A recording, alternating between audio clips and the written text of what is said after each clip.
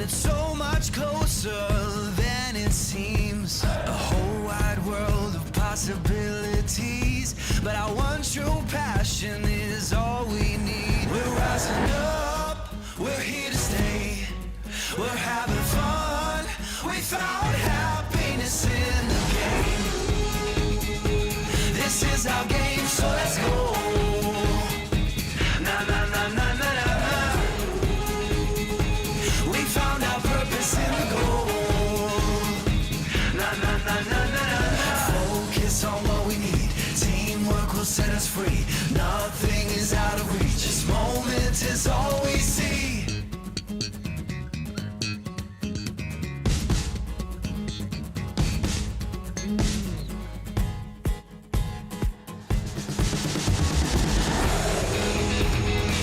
This is our game, so let's go.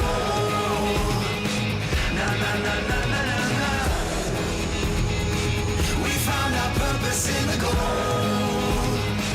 Na na na na na na na. We found our purpose in the goal.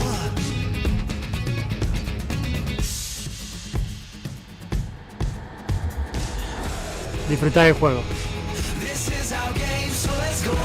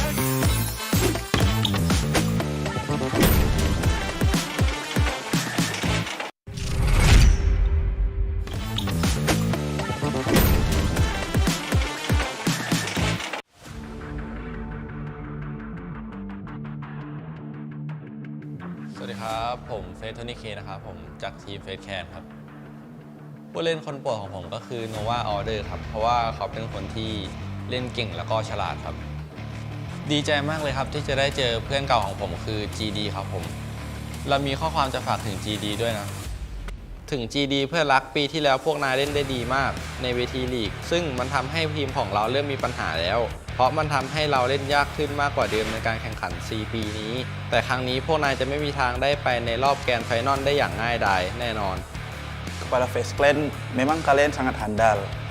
Tapi bagi kita, kalian sangat kurang, masih kurang. Apalagi di dalam kualifikasi ini. Di PMGC kali ini, kita bisa menunjukkan yang terbaik. Ya, saya merasa bisa menghasilkan hasil yang terbaik lah untuk di PMGC Liga kali ini. Jadi ditunggu saja. Untuk favorite player saya Nova Order karena dia memiliki aim yang bagus, pemilihan positioning yang bagus. Dia juga bisa dibilang player yang jarang kita lihat. Ya bisa dibilang paket lengkap lah untuk di tim. Kali ini saya akan ketemu Geek Yuhai dan saya akan menulis surat untuknya. Kepada Yuhai, halo, kita berjumpa lagi. Ketika kamu di BTR sebelumnya, kamu bukan tandingan kami. Kali ini, kamu kembali ke Malaysia dan sama sekali bukan ancaman. Bersiaplah, pulang lebih awal. Hello, I'm back and I become stronger now.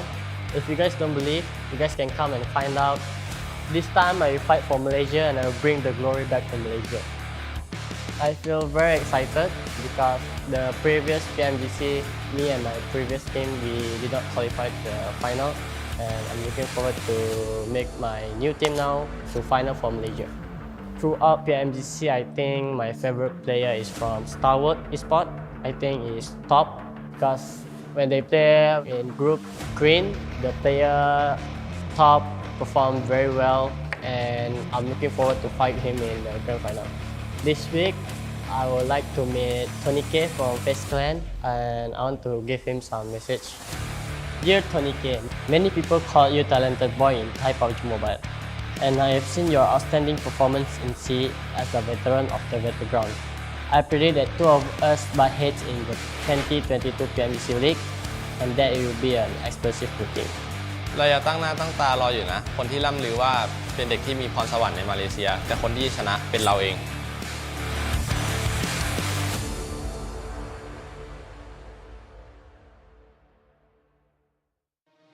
Welcome to the 2022 PUBG Mobile Global Championship. This year, we'll witness the world's best teams fight for their share of the $4 million prize pool across the PMGC League and final stages. The league stage will be held in Kuala Lumpur, Malaysia, with an all-new format consisting of 3 parts: groups, survival, and last chance. The group stage will kick off on November 10th all the way to the 27th, and we'll split our 48 teams into 3 groups. The top 3 from each group will advance directly to the finals, and the bottom 5 will be eliminated. The survival stage will take place from November 30th to December 2nd. The remaining teams from the group stage will battle to stay out of the bottom 8 spots to advance to the last chance, held on December 3rd and 4th, where the remaining 16 survivors will compete for the last 4 spots in the finals.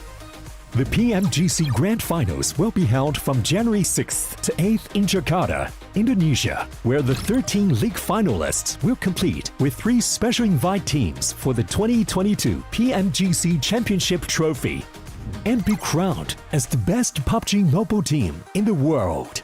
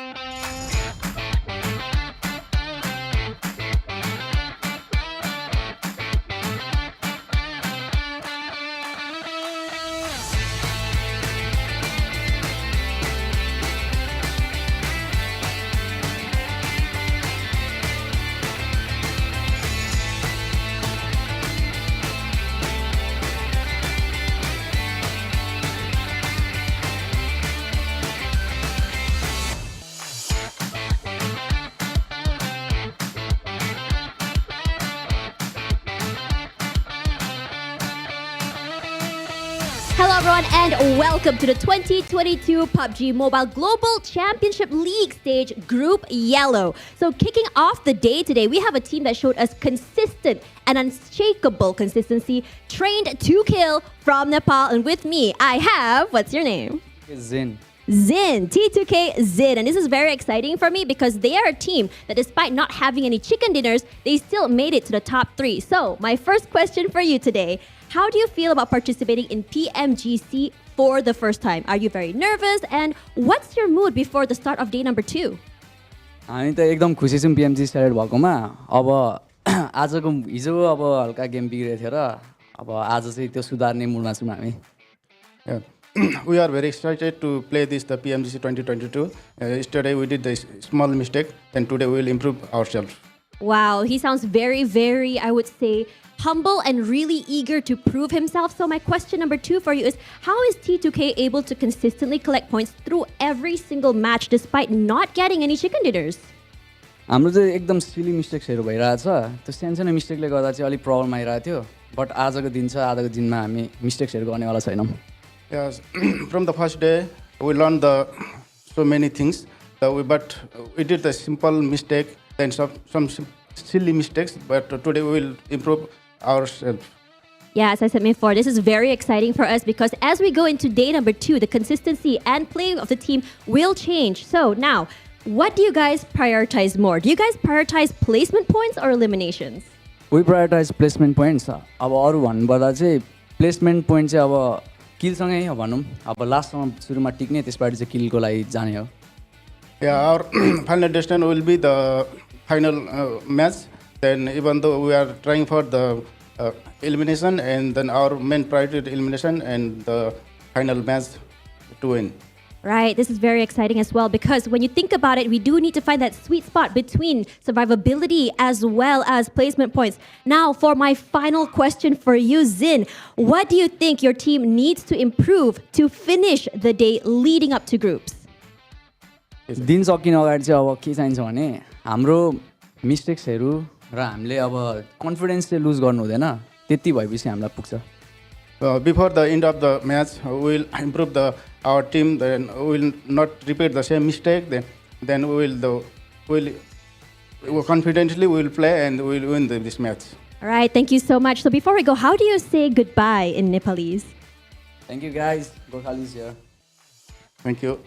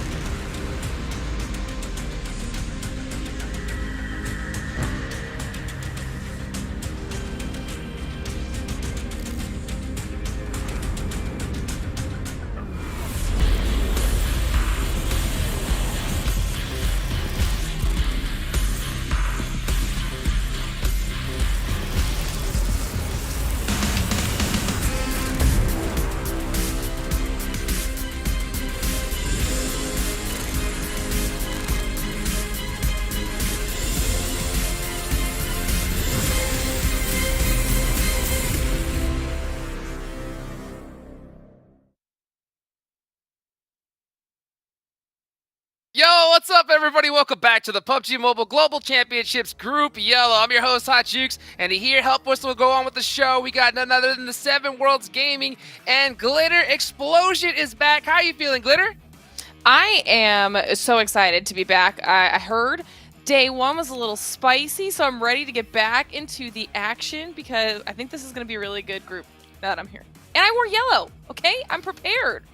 Yeah, let's go. Let's go. 7, how you feeling, brother? I'm excited, man. I'm excited because of what Glitter just said. We had an amazing day 1, and I can't wait to see what this day 2 is going to be bringing. How are you, by the way, Ajux?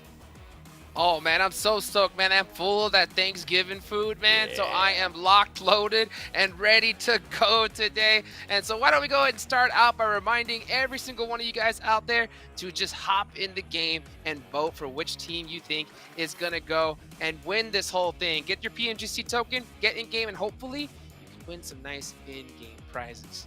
Of course, I also have to give a big thank you to our sponsors for the show. Sony, with their Sony Xperia 1.4 and Xperia Stream, they're actually created in collaboration with professional esports players. You can play PUBG Mobile at 90 Hz with Xperia Stream's total cooling system and multiple ports for intense gaming and streaming. Also, gotta give a big shout out to our hotel partner here for the PMGC, Pullman Kuala Lumpur Bangsar. Our world is your playground. Also, Prime Gaming. Prime Gaming, our platinum sponsor. Guys, go check out Prime Gaming. They got some great in-game items from PUBG Mobile, other Prime benefits, and you can get some really nice stuff. So go check out Prime Gaming today. And last but not least, of course, the Maserati is in PUBG Mobile. You guys can pick up this skin up until December 31st. So the end of the year, that is it. So guys, go get it today and ride its style. Vroom, vroom, vroom, vroom. Yeah, you know, speaking of putting that pedal to the metal, okay? Follow us, guys. Come on, do it. Click the buttons. And if you don't want to do it, then still do it, okay? Helps us all out here. Right, Seven? That's 100%. And I mean, if you are going to be tweeting out or doing anything, make sure you also use hashtags PMGC or PMGC 2022 because I've been keeping track of those. And you guys are sending some interesting stuff. So talk about it. Get that conversation going. Get that conversation to go. And there's so much to talk about here. Why don't we go ahead and show everybody who's possibly tuning in here for the first time the participating teams here. And these are the squads that got to play yesterday. This is day number 2. And we saw some teams pop off at the start and some teams we thought were going to pop off, Seven, that didn't quite really hit the mark that we expected. D Savior. Yeah, just, you know, putting that one out there too. Some teams popped off for sure. I mean, Geek Fam, that's one team that I'm going to be looking at. We'll go into that a little bit later. And then there's some less desired teams. But you know what? Let's talk about some of the players. You can see, damn rude. I mean, 3,500 damage. And this team, Glitter, was just so aggressive. Yeah, I mean, obviously 3 out of the top 4 from Geek Fam up here. I mean, to be fair, Tony K, phenomenal performance, especially from the 4th place overall team, still being up here as the best, or number 3 in the damage. But I mean, Rude has the number 1 highest damage on a first day performance so far. Geek Fam has been incredible, and you can also see that reflected here in their grenade use. One, obviously significantly higher than every other squad up here, but that's just going to speak to their aggression. It's speaking to their ability to loot and use utility incredibly well. And then that ended up being reflected in obviously their first place placement on the day, ahead of everybody else. I mean, you've got 3 out of the 4 in the top 4. Most nades used, 7. This is an incredible performance for day number 1. It is an incredible performance, and it's even more incredible because of what GK was able to do at 1.2. At one point, they had, I think it was a 28-point lead, and then Geek Fam decided to just obliterate all of that and say, you know what, we're actually here. We're going to be trying to get some chicken ears. We're going to be trying to get those high placement besides just the high eliminations that we're getting. And when I say high eliminations, I mean Geek Fam was going in. Right now, they have 51 eliminations, and when you compare it to GK Esports only sitting at 29. So a completely different team than what I've seen before, and I'm really enjoying to see if they're going to be continuing the aggressiveness, and then some of the other teams, hopefully they'll be able to step it up. I mean, GK, they didn't end the day so well, Glitter. They ended up with the 9th place finish and only 1 elimination on one of those games, and then the next one was a 12th place finish with 1 elimination. I'm pretty sure they're going to be looking to change that. Yeah, and we talk about that too, right? We talk about how momentum plays a factor into that, and on the flip side, teams that did close out the day really well. Another one that we'll probably be talking about is going to be T2K, Trade to Kill. I mean, they had multiple 2nd place finishes. We saw the interview at the top of the show with T2K as well, and they were just really consistent across the board with no chicken dinners, still in the top 3 at the end of the day. And we talk about that a lot, Jukes. I heard you gasping before with excitement for what you were watching. Consistency is so important. Oh, it's so huge. Every single time I see one of them squad wipes, you know, I get so pumped up. And not to mention the first, yesterday, the first play that we saw, Iron Sight Car 98 from across the map. That was so dang sick. Let's take a look at the rankings. And you know what? And the reason why I was gasping a little bit earlier, this is where we all stand right now. It's crazy to see that grenade usage ended up being the same stats as we see here on the overall rankings. Geek Fam, most nades used. Geek K 2nd. And we see them here in 1st and 2nd place here, 7. Yeah, these teams have just been battling it out. And I mean, at one point, we had a 40-point gap between 2nd place and 3rd place. So I'm glad to see that that has kind of narrowed down a little bit more.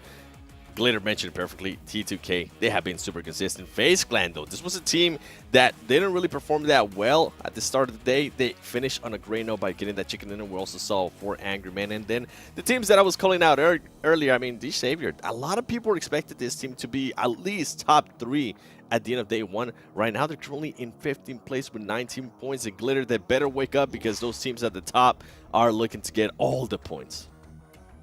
Yeah, especially when you're looking at those bottom squads. They're the only ones with single-digit eliminations. That's not what they want, because now we're looking at the average eliminations. Ooh. And Geek Fam literally has an average in what Xavier has in total. Aggressiveness, right? Ouch. That's what we're talking about. And the damage that they're being able to output, even when they didn't have a great performance in regards to placement, they were still able to come out with those eliminations. And I think that's definitely what played out a big difference between these two teams. With GK, I mentioned it earlier too, I'm really intrigued to see what kind of team we're going to be getting here as we do look at the top aerial performance. You can see Geek Fan, I mean, I'm not surprised to see them there. FaZe Clan, I am a little bit surprised to see them there as, you know what, I'll tell you why later. And then IHC, 16 ranking points, 21 elimination points, and GK. With the thing with GK, I have to tell you guys this real quick, is that they were too passive at times, and I'm hoping that they try to be a little bit more aggressive today and not just go for placement points. I like it. I agree.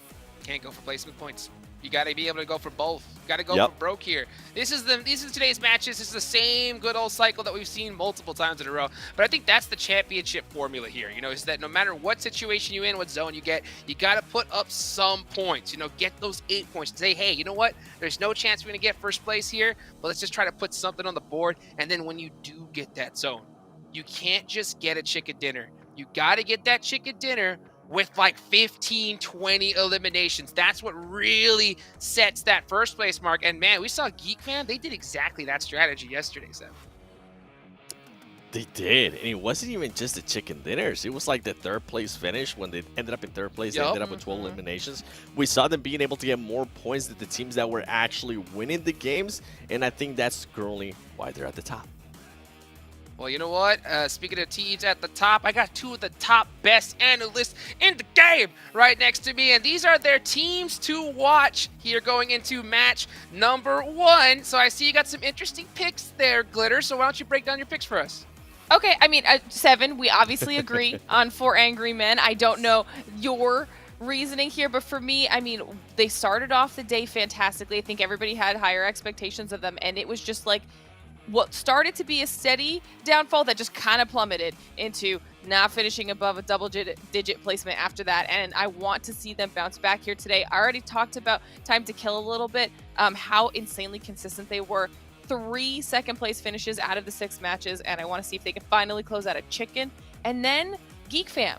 We've seen teams at the top fall off. I want to see if they can continue this dominating performance or if it was a flash in the pan. Yes, I'm so glad you mentioned that for them too, because now with 4 Angry Men, this is my reasoning, okay? And the only reason why I picked them before this aerial, yes, they won the first aerial, but they just kept getting into weird engagements right off the bat in every single aerial. I'm even looking forward to seeing how they're going to be able to adjust to that. Are they going to be getting any of their players knocked super early on, or have they been able to go back, watch that tape, and maybe work something out that doesn't happen again? Now with Game Lord, they were steady in a way, and I know Imperium is going to love this that I'm talking about them. They were steady in a way that they're able to put themselves into position to actually strike at the end. They finished off the day with 2 very strong games.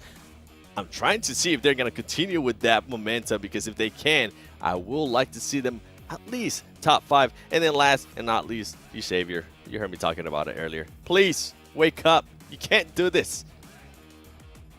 Well, you know what? They need to wake up, and all of you watching need to wake up, because it's time for match number 1. Let's take it on over to our casters, Zute and Esproxy.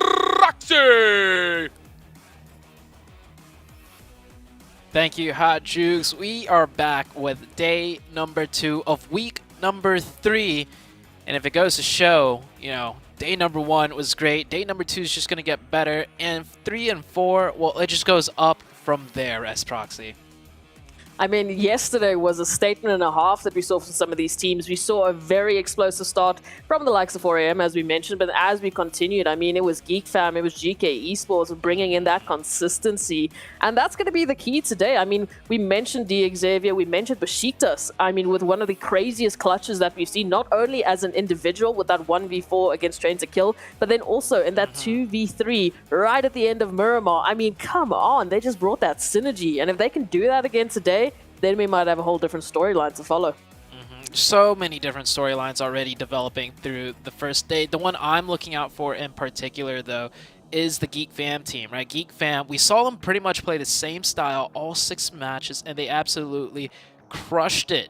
It was the same consistency. They didn't change things up game from game. And even though in the last game, they faltered a little bit, going out early with only 3 eliminations, they stuck true to their playstyle. So that's what I really like to see coming into today, though. I want to see if they're going to stick with that and if it's going to keep working for them.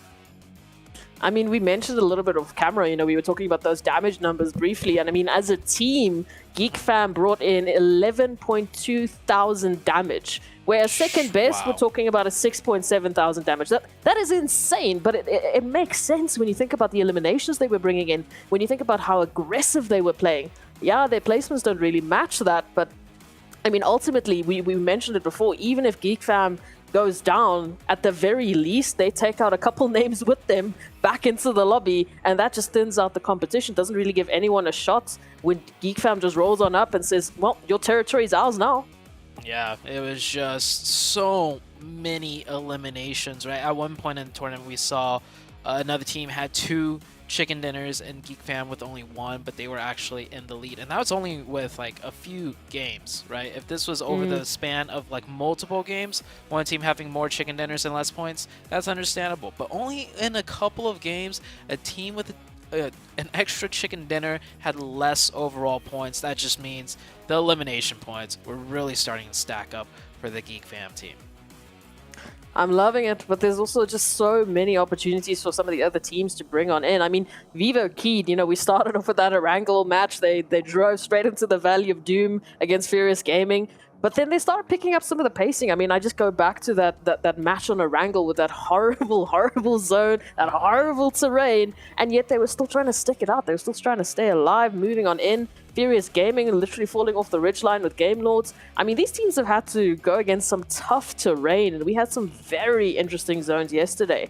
But now the question is, are we going to see a little bit more of that today, or are some of the teams that are sitting towards that bottom of the leaderboard going to pick up the pacing starting today?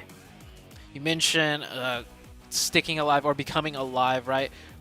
One team that really started to show up towards the later half of the first day was IHC, right? Ooh. When they subbed in Ziol, it was like complete 180 change. Like, I'm looking at the stats right now. Okay, round 1, right, they go out in 13th place, 0 elimination. Round 2, they do better, but not in the form that IHC probably wants, right? They got 3rd place with only 1 elimination. They were down to 1 player very early on, and he got lucky making it in. Right afterwards, 14th place with only 3 eliminations.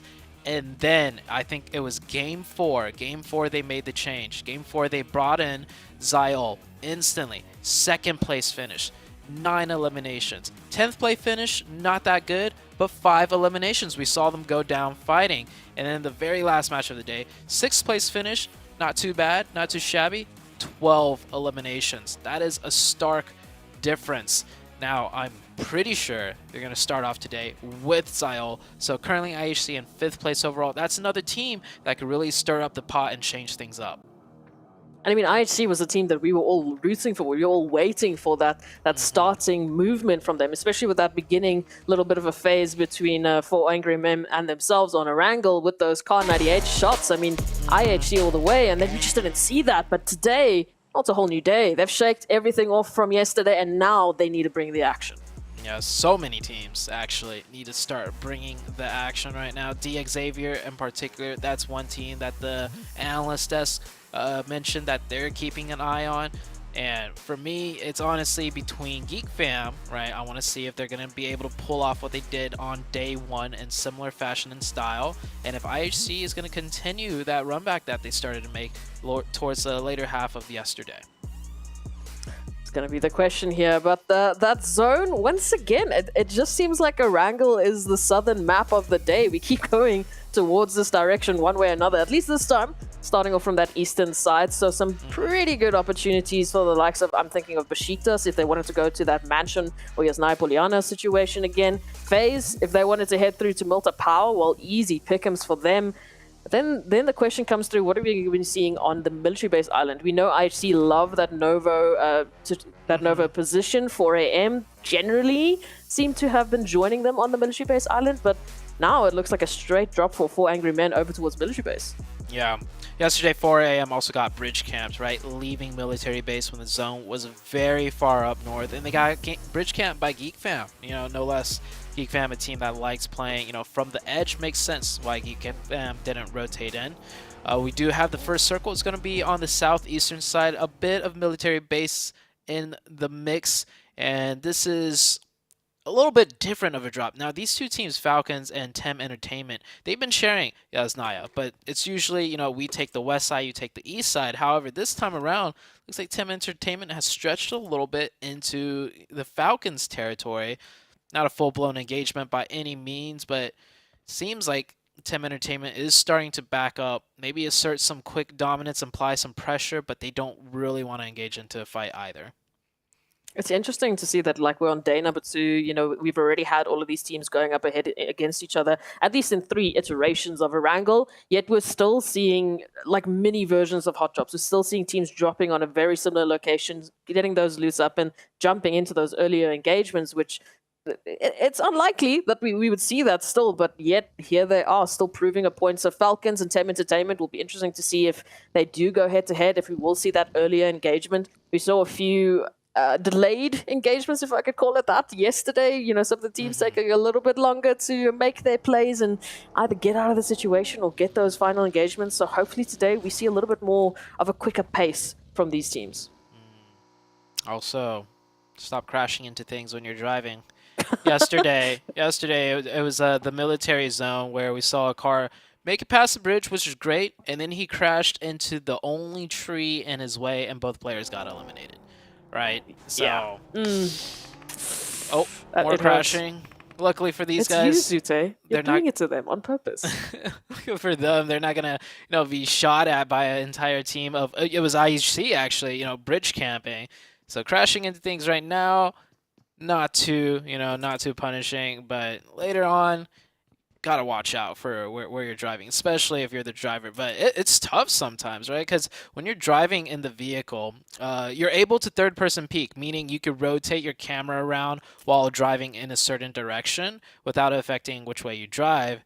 And when you're getting shot at, of course you want to see who's shooting you and from where, so you get a better idea of what's going on. But then that means you're not keeping your eyes on the road, and it becomes a deadly mistake sometimes. That's where the teamwork has to come in. You have to have your spotter, you have to have your driver. Second, if you're in that passenger seat, your job is to spot out who's shooting at you. But yeah, it's like keep your eyes on the road. Don't worry about it. Yeah, we don't care about what's happening on the music. Your job is to see who's shooting at us. That is the only job you have as a passenger. But hey, at least we'll see those teams maybe stepping it up. If not, Zute is coming after you. You heard it here first. But in terms of the 2 spots that we have on the map right now, at least with the early possible engagements, it's just Jasnaya Poliana that has that Falcons and Tem Entertainment action. And it was GK Esports and Rejects over towards Rozhok. But Rejects has already disengaged and they've moved up a little bit closer towards Ruin. So I'm already liking that we're seeing that early pacing where they're like, look, it's not really worth it for us. Especially if you don't have loot, man. You can't go into a fight if you're like on the weapon disadvantage. Just back on out and try again a little bit later. Yeah. It looks like Tem Entertainment did back off. They did shift back to the western side of Jasnaya to continue looting. So maybe the initial drop was just to, apply some pressure, which I was saying earlier, but not really looking for any sort of engagement. Fights might start breaking out between those two teams, though, as the matches go on, when one team becomes a little more desperate for points, or when one team, start feeling a little bit more confident, as in, hey, we might as well go for it.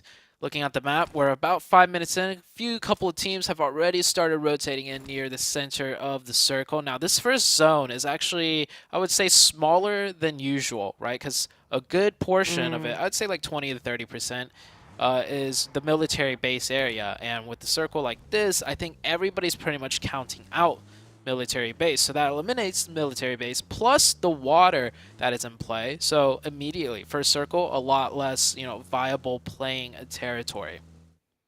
And what's even worse for the likes of, let's say, IHC or 4AM, when they want to take that eastern bridge rotation, well, surprise, surprise, that happens to be the center of zone. I mean, we have already 3 teams situated within that opposite end, such as Nongshim Red Force. We've got Furious Gaming moving in. We've even got Genesis Dogma Gids that have moved in. FaZe moving down from Multa Power towards that bridge. I mean, it is stacked now. So for 4AM, they're going to make that trip on through. You can see right past Nongshim Red. Thankfully for them, it doesn't seem like Nongshim Red was quite ready for a little bit of that containment, but they will have a stock rotation to make immediately as soon as they reach the mainland. Definitely agree. 4AM did make it past that bridge, didn't get camped. They find an open compound. Of course, they can't really get too further in because, as you were saying, many teams all set up around here. But luckily for 4AM, I think their biggest concern was getting bridge camped, right? Yesterday, they ended the last game going out to the Geek Fam team because they were bridge camped. It was quite a good fight, though, on the bridge. It went back and forth. 4AM actually got the opening 2 knocks, but then Geek Fam held it down. And somehow, some way, Geek Fam, I mean, there's a reason why they have so many elimination points. They took that fight back from a 2v4 and eliminated the entirety of the 4AM team. So 4AM definitely breathing a sigh of relief. Their worst nightmare, the bridge camp, is not going to affect them on this first game. Yeah, we don't want any of that PTSD to move on into today's games. 4AM, I mean, we talked about Geek Fam. The main factor for me for Geek Fam and why they've been so consistent, why they've been so successful, is that confidence, that bravado when they jump into an engagement. It's like they know exactly what plan they've discussed, they all know their roles, and they just execute it time in and time out to such perfection. We talk about individual prowess, but then it has to be matched with, an equal amount of team synergy. And Geek Fam, for me right now, hopefully they keep it up because they are just hitting some beautiful PUBG Mobile action. And if they can continue that, look at those damage it's going to numbers. Be tough. Oh, it's disgusting, actually. That's after one day at the PMGC level. They're not pumping damage into chumps, right? This isn't your classic match where you could rack up like 2,000 to 3,000 in one game. Okay, they're racking up that much damage against the best teams in the world. That's a lot harder than playing classic matches. And I want to draw a comparison real quick between Geek Fam and, ooh, that's a nice shift. All the way up to the top of the forest area where the Pride Rock is in play, just right above prison. This is going to get interesting. But before things heat up, right, HVVP and Geek Fam, very similar playstyles, controlling the edge, fighting their way in, dominant in eliminations. It seems like, this style will get you in first place overall as long as you're executing it properly. And we saw with HVVP, you have one bad day trying to execute this style, which is quite difficult to pull off game after game. You quickly could drop down in the leaderboard. So we might see the same fate for Geek Fam just coming into day 2 even. 4 Angry Men right now on a car chase. They're chasing Team Entertainment. GK is chasing them. Just running through shelter like an absolute madman, trying to get that rotation and trying to regroup. Thankfully, it looks like they will be able to, but it's going to come down to what Team Entertainment will be able to do here. The line of sight looks pretty limited. So hopefully, 4 Angry Men should be able to move on into center. I mean, for the likes of FaZe, they literally just rotated off Milta Power, and now it might be an opportunity to rotate back. Here's that Pride Rock position that I was talking about. Now, 4AM, we saw in game number 1 yesterday, they really prioritized these rotations. They even lost a player on rotation very early in the very first game of Erangel, but they ended up getting the chicken dinner because of it. So once again, second circle pops up. They really gun it for a central position, and we saw on the camera so many teams all around them taking shots at them, but it's a calculated risk, and hopefully it pays off for them. They are pretty much somewhat center, a little bit north of center, but they're at a strong position to work the rest of the map. So very good rotation by them. The Rejects team taking things a little bit slower this time around. Rejects also in the very first game yesterday did similar, mad dash rotations, but it ended up costing them like the entire team with 0 points. So it looks like they're going to play it slow now as a new game plan coming into day 2. polarizing performances from these teams. And I like what you said in terms of, that comparison between GeekFam and HVVP. Also for HVVP, I mean, having a bad day on the literal last day, the literal last opportunity that you have to put up points. I mean, you couldn't have talked about like worse timing. Yeah. It does happen. It does happen though. You are in a PMGC stage, and to keep up that level, even for GeekFam, to keep up that level of aggression, that level of engagement, and having that higher success rate, it's unheard of. Over 4 days at a PMGC level, we'll have to wait and see if they'll be able to do it. But imagine if they do. Imagine if they do. I feel like there's a world record around the corner for them. 92 points after just 1 day. See what GeekFam could do today. Speaking about GeekFam, they are located on the southwest side, pretty much on the edge. The only team behind them is IHC. Now, IHC versus GeekFam, that will be a very interesting fight if we do get to see it. Both teams very aggressive, and they like to take their 4v4s. You see right there on the southwest, IHC just now moving out of military base, GeekFam edging in from the southwest as well, and the circle does pretty much pull off the eastern side. Milk to Power no longer in play, shifts a little bit towards the west. Everybody should be very familiar with this terrain here. There's a lot of different ridges to play in, and of course on the eastern side it's all high ground going uphill. On the west, pretty much all flatlands with a few compounds with the bunkers of shelter coming into play. Can you imagine if we have a shelter final zone? Like the chaos of all of these teams shuffling into shelter, into the different levels, now trying to find one another, that zone all the closing different on bunkers. Which bunker do you want to take? The different levels. I could, if it does end around shelter, we're gonna see like a whole like pack of cars just blown up, crashing onto the different shelter bunker sites. It's gonna be like a parking garage almost. It would be chaos. Imagine for the first game of the day, we have that sort of an ending. We've already had a few treats. I mean, I've never seen such a Western, wrangle zone before yesterday. Like such an even 50-50 split between main island and military base island. Once again, we're treated to the eastern side of things. And now potentially a finish on shelter. I mean, come on, what more do you want? Also, 64 players still alive. We are almost 14 minutes in. Huge difference from day one. Day one, we saw like maybe 6-7 players go out by zone number 2 due to haphazard rotations, the nerves, the jitters. They didn't get their timings. Yeah, they didn't get their timings in right. They didn't, respect, the rotations out of other teams, thinking they could get away with things. Now this time around, we're 14 minutes in and not a single player has gone down. Teams are definitely playing way tighter and definitely, taking more precautions after day number 1. They see where they are in the leaderboards. They know what they need to do to keep up in the top, and they know what they need to do to try and rise up to the top. I mean, it's crazy to think that we haven't dropped a single player. We haven't dropped a single team. We haven't dropped a single player. And again, I think it comes back to those early engagements, avoiding them as much as possible, making sure that they're quick on the trigger when it comes to that possible disengagement. And teams so far, they've been following suit with that, which is lovely to see. And this is what we've been missing out of the chaos of yesterday. But yet, a wrangle might still prove to be a little chaotic depending on this next shift where we will be centering up. And, shelter is still in play. Still an opportunity. It's the shelter zone that we were just talking about. So that pretty much, that south side still has a huge, the hills are still in play. A good chunk of it is still the high ground hills. And then you start heading down into the shelter area. We have 64 up. There's not going to be 64 up after this circle closes. Not at all. Rotations heading on in. GK making that appearance now, and it looks like they spotted out at least a lone member here of Genesis Dogma, and this is what we were talking about yesterday. We saw this happen yesterday with Genesis. They didn't have that opportunity to save their teammate. Once again, not in a position to do that. Daybot, unfortunately, getting caught out, and for Genesis, there's no road to recovery from this. I'm quite confused what Genesis Dogma was doing there. might have been a split, and then this player got pushed, but from the way, you know, GK are already set up, it looks like they sent one player down there with no support, and they are taken out. Now, Xavier getting into the mix of things with Nongshim Red and Geek Fam, of course, here to third party and take shots whenever they can.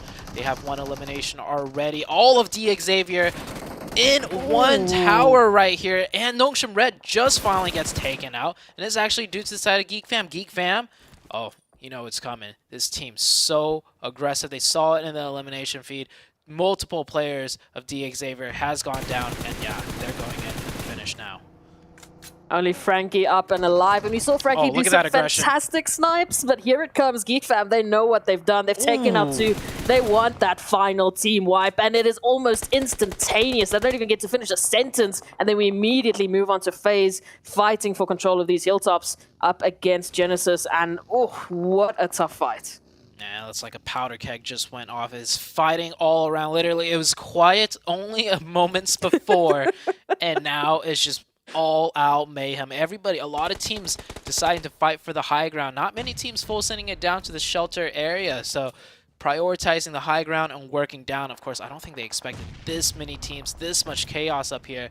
GD Gigs right now trying to throw some nades over. FaZe did lose. No, FaZe had a player knocked, but they're up as a full team. Geek Fam finishing up their fight, not even in the zone yet, right? They'll take fights wherever it comes.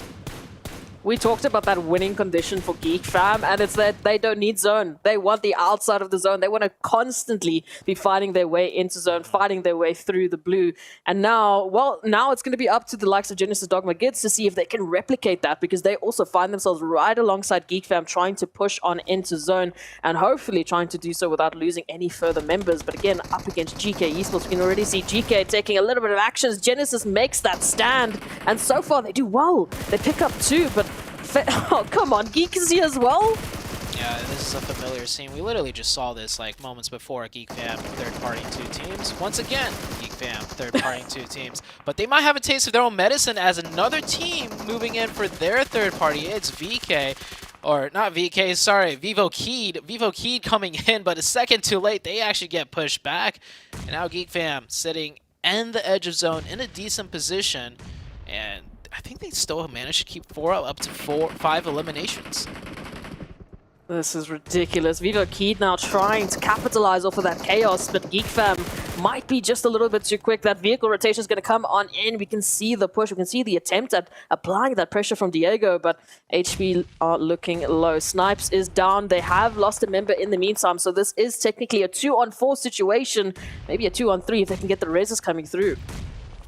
Oh, look at all of those nades raining in. That's going to do it for Geek Fam. Geek Fam go out, but 7 eliminations. That's not too bad. And I mean, they fought maybe 5-6 teams on their way in and finally getting third party themselves. Very good, smart push by Vivo Key, taking advantage of that opportunity. IHC here saw them start popping off yesterday towards the later stages. They have made their way down to the shelter area, keeping 4 alive, looking very strong, very healthy as a team, and gatekeeping out the Furious Gaming team. Furious Gaming, I don't think they're going to make it past IHC here. Again, IHC running with a different roster. We saw Zyol replace Godless yesterday. This time, both Godless and Zyol on the roster. And IHC looking pretty refreshed, looking pretty hyped. I mean, they're already picking up those 2 eliminations as Furious Gaming goes down. So this might be a different version of IHC, at least the version that we were expecting. We'll have to wait and see if they can bring through that performance as Vivo Keed now, after their wonderful success, need to make that rotation into center zone. And look at this outskirt, look at the vicinity. I mean, you've got GK Esports, you've got Tem Entertainment, you've got Besiktas and 4 Angry Men right up ahead of you. Where do you go from here? Pick your poison, right? Pick a team, take the fight. There's not much playable area left. There might be some pockets that, you know, on the very edge that Vivo Key could survive in, which it actually is not too bad of a choice, right? You don't know where the circle's going to go, and if you take a position on the high ground and a fight might be elongated, and then the circle is going to shift in a way where you don't have much control. Speaking of control, Besiktas right here controlling the low ground, which is probably better than the high ground, because the high ground, everyone could see you from up there, and more than likely, you're going to have to come down. So you're just going to be constantly in the sightlines and firing range of so many different teams. 4AM do get that revive up to 4 eliminations, looking a bit better than their performance towards the late stages of yesterday. IHC, of course, just constantly controlling the edge, fighting their way in. Oh, the last member here of Satan being caught on art with Vivo keyed in their rotation. It was only a matter of time as they head through that southern rotation. And currently they do find themselves pretty well centered up, so they pick their poison beautifully. And now Falcons up here against IHC fighting for control of these edge points of shelter. IHC making quite an aggressive push. Oh man, Falcons are just pretty much stuck down there. That's never a good look. Whenever you're fighting for these shelter positions, you want to be the team that's pushing. You want to be the team that's aggressive. Of course, don't get third-partied. You got to make sure that they don't get shot in the back by the reject team, which is looking like what's going to be starting to happen. IHC, one member is knocked. They will be getting that revive. Falcons, however, trying to fight back with the grenades. That's a good one. They do get another nade. Now's the time for Falcons to push out and do something, because if they don't do something now, they're going to get a full reset, and Falcons are already down to 2. Look at how low IHC is. Falcons needs to make the push. They will apply some pressure with that Molotov. Hopefully it's good for them. Otherwise, they're going to let IHC come back. And, oh, yeah, that Molotov nearly eliminated the entire team, and Icy goes down. That's what I like to see out of the Falcons team. Some punch-back power, and Falcons defend beautifully against the 4-man team of IHC. It's been long awaited. Unfortunately, though, their journey does not end. We see Yusef going down there to Vivo Keyed, who have a beautiful line of sight. And of course, with all the mayhem and the chaos that's just erupted, they know exactly where the action is. They know exactly where there are some potential eliminations around the corner. 4 angry men pushing on up here just on the outskirts of zone, now having to move into potentially either Vivo Keyed or Tem Entertainment, or take their chances with the Besiktas, who we know Besiktas are not strangers to any uphill battles. Falcon once again on the chopping block up here against Rejects, moving on in with that push. Man, Rejects just slammed in here. Here's that parking garage I was talking about. Look at all those cars. So many cars. Falcon down to 1 player. Rejects now taking over this bunker position. Beautiful push by the Reject team. They just went for it. They realized what they had to do. 4AM trying to do the same thing, just going for it. However, they are now down to 1 member. Like I said, coming from the high ground to the low ground on these flat open hillsides is definitely not the advantage you want in terms of high ground. They're not only getting shot at by the team that's defending against them, which is Tem Entertainment, but I'm pretty sure Besiktas was raining in shots as well. I mean, absolutely. After that clutch that they head through, they brought on Miramar, they're absolutely no strangers here to these uphill battles. Train to kill. Hello, making an appearance here on the scoreboard. Already 3 eliminations. Looking to add a 4th, maybe even a 5th, as Vivo Keyed with their 8 eliminations. Am I reading that correctly? 8 eliminations for Vivo Keyed, moving in from that southern position. Oh, make that 9 if he could get that. Did he? I think he's... No, he did not manage to steal away. So close.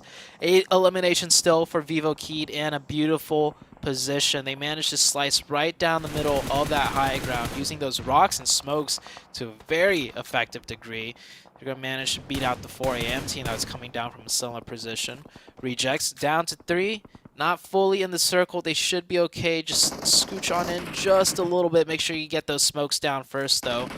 And the side of Game Lord and Train to Kill on the northern side, they've been sitting pretty quiet, very comfortable, avoiding a majority of the fights that are happening down on the south. The only real competitors to them are, well, each other, but coming through from that side with that little bit of a ridge line, having the opportunity to, as you said, all the teams moving down from that hilltop, just exposing themselves, lying themselves open basically for a few extra potential eliminations, either to Game Lords or Train to Kill. So the opportunities are there, but these teams will not be going down that easy. We can already see Vivo Keyed keeping their eye out on that horizon, and of course, keeping their heads on a swivel, because they know there's so many teams moving in from the southern portion of the zone down to the north. Tem Entertainment now, a couple of shots, heading through to Vivo Keyed, and Regis just on the opposite end of that hilltop. Circle shifts north once again, so everybody has to come off this hilltop now. A little bit of the southern side is in play, but that's pretty much just the roadside and just flat open terrain. I'm going to imagine all 3 teams on the south are going to suffer some sort of casualties. Meanwhile, the teams on the north sitting very comfortable. Train to Kill and Game Lord do get that circle towards them. Game Lord might lose that ridge in play, though, with his circle slightly shifting down south of them. Train to Kill just getting a slight more of a zone blessing in this situation. And for Vivo Keyed, for Tem Entertainment, as soon as they go past those trees, their cover, it's null and void. So Tem Entertainment now trying to make a dash on in, trying to close the gap a little bit closer, heading into more of an eastern approach. And this is going to be an interesting one now because they might actually have a perfect line of sight onto Viva Key. There it is, Adrian down to a sliver of HP, nearly down to nothing. But they just managed to get behind that care package. Great smokes for them to use right there. Zone slowly starting to choke teams in. You see Vivo Key losing one player, another player log. Here comes the Rejects team. They have to make their play. Falcon finally gets taken out. Good job for Falcons with that solo player trying to make it up to the 6th place finish. Now it's Vivo Key versus the Rejects, but Vivo Key have to worry more about than just the Rejects as Tem Entertainment firing him from the sides, getting a knock, and then Rejects getting the finish with the beautiful nade. We're down to the top 4 teams. Rejects sitting comfortably. Tem Entertainment, however, same cannot be said for them. I love the push from Rejects. That was quite a gamble, but now they find themselves on a similar approach to Train to Kill, just absolutely hitting so many shots towards Tem Entertainment. And Tem Entertainment feeling the brunt from pretty much all 3 sides. Maybe Rejects can apply that pressure to Train to Kill, and that will give them the space and the timing needed to recover their losses. But for the time being, there it is. Tem Entertainment, Train to Kill, now picking up each other's pacing. Game Lords need to move on in. They need to join the action. That is a nasty angle Duelo has on the Game Lord team. If he remains calm and fire off some more accurate shots, those are really good knocks that could be had. All he needs is smoke down to his left side. I don't know if he has a smoke, though. Maybe Divine has one. I think Divine did just pop out a smoke. If Duelo could get his left side smoked out so he doesn't have to worry about Train to Kill, he could have some really nasty shots onto this team. Game Lord, however, deploying smokes of their own, effectively obscuring the vision that we just saw Duelo have earlier. Now teams are firing back and forth. Everybody or every teams are taking shots at one another. Circle closes beautifully into the middle, forcing all of these teams to make some sort of move. I like that. Really putting these teams through the gauntlet now as they need to snake it up into the grasses. They will be losing majority of their respective ridge lines, majority of the cover that they've been holding onto so beautifully up until this point. But Tem Entertainment, I mean, I feel so sorry for them. They have just been getting punted, lead after lead bullet, just going straight in their direction, not having any sort of time to recover. We can see they're right on top of each other, just trying to stay alive. And now Duelo comes on in and adds to the pressure gauge. I feel sorry for that tree right there. That tree's been soaking up a lot of bullets as well. The only hard cover that they have, and the rock, but man, I think Tem Entertainment is about to bow out here. Too many teams raining in fire from all sides. Still got one player left here. If he could weather this a little bit longer as Train to Kill. Train to Kill getting... Oh, when did the Train to Kill took out Game Lord?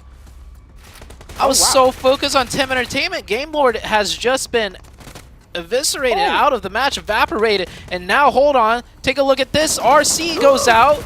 And Tem Entertainment stays alive with 2. And they're going to bring it down to a 2v2. But look at their meds, Tem Entertainment. They don't have much to work with. They have literally nothing. Now down to Mormon as Train to Kill are just on a rampage. They got 10 eliminations, and now they're looking to close it out for good. Down to Mormon, we can see nothing to do with meds. Nothing. We've got he got the knock. That's it. Tem Entertainment, he got the knock on the other player though. Legend is down. These 2 nades for the Hail Mary. Oh, he uses all 3. It's a little bit far. Can one bounce a little bit further? Oh, shooting the buggy, trying to blow that up maybe. Oh, they'll get the revive though. But no meds, is it worth the revive? That's the question. Oh, I think he went back and dropped him some grenades. He's prone in the open. Did Jane spot it out? Some shots raining right back, using his teammate as bait. Gets some good damage in. But Jane's got one more first aid. I think Jane knows he's out in the open. But he does not want to risk firing off some shots and then getting hit back as Jane almost went down earlier. Oh, good timing for Jane, though, right as he pulled out the grenade. What a win. What a clutch by Jane from Train to Kill. I mean, it looked like it was Train to Kill's game, and Tem Entertainment was going to be the 4th team out, but all of a sudden Game Lord's out, Rejects is out, and then it was almost a win for Tem Entertainment. Tem Entertainment, that's a team that's way down in the leaderboards as well. They didn't get the chicken, but that was a good finish for them to, you know, really shoot themselves up the ranking as far as Train to Kill is concerned. I mean, they're not doing too shabby, you know, third place coming into today and then getting that chicken dinner. That gap between second and third, that 20-point difference almost, is suddenly a lot smaller. Oh, absolutely. This is what we were waiting for. Yesterday, as we mentioned, as our analyst talked about it, we only had a 40 points gap between that second and third at some points. That closed on up right towards the end. We had Train to Kill picking up the pacing, which is something we've been waiting for. We knew that they brought in some interesting, you know, opportunities for themselves. It was just that final execution that they needed to bring through, and here it is. That winner chicken dinner, but what an absolutely beautiful showing from them in that final zone. Honestly, this first game I liked a lot because it pretty much showed us all the teams, you know, that aren't in the top besides Train to Kill are showing up today. Everyone's coming out swinging, but the team that swings the hardest in this first game will be Train to Kill.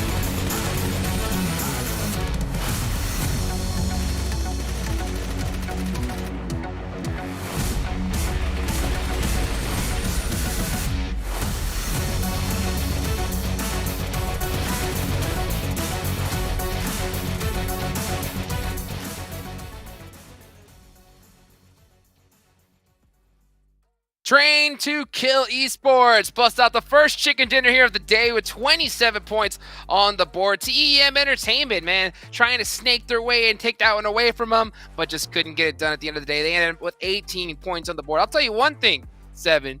Train to Kill Jane popped off in this match. I agree with you, baby. I'm so glad you brought him up, Hot Jukes. Jane put up 8 eliminations, and what's more impressive out of those eliminations is he was able to do that with just, I think it was 409 damage. Talk about being able to steal some eliminations. I am happy to see Rejects there towards the top two, 15 points for them. That's going to be good. And then Vivo Key, we saw Vivo Key taking on the fight with Geek Fam. By the way, Geek Fam, this is what I was talking about, Glitter, earlier.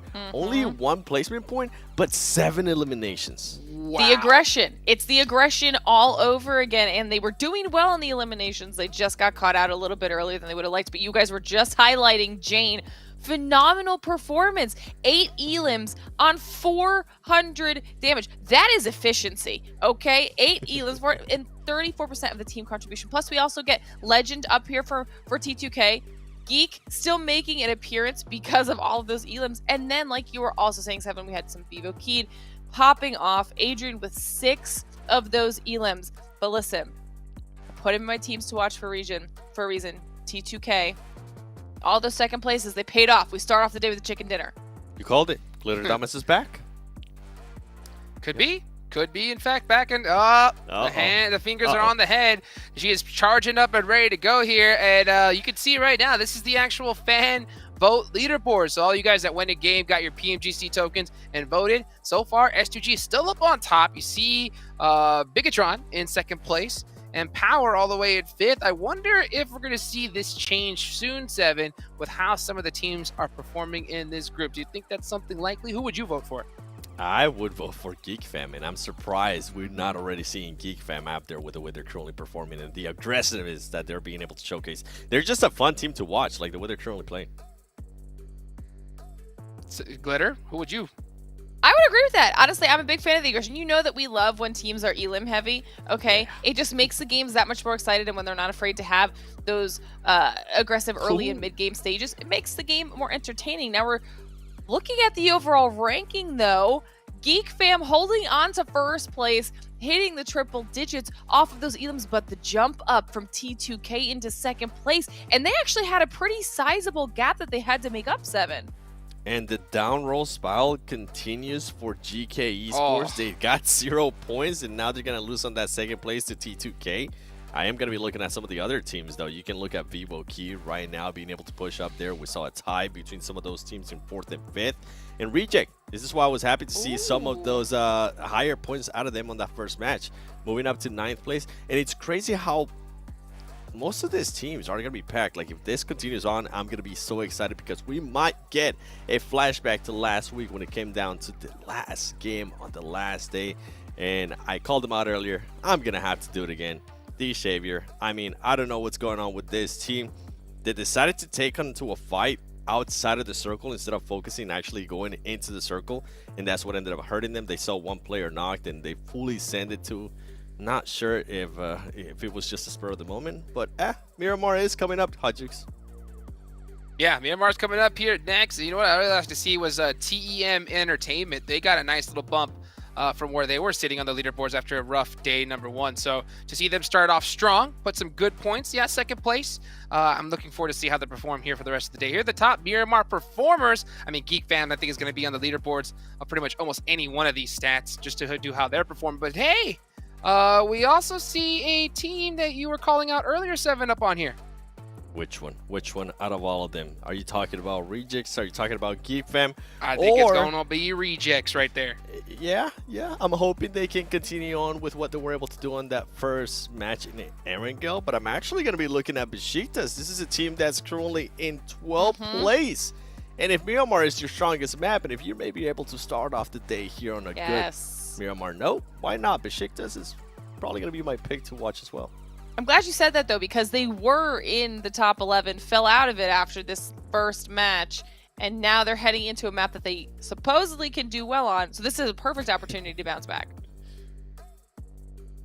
Yes, indeed. Why don't we go ahead and take a look at y'all's team to watch here for match number 2. And I see that you got Vivo Keyed in there, Glitter. I mean, they got some points in match number 1. Do you, what are you really expecting to see from them here in match 2? It was the aggression. The reason I picked them, it was the aggression. They had so many eliminations, and that was just, especially from the way they started yesterday, a night and day difference from the performance that we saw. So they went back and they did some sort of review. They fixed some mistakes, and it's working so far. I want to see if they can carry that on into Miramar. And then Game Lord 7, we both picked them. You want to go first? You want me to go first? Yeah, you know what? Keep going. Keep going, Glitter. You can't. It's too... Listen, I know it's my first day of this weekend here, but it's too passive. I'm not on board. We even heard the caster say Zuti didn't even notice they died when they did die, because you can't just hang out and watch all of the action go on around you. I want to see them bring something to the table now. They're definitely capable of doing it. We saw them had some good performances towards the end of the day. Give me more elims. 5 people at T2K. Consistency. She's being nice. I'll be a little bit more harsh. When you have 4 people alive, 25 minutes into an actual game, and you have 0 eliminations, yes, that is way too passive. We need to see a little bit more aggressiveness out of them, and that's what I was talking about in the first segment, how this team, yeah, they are getting those placement points, but that's just not going to be good enough, especially if you're trying to go for the top 3, and I hope this team is not thinking about, oh, we just want to make it to survival stage, because no, this is the PMGC. You can't be thinking that way, please. To be even a little bit more harsh there, to translate what Seven said earlier.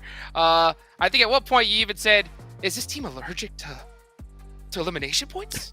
You know, it's tough to see them that late game busting out 0. But you know what? I hope we're saying this to hopefully motivate that squad to really turn up that aggression, because if you want to make it a top 3, hey, you have a chance right now to get it done. You have to turn up the heat right now. And speaking of turn up the heat, we got Miramar up next, and it's almost ready to go. Let's take it on over to our casters.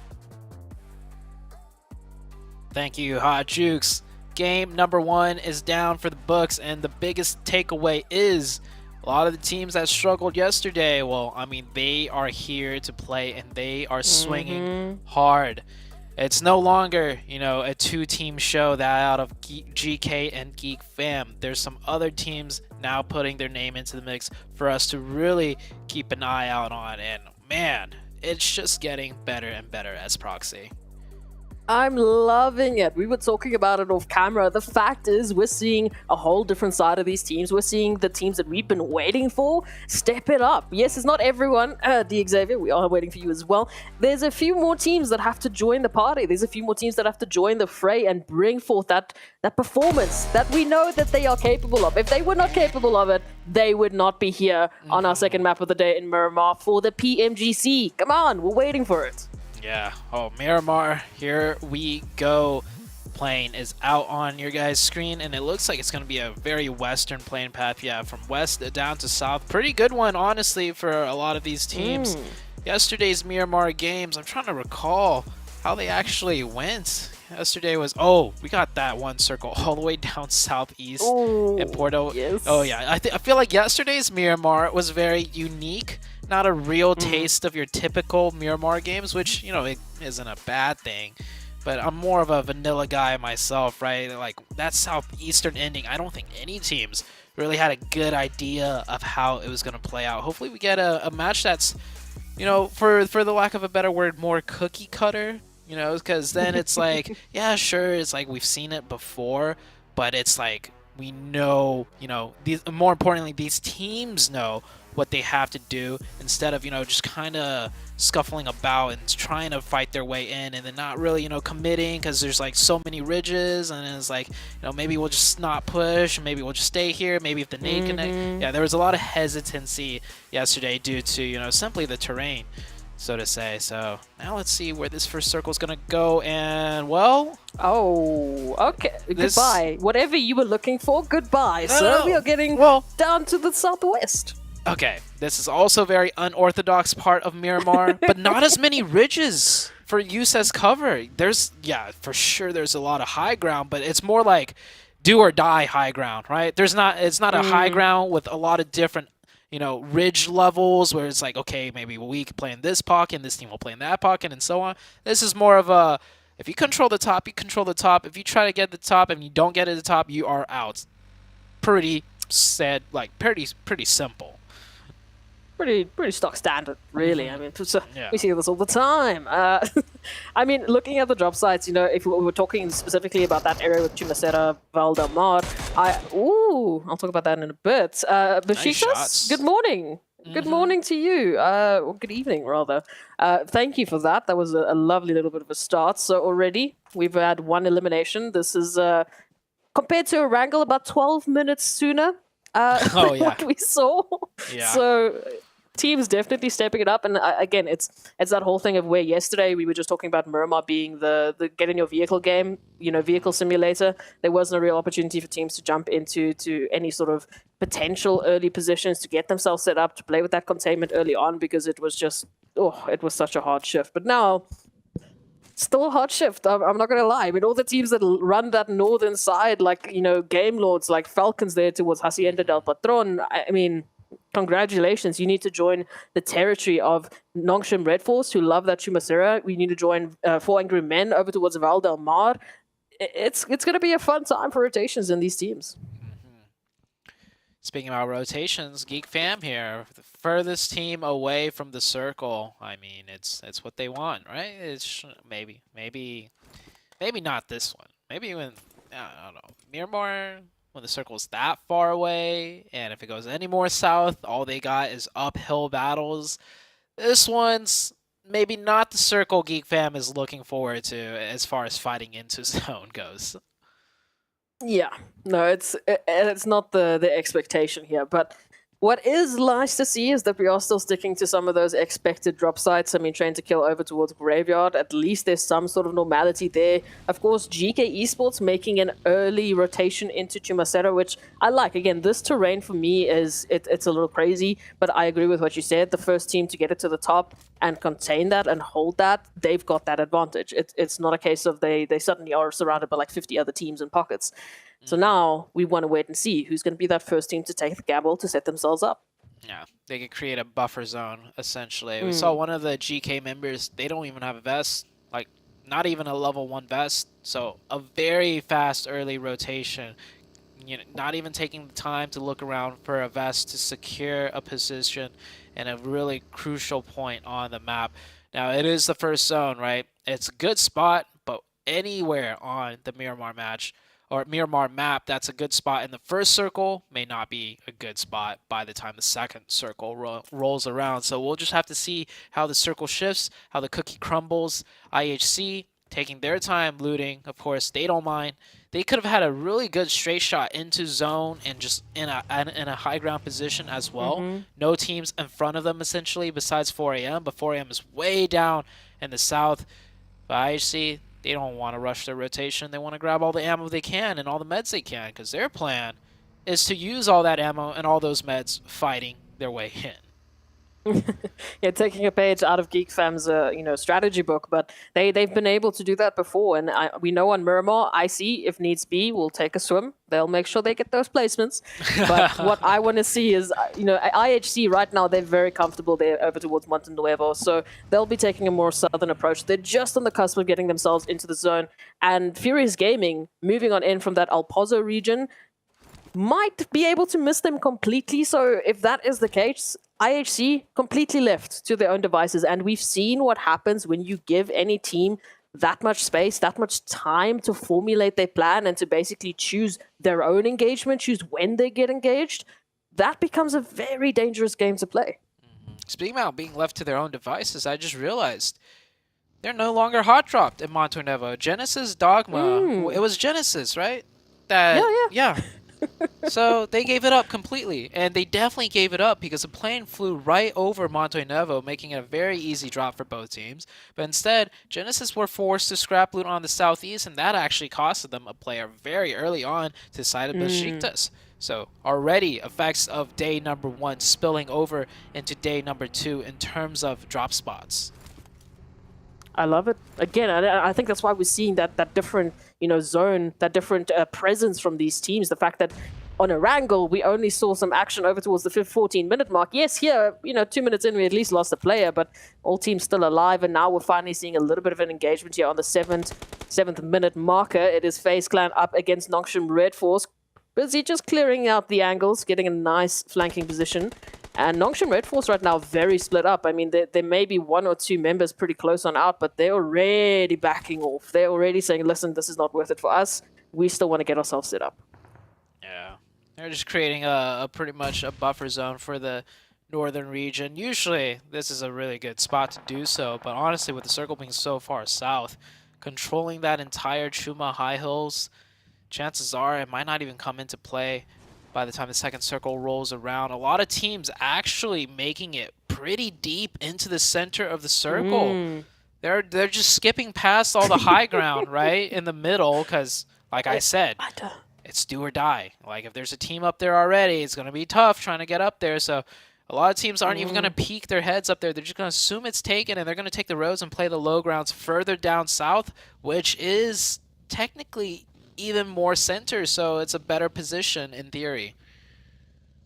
It's crazy to see. We basically got that entire outskirt of the zone completely open. Other than, Furious Gaming, they're over towards the west on that high ground.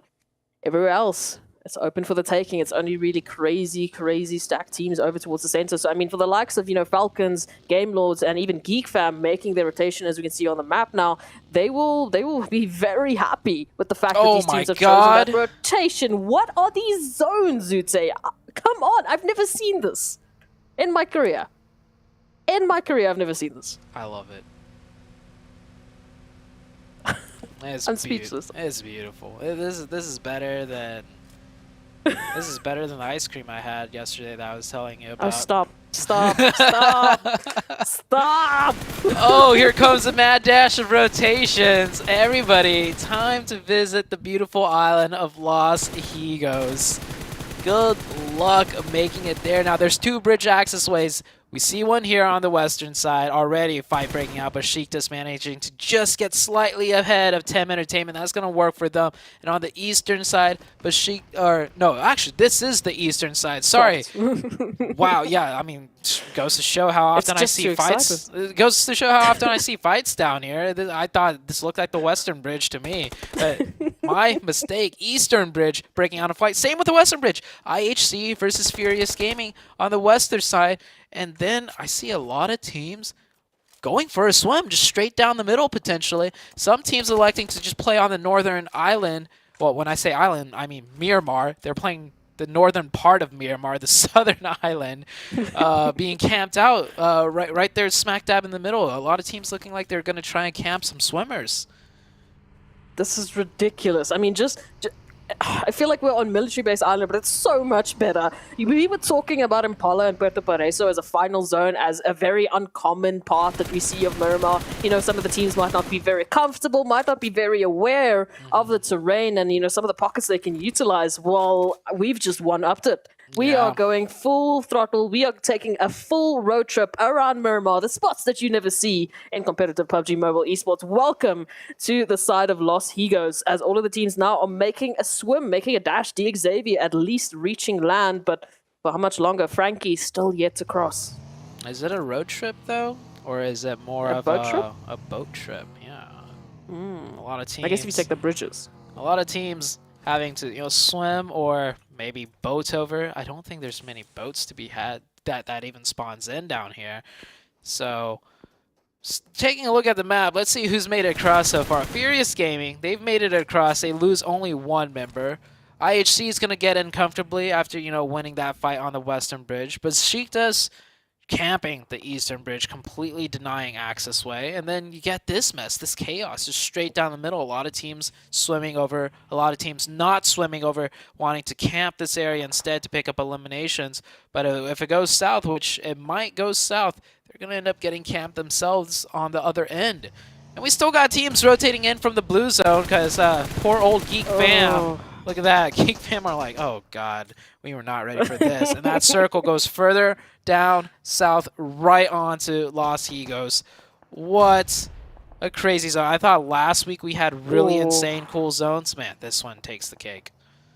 Group Yellow, baby. Here we are. Geek Fam, they're going to have a little bit of PTSD for Northern Drop Sites, I think, for quite some time, as four angry men are now making their approach, and unfortunately running into Xavier. Game Lords have found at least one of Falcons, as Yusuf is just getting swarmed and completely alone. No opportunity really for that engagement, never alone. A little bit further off is going to try and close that gap as Damar looks for the res, cooking up a beautiful nade, but is going to be sending it in the direction of not where they need it to be.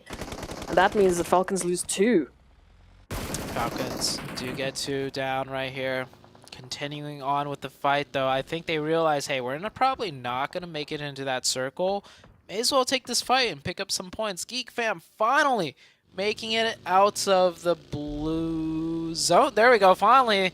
They're out of the blue zone, and they are going to keep rotating, of course, because zone is still far away from them. Got to go down that stretch of road, and Falcon Sniper is popping in some nice shots over to Game Lord, not connecting, however. Falcons down to 2, and it's like, at this point, it's like, do you just stay and fight for the points, or do you try and make it into the zone still? I think these teams are really struggling with deciding what to do in terms of those 2 options. What's even crazier is while we've been talking, the zone has centered up on Los Higos. So for the first time ever, I get to say on a Miramar map, majority of the zone right now is water. You got to take a swim, you got to take a boatation, you got to try and jump across a bridge if you get the opportunity to, but you can just see the absolute chaos that is being ensued because of this ridiculous zone shift. Our rejects, I mean, they were one of the first teams to make that swim across onto Los Higos, and now they might be reaping the benefits. Geek Fam, unfortunately, when we talk about those third-party opportunities, now literally in the water, getting shot at with what option? Man, so many players just swimming onto shore right now.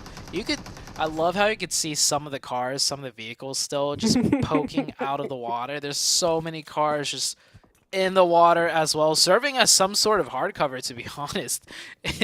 in the water side, that could actually help some players out. But yeah, take a look at, I see a buggy, I see a smoking vehicle, I think that's a 3rd vehicle. Mika trying to grab some air, and the second he gets some air, shots raining down on him. This is FaZe Clan here, trying to farm as many elimination points as they can. Same with the rejects. They swam early, and now they're reaping the rewards, being able to shoot back at everyone else. And yeah, this is indeed a straight up Los Higos finish on Miramar. Oh, it is beautiful. This is one of the first times I've been able to see this. And what chaos can we expect from this? So Besiktas moving on in from that eastern side. They've also been treated to some beautiful land, some beautiful real estate as Rejects pick up a few more eliminations. But again, the elimination counters are not that crazy. You see the numbers, they're not that insane just yet because there's still a whole slew of potential, still a lot to go around as Falcons move on in right next to Genesis Dogma Gids. Daybot will get that information. Doesn't seem like they're going to be jumping into the action just yet because they've got a few of their teammates in the water, at least with the backup there of their duo. Maybe they can get powerful and never alone out. 4 a.m. getting into fight. This is on the southern side of the part of Miramar. This is on the Los Higos Island. They will take down that player. D Xavier, both players swimming ashore, forced to get into quick engagement right there. D Xavier go down to 2 members. This is Geek Fam with 1, GK still with 2, Train to Kill with 3. I'm taking a look, trying to figure out which teams are still 4-man teams. There's a couple of them still, which is going to come into play huge, especially for the side of 4 a.m. They got to push their way in and fight their way in onto Los Higos. I mean, I'm taking a look at FaZe, I'm taking a look at Besiktas, you know, Tem Entertainment, who do have full numbers, but they first have to get their way through Train to Kill. So might be a potential there coming through from that eastern side. 4 Angry Men also rotating around from the west, right alongside IHC. And Rejects still keeping their eyes out here on the horizon, around the water, to see who's going to be making a crossing and who they might be able to pick up. But again, so much zone availability has been given up to the water. So yes, maybe some of those vehicles might help them out because at this point, I don't know, if we go anywhere closer to the water, I don't think these teams have an option. IHC successfully defending against that 4 a.m. push. Now it's down to 1v1. Svan should be... Oh, nope. Just as I say that, that is actually FaZe from the other side of the river getting that finish right there. Now Svan is the last member up for 4 a.m. This 4 a.m. team was just literally a 4-man team a second ago. Now they are no longer 4 angry men. They are just 1 angry man. Same with the IHC. IHC down to just 1 player on that island. Genesis hitting a few couple of shots. At least Alan has made it across, and they will be hopefully trying to make sure that their teammate can swim across quite safely. But we've got so many teams on this side. Reject still just being an absolute menace with that beautiful nade onto Victor. Does mean that Game Lord will now drop to only 1 potential player for that rotation. Vivo Key, they had such a good start on Erangel, but I don't think alongside them and every other team in this lobby, they were expecting this kind of a zone. How would you even prep for this kind of a zone? Well, one thing I learned is just go for the swim early. All right, like just go for it. Rejects right now sitting really comfortably in a strong position right there on the south side, also being able to farm a lot of points. We are 100% confirmed on the Los Higos ending now. Tim Entertainment, they managed to avoid the fight with Train to Kill, just circumventing that and wrapping down to the southern side. That's going to be good for them. There is a 2-man team of Furious Gaming right in the heart of Los Higos. Now FaZe had 4 up. They decided not to cross the river and instead has been setting up camp at that compound, taking shots at everybody for the last like 10 minutes pretty much. Now they got to move in, but they do have 4. This 1v1 between Svan and IHC. Both teams down to their last players. Both teams need to move just a little bit further to go in. It looks like Alex is going to try and avoid this fight and instead wrap into the zone, giving Svan a nice way in. Here we have FaZe now crossing over. Nosham Red here taking a lot of good shots from inside the vehicles into the swimmers of FaZe. FaZe lose 1. FaZe still has 3 up though, but they have to deal with the rejects and GK on the other side. Ragnar waiting for them. Yeah, I do not see an opportunity here now for FaZe Clan to make this happen. Tony K actually circling back over here towards Nongshim Red to see if they can find a different way through. Vivo Keith, one of our other only 4-man teams, also didn't decide to make that trip over into Los Higos and now will be paying the prices. Tony K rotates on back around to give Dooms a bit of a surprise, trying to take out that shot trying to take out that pressure from the vehicle, but now out in the water they all are. Sporter will be looking for FaZe, looking for that final shot onto Tony K. So hopefully get a conclusion to this. Oh, I like what Nosham Red Force is deciding to do there, honestly. They know with 2 it's very unlikely that they could, well, maybe one of them will make it to the other side of the shoreline. But may as well go for the points, right? Go for those elimination points. They sit in the vehicles instead to use it as a means to be able to shoot in the water. And they take out, well, not just them, but them with RC take out the FaZe team. RC still taking shots at so many swimmers, man. They must be, I was going to say they must be spent on ammo, but then I realized there's loot in Los Higos too. They probably looted some ammo up, which they are utilizing to full effect right now.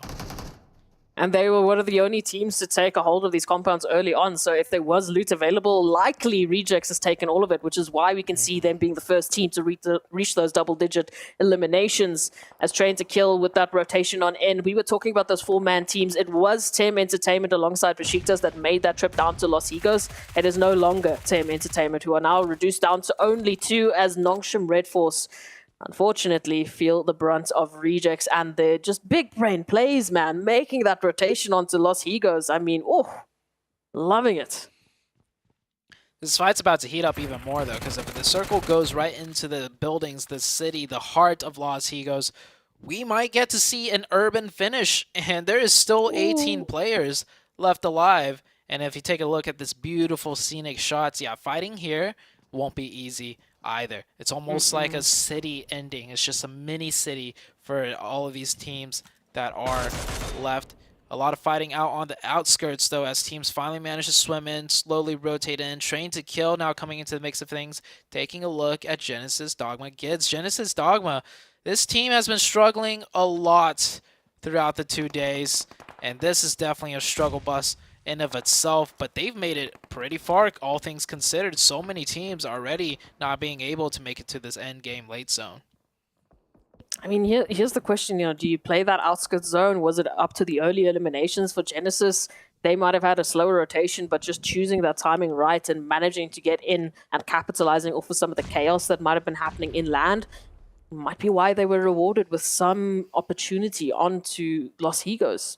Now, though, it's coming down to this potential of that urban finish. Will it end up in the urban side, or will it actually shift towards Besiktas? Because then, I mean, my money's on them. They have full control of the terrain. They have all the ridge lines. If they can take out D Xavier, at least the last remaining member of D Xavier, then they are in full control of the southern portion.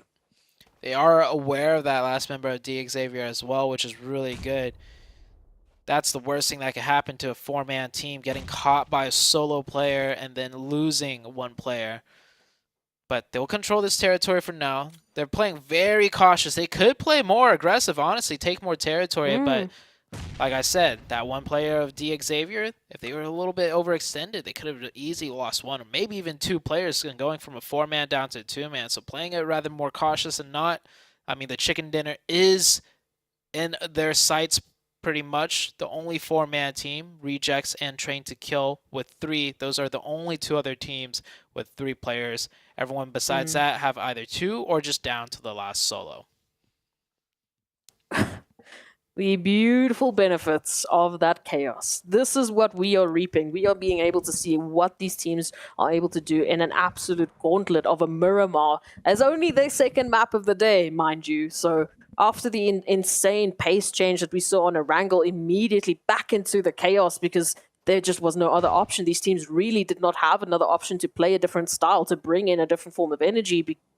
Miramar has just been, it has been ruthless. That's the best way I can say it. And now Genesis Dogma coming on through here from this northern side.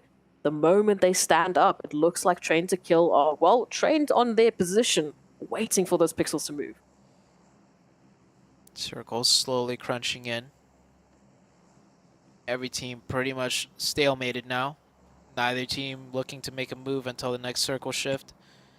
Tem Entertainment here with only 2 up. It's been an absolute slugfest just making it here. So much bullets expended already into the water side, and there might be more as Enjoy swinging out over here. He smells something fishy. He will spit out bevy there, and that's another member of Tem Entertainment down. I think Besiktas now feeling a little bit more comfortable. They're making a group effort push rather than just holding that split. They will take down the side of Tem Entertainment. Next zone shifts too. It goes south. As if it can't get any more south, the last zone will go on the south side of Los Higos. Not just Los Higos, the south side of Los Higos, mind you. It has literally just been the worst possible opportunities for any teams moving in from that northern side. And this is what I was talking about. Besiktas holding in that southern side, they are in full control now, at least of a portion of it. But however, the Xavier, at least the one player, is still alive. So that could be a potential threat, could be a potential thorn in their side. Train to Kill now moving on in from that northern end, trying to find an opportunity here up against the likes of Besiktas, but they have to fight their way into the zone. Same for 4 a.m. Oh, I don't think he wants to fight his way in. I think he's going to just, he's going to try and crawl his way in very slowly to the tippy edge of the zone and wait a little bit longer. Lamborghini, he's kind of safe down here as long as Besiktas doesn't decide to push him, right? He's kind of isolated down here by himself. He can almost use Besiktas as a shield on his right-hand side, which is why he's taking shots. He wants to act big enough to keep them occupied so they don't think about pushing him. But here comes Train to Kill going for the push, and Rejects versus Furious Gaming in the city of Los Higos. I like this push out of Rejects. They're not playing too passive. They want to take full control and may as well do it now while the fight is somewhat isolated.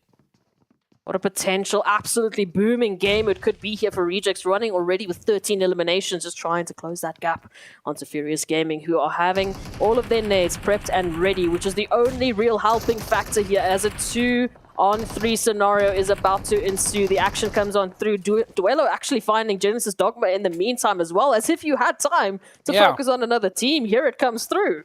You always love seeing that. When a team is focused on a fight and it hasn't fully broken out, they could turn their heads and just, knock a player from another team. Genesis Dogma will get that revive. The Besiktas and Train to Kill fight is starting to ensue now. Train to Kill not really getting the better end of things. They did manage to knock one player. They will get one confirmation there onto Besiktas. So Besiktas will hold strong and take out that team, but they go from a 4-man down to a 3-man. Still massive potential. I mean, and the only other potential 3-man team, it is Rejects still up against Furious Gaming. And Justice is out for the hunt here, and they will do so. They will succeed. They are on 14 eliminations. This is the performance we've been waiting for from Rejects, but now their journey's not done. Genesis Dogma gets still up and alive in this one. Again, reduced down to only 2. We've got Besiktas moving in from that eastern side. And then we've got a few potential stragglers of 4 angry men. Well, 1 angry man and Lamborghini from the Xavier. 4 a.m. look like a new and revitalized team. And a more aggressive team. Or not, the Rejects team. Yeah, they are just... Yesterday, we saw them be extremely passive. Yesterday, in the very last match, you remember, they had 4 players, and they full sent it into a shack with 4 people all hiding in a shack, and they got absolutely decimated. Now with 3, instead of hiding, they're taking fights, they're being active, and they're picking up those points. This is the Rejects team that, Japan really wanted to see, and I'm so glad that they're showing out now. They had a good game in the previous match as well, racking up a lot of points. So Rejects looking very strong today. We'll see if it holds true. We're down to the last 5 teams now.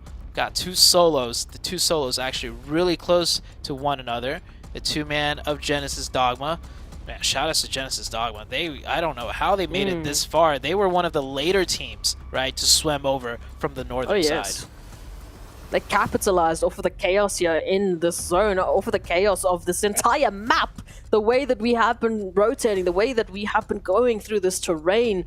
I mean, they just got the perfect timing after the chaos, but now it's going to once again coming down to those decisions. Rejects now finding the last remaining member here from 4 angry men. Leaves us down to our 4 teams. We still have that straggler from the Xavier, but Rejects, they look to be on a literal rampage with 15 eliminations as Genesis now finds Besiktas. Ooh. The third party coming through. Rejects decides to strike now. Great timing. Besiktas down to 2, and Lamborghini is still up.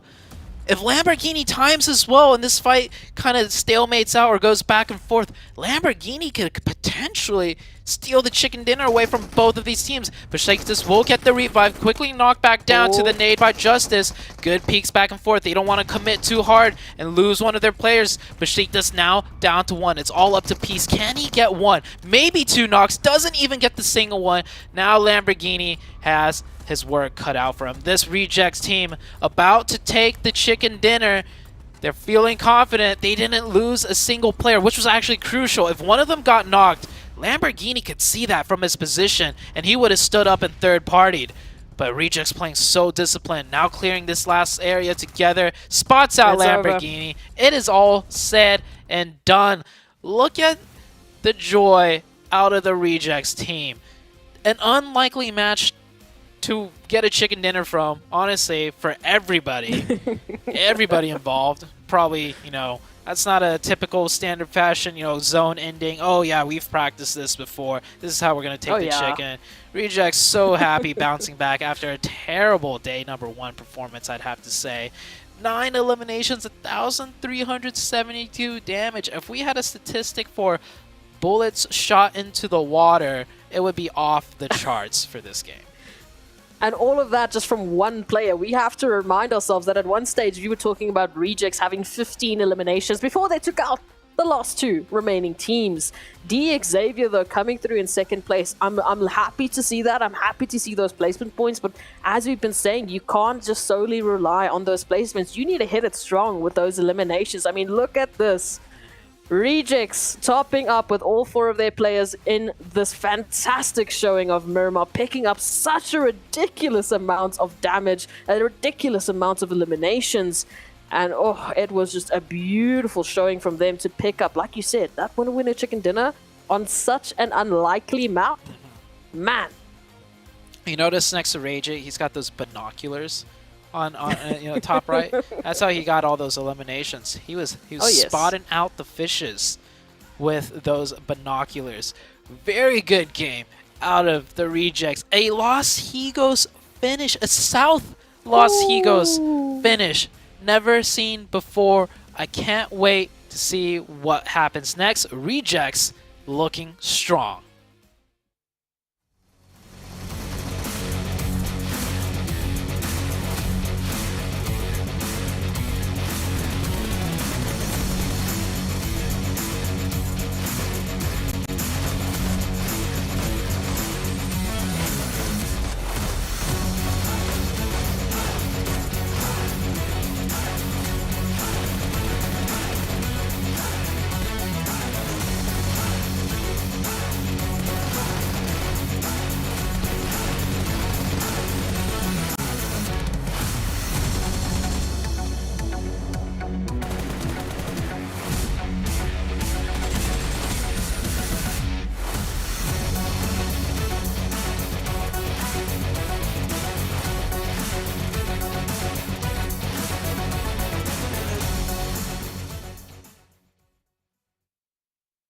We talked about him a little bit earlier, the Team Reject, and look at what they did in match number 2. 35 total points, 20 eliminations. I think this is a record for Group Yellow, if not a record for the whole PMGC 7. Correct me if I'm wrong. I think you are absolutely right in regards to Group Yellow. I will have to go back and watch some of the other teams because we did get some pretty high elims. Nonetheless, though, this team, they really didn't have to travel that much. By the way, in regards to the top 5, they were the team that least had to travel, and that's because they decided to rotate super early to Los Higos, and it ended up working out for them wonderfully. And then look at the stats from these players right here. I mean, Regico being able to put up 9 eliminations, 1,300 damage, and then Sun HP from Besiktas being able to put up 700 damage, but he's not going to appreciate that conversion as he was only able to put up just 1 elimination, Glitter. You know what? This is probably the most perfect comparison we could have gotten storylines wise. We talked about them because they started off right next to each other on the leaderboard at the top of the day. Then, a little bit of separation. Besiktas drops down. Reject go up, and now, insane performance that skyrockets them. But you have to give a little bit of credit to Besiktas too, because even when Reject sponges 20 elims, They still got 8. That's actually a lot considering how many were taken away from the lobby. Yep. That's true. Without a doubt. I mean, that is tough, especially considering when you see Reject just go and popping everybody to still steal 8 eliminations there when you really need them. Hey, I don't think you can really complain too much. But I mean, I guarantee you, we're going to see these leaderboards change big time. When you have a team take 20 eliminations and a chicken dinner, oh yeah, that's a big difference. And we're going to see that big difference right in a little bit, right after this break.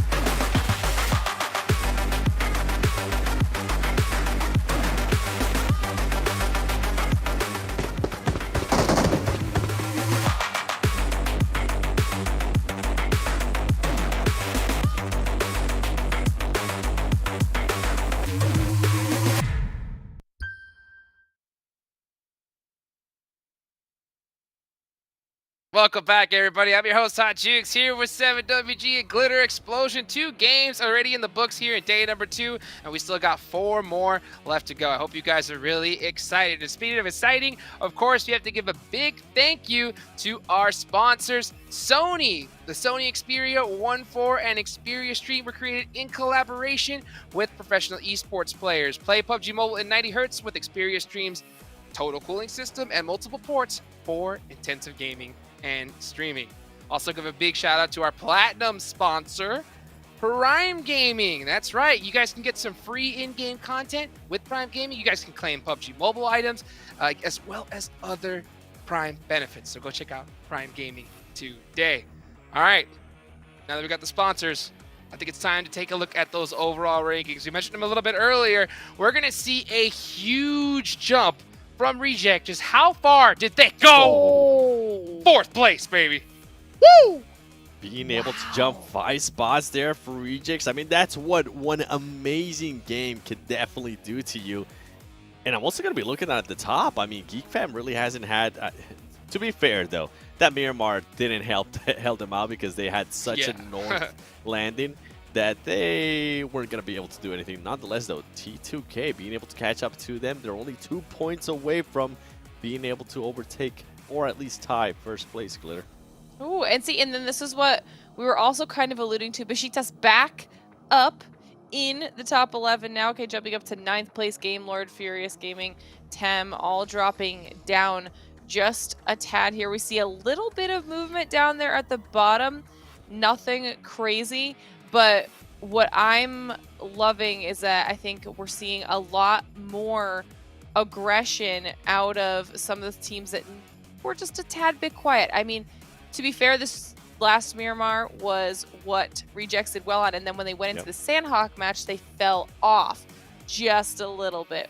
There's a lot of teams we have to kind of keep our eyes on here, 7, for consistency's sake.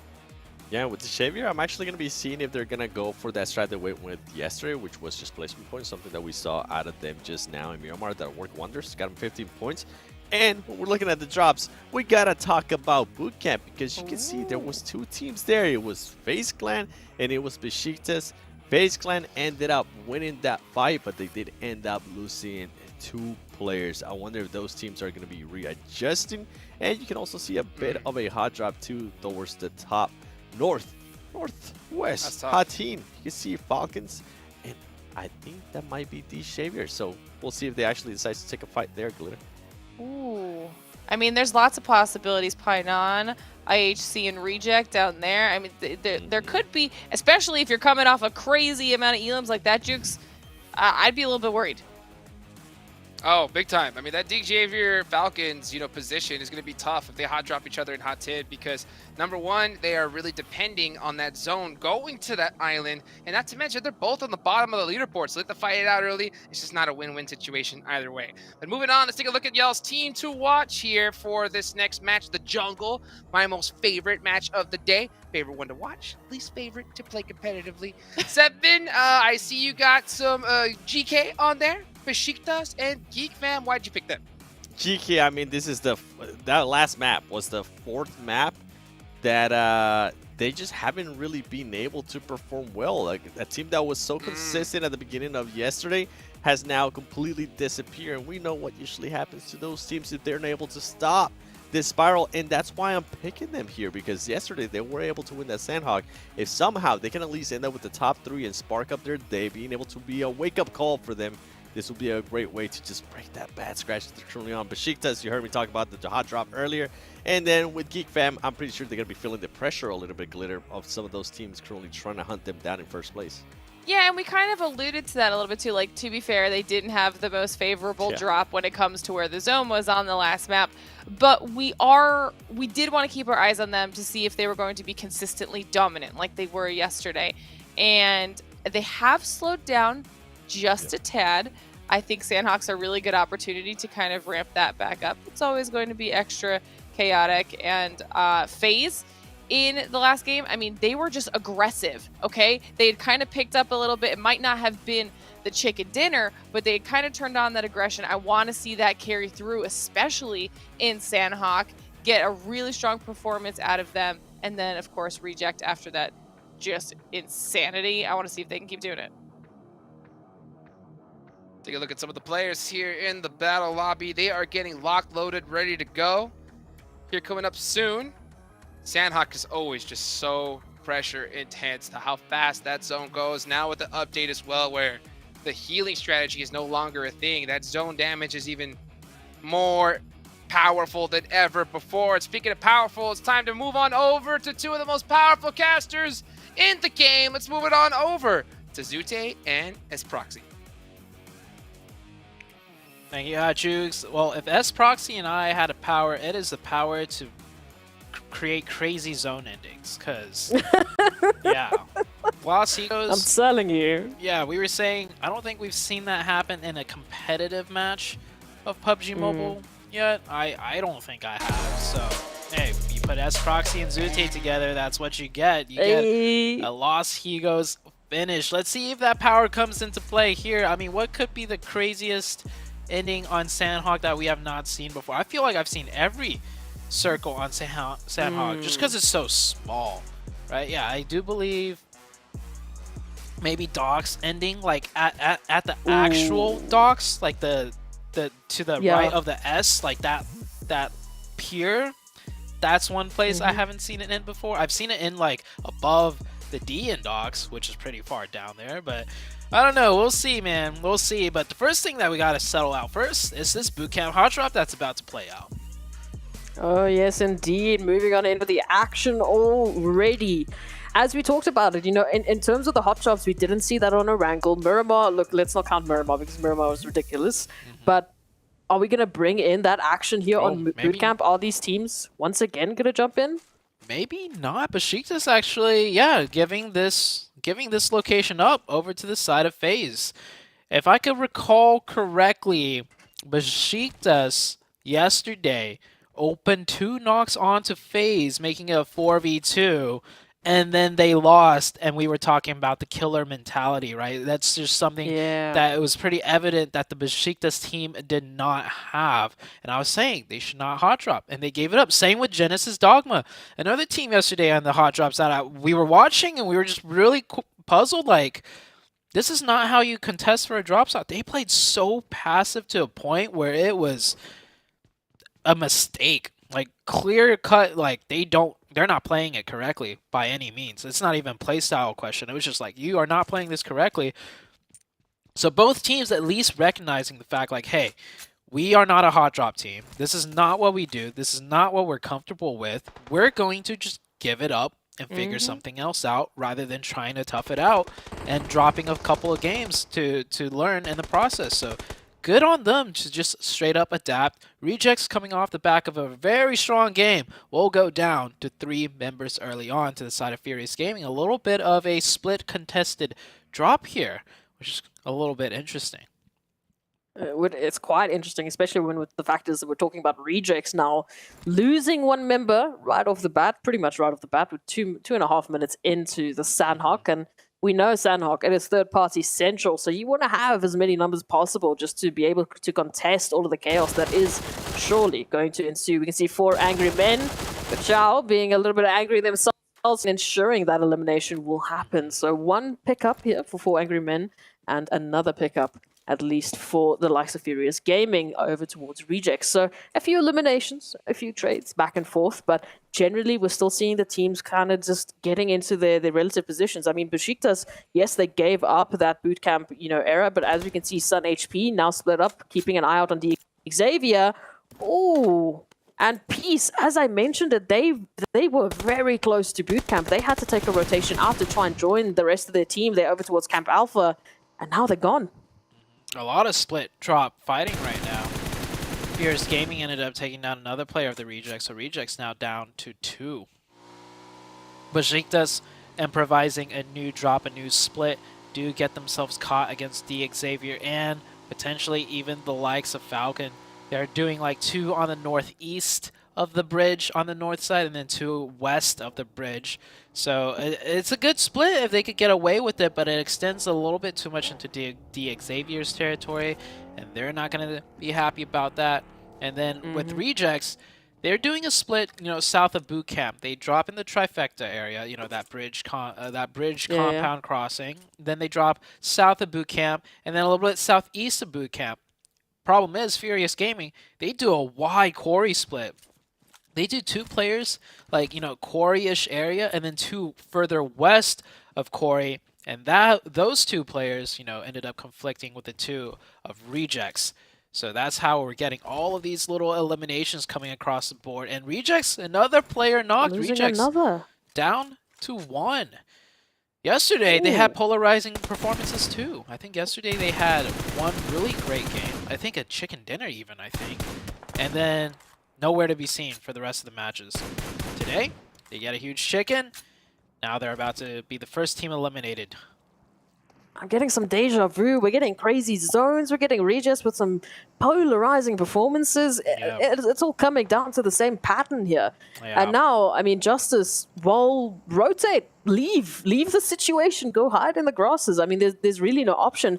And unfortunately, we talk about the time in and time out. We've had a lot of teams going for those fantastic placement points, and that's great. Don't get me wrong, that is fantastic, the fact that they're getting up into those higher placements, but you need those foundational points. You need those eliminations to back that up. I mean, at a stage like PMGC, one or the other is not going to cut it. We need both. We need full throttle running up that overall leaderboard. So it hurts to see this happen for Rejects, but it is Sandhawk. We know there's a little bit of craziness. Rejects had that interesting engagement with Furious Gaming, and then just from there on, unfortunately, running into team after team. So we're not really seeing a single team stepping up in terms of the elimination points. It's been relatively, well spread across at least the eliminations from Rejects. So wait and see who's going to be that first team to step on up. Some rotations now needing to come through, as well as we can see the likes of Game Lords right alongside Train to Kill and 4 Angry Men moving on in from that northeastern side. Do you think they're going to be alright? I do see Nongshim Red Force as a straight shot right ahead of 4 Angry Men, and they're kind of sticking around that outskirt almost as if they're waiting for a team to make that rotation. It's going to come down to just the next shift, I think. I think both teams aren't going to even bother really breaking into the first circle. They're going to be rotating towards that way, but off the next shift is going to determine which way they swing. Something interesting I want to bring up in comparison from week 2, the group of death, and this week is Stalwarts. Godlike Stalwarts, actually, very similar performance like the likes of Rejects. They were polarizing too. I remember day 1 we were talking about, they're doing okay. They were like 5th or something like that. The next day, nowhere to be seen. Very polarizing performances. I'm pretty sure 7 on the desk, if he's listening, he could agree, because we were both talking about it. They would go up and then they would go down extremely hard and then nowhere to be seen. They lose players early on. They lose 1, they lose 2. go down to 2-man, first team down to 2, just like the Rejects, and well, Godlike Stalwarts ended up being the first place team overall in the group of death. I'm not saying, you know, the Rejects team have the similar caliber or experience to pull off something like that, but hey, just, you never know. It happened to Godlike Stalwarts, so yeah, up in the air. Opportunities always there. We know PUBG Mobile, and the likes of RNG is always going to just bring in some interesting performances. I mean, speaking of those interesting performances, Train to Kill now down to 2, as Legend's been knocked, and now that recovery has to happen here. A few rotations means that IHC did at least pick up one of the members there. Train to Kill now clapping back on the likes of Game Lords, who made that late rotation, and Train to Kill has been delayed as well. So now we are seeing a little bit of an opportunity as IHC fight GK Esports. Almost an immediate elimination for Gaith, and Satan down to a sliver of HP. Yeah, I think that nade's gonna... Yeah, ooh. Actually shot by a different team there. Alex trying to go for the confirmation as fast as he can. He knew that was... Oh, he got it! Alex jumping over the car. Yeah, Alex jumping over the car with the DBS. He got it. That's that killer instinct that I'm talking about, right? He just knows. He hears the shots coming in from the other side. He knows that knock just went down. He's like, we want this point. Instantly brings out the DVS and runs it and guns it and gets that 1 point. 1 point can make a crucial difference here. Absolutely, just running in with that DBS action and running in with the vehicles. It is Genesis Dogma Gids up here against Tem Entertainment, and now Tem Entertainment, at least the duo of Tem Entertainment, need to step it on up. We have a 1-2 split, at least for the time being, as Baby steps on out to try and delay Genesis Dogma, but Geek Fam doing what Geek Fam do best. The third parties are here. Dang, Geek Fam was just getting into a fight with IHC's fight earlier with the other team that rolled on in. What team was that? It was GK. GK rolled on in down to 1 player. Now Genesis Dogma here. Oh, that's Tem Entertainment taken out, actually. Tem Entertainment was a team defending in Genesis Dogma in full force. That's the most aggressive I've seen Genesis Dogma. It works out for them, at least securing that compound. But Geek's going to have something different to say about that. It's not Geek that picks up the point, though. It's actually IHC from over out top that picks up that one. No, these third parties are just heating on up. Genesis Dogma losing 5 another player. Already. Oof, it is disgusting, but it is fantastic to pick up these amount of points right off the bat. IHC once again stepping up. And I mean, we talked about that change of roster once again, another change of roster up into the first few games of today. And it seems like IHC have found their groove, at least until Yuhai has anything to say about it. So many different angles being exposed up there. Geek Fam playing in the ruins area, very split up. This is what playing aggressive looks like when you have 4 players alive and you have the zone and you're safe. We saw game number 1, I think it was Game Lord. I think Seven was saying, I want to see them play more aggressive. They had like barely any eliminations. Sure, they had the zone. They were safe. They could have sat back. Geek Fam, they have the zone. They have 4. They could also sit back, but they're so far spread out on ruins that they're able to third party 2 to 3 fights to pick up scrap points whenever possible. Next zone shifts, it does go up north right into the heart of ruins. It could end around there. It could even go up a little bit to the northeast where the reject player is sitting in a shack, I believe. The last one up for the rejects. Maybe he could squeeze out some placement points if he gets circle blessed long enough. It's going to be that question that has to come through here. And I like that, just the aggression that we're seeing once again. Geek Fam, one of those teams that we've said have been so confident, those teams that have not been afraid of taking the engagement. So it's good to see the likes of Genesis Dogma also picking up that pacing a little bit, but we have to see that consistency follow through. We saw with Geek Fam, I mean, in the first couple of games, we didn't have a single movement on our top 3. That last game, our top 3 didn't make a single movement on the overall leaderboard. Now it is an opportunity to climb back in. You can't give any of these teams space to work, or they will close that gap up against you. Nongshim Red Force here, coming in with 3 hello, to your right. Hello? 1v2. RC could do this. Justice, he's got the DBS. He gets another one. The third player, though, from out on top will get the elimination. Good try by the Rejects team. FaZe, Ventores though. Spot. Oh. Wait. Did Dooms accidentally throw a Molotov instead of a smoke? I don't know if that was FaZe, maybe. No, it showed. I think it was Dooms. Yeah, it showed Dooms Molotov. Oh no. Oh no. I mean, Longsham Red Force just off of the back of a sub as well. I mean, they dropped Satan, brought in the QX. This is not the impact that you were looking for. Yeah, and also it's just you mollied your down teammate, which you could have revived and get back up to 3 and near the center. Man, Longsham Red Force, it just seems like they've been having so many troubles. Here we have a little car chase happening. You don't see this in Sandhawk almost ever. Game Lord with the YOLO full send rotation straight into the hearts.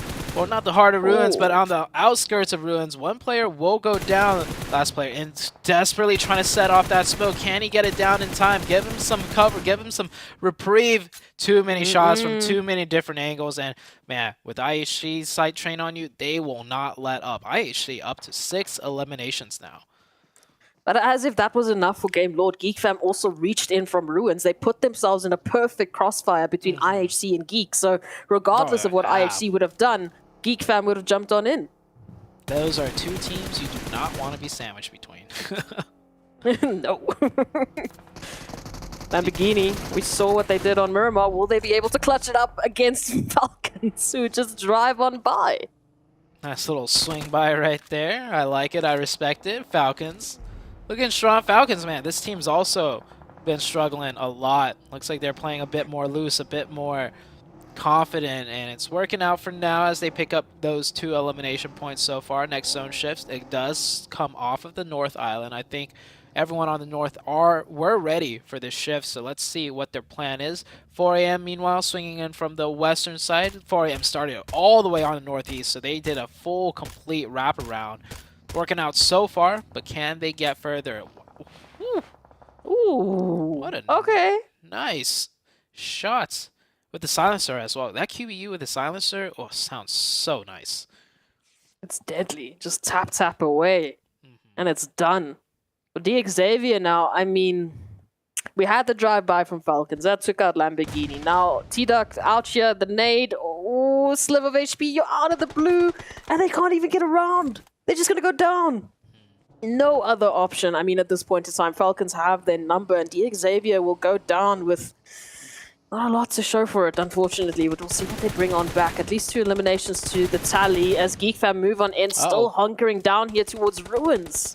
Yuhai instantly knowing his backside just got compromised is going to adjust his positioning. Quick heads up play right there.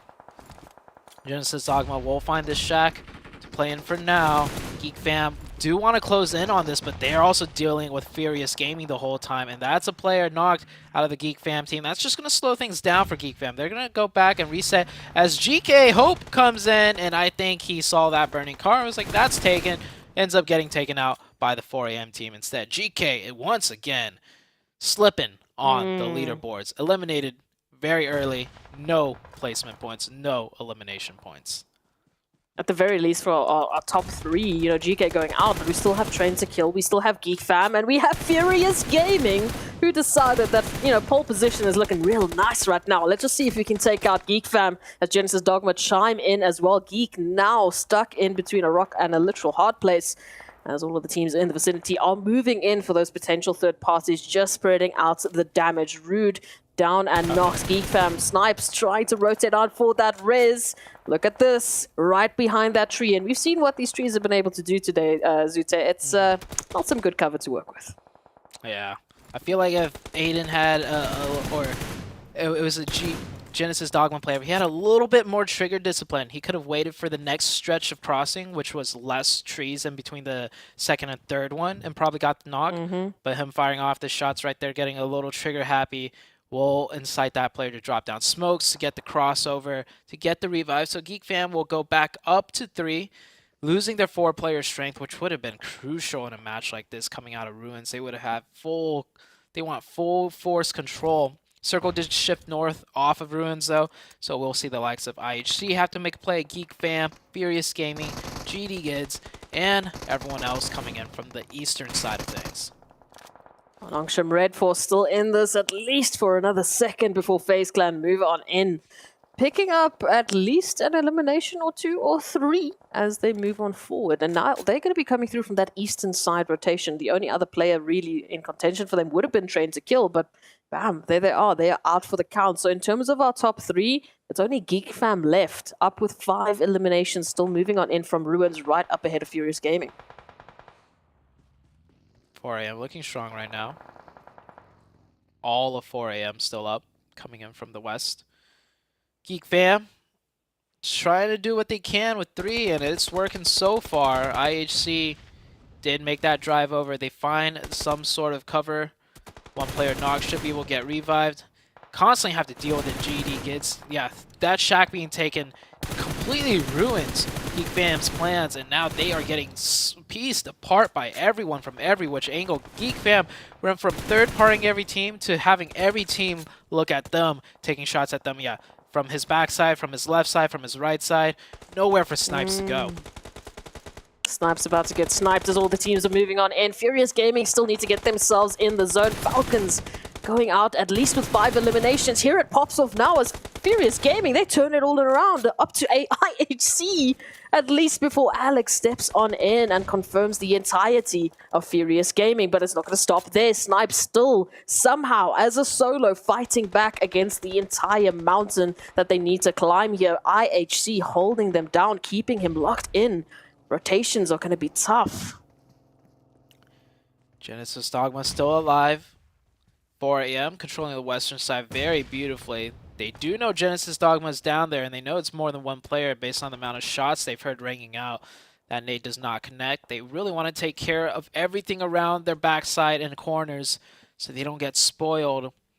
Will they commit to a full push? FaZe here, taking some shots, and Geek finally gets taken down, and it's by 4 AM of all teams. 4 AM up to 4 eliminations. About to be 5, Svan with that QBU. I think it just got stolen potentially. Yeah, it was Besiktas that picked up that.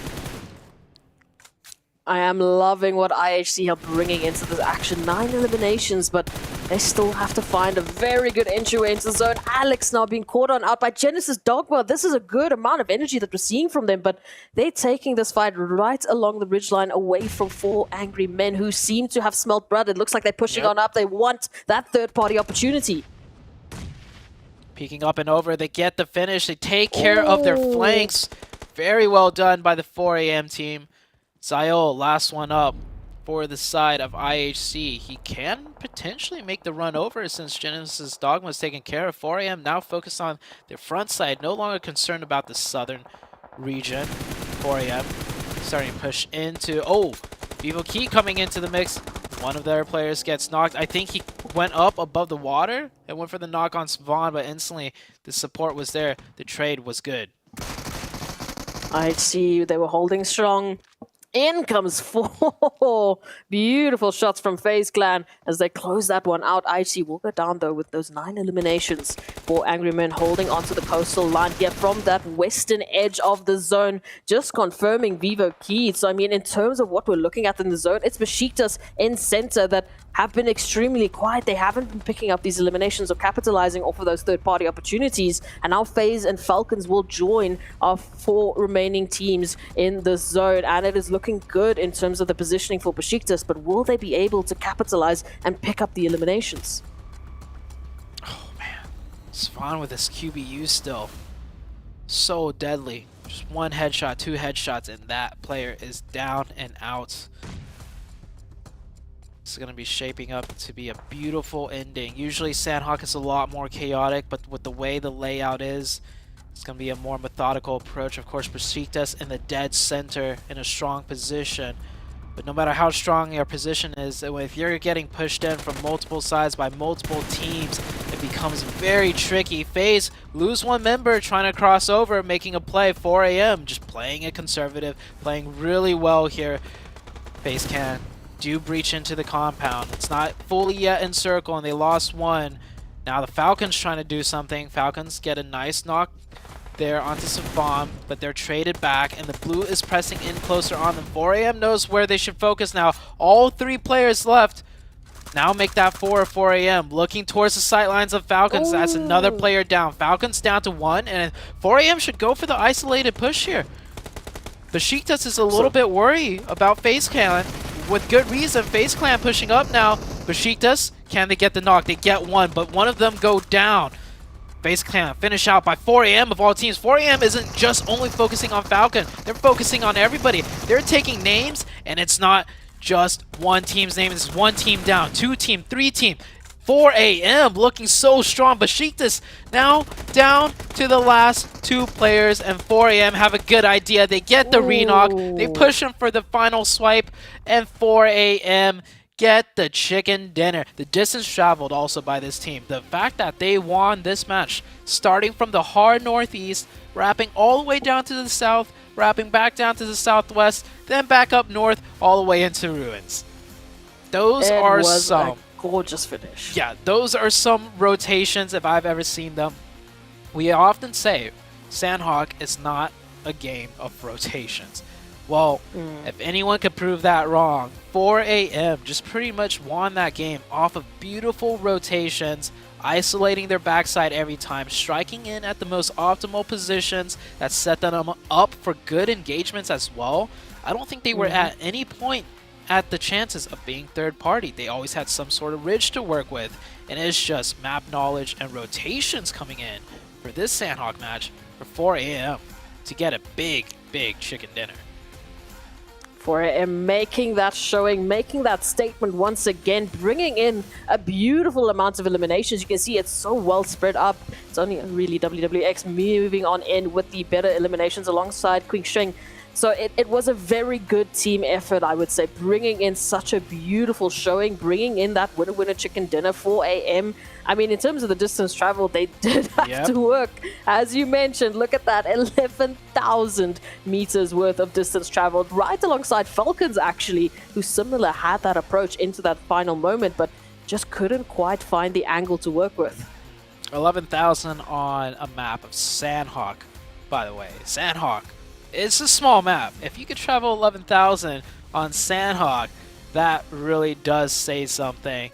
But man, what says even more is the fact that 4AM, well, I mean, they're once again back with a strong chicken dinner. Can they continue?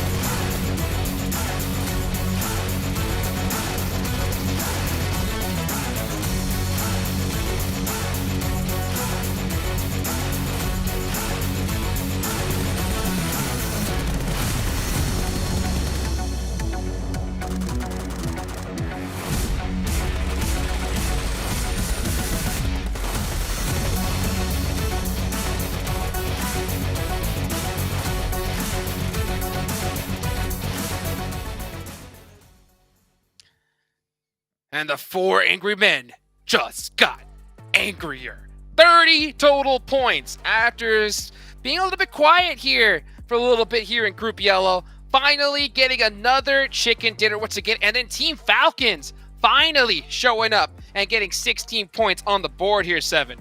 What impressed me the most about 4 Angry Men was the rotation. They were able to wrap around from the south and bring it all the way to the west. They were willing to take some damage from the blue zone, but it ended up working out for them because they were able to put themselves in such a great position next to that bridge on the west. I love to see those plays and love the bounce back too. I mean, this team, Glitter, they really didn't perform that well yesterday in the Sandhawk. They ended up, I think, with a 12th place finish and 0 eliminations. Yeah, and that was one of the reasons, not this specific map per se, but this was one of the reasons we called them out at the top of the show, okay? Now, we get to look at the top performers here, and it's going to be half of 4AM as first and second place. IHC making a performance, and Geek, we called Geek out, wanted to see them have a little bit of a resurgence, and they're bringing it back, but I mean, okay.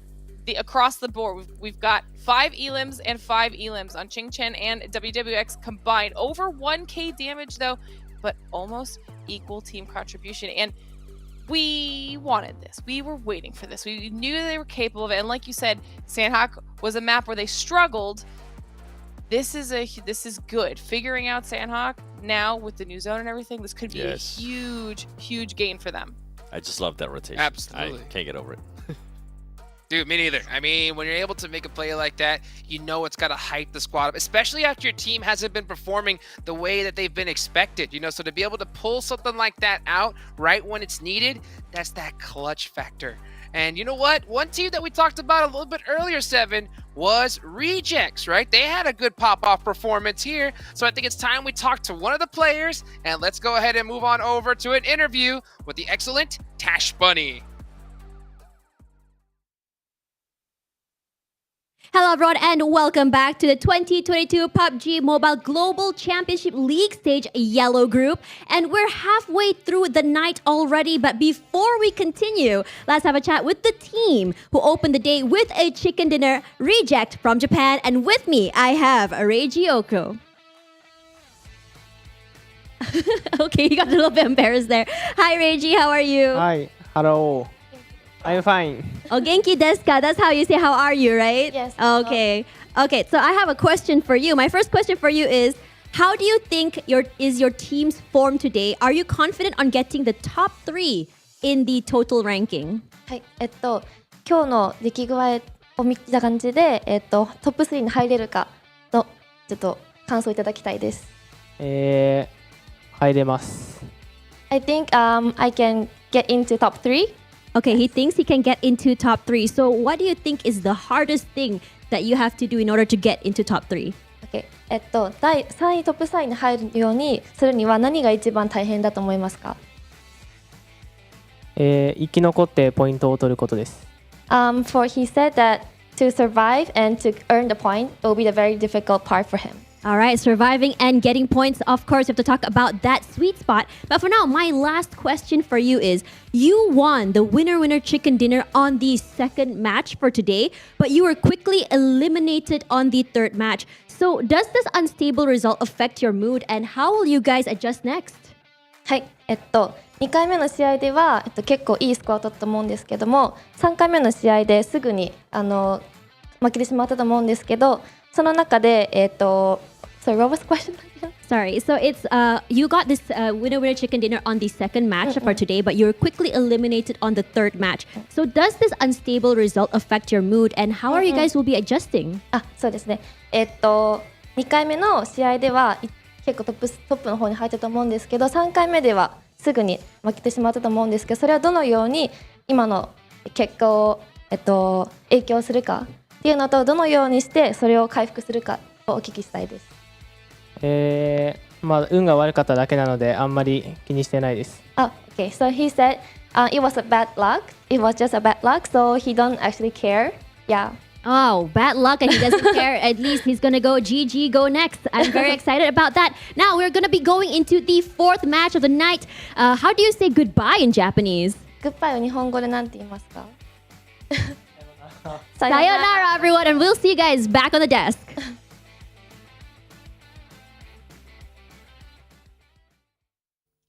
Sayonara. Well, hello, dude. Welcome back, everybody, here. What a great interview right there. What was your real takeaway from that one, Seven?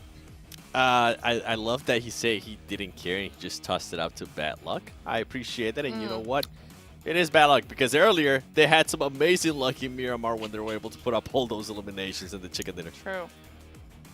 Yeah, I mean, hey, and that's a good way to kind of get over all the issues with your team, right? Just say, hey, it's just bad luck, baby. You know, it's good luck. Happens. Our hotel partner, right? Our hotel partner here for PMGC, Pullman, Kuala Lumpur, Banksar. Our world is your playground right there. And yeah, it does happen, Seven. Sometimes you just got to brush it off. Say, hey, dude, you know what? It happens. Hey, you know what? Let's talk about Prime Gaming, of course, our platinum sponsor for PMGC. Guys, they've got a whole bunch of great in-game content, Prime benefits, as well as you can get some PUBG Mobile in-game items. So go ahead and check out Prime Gaming today.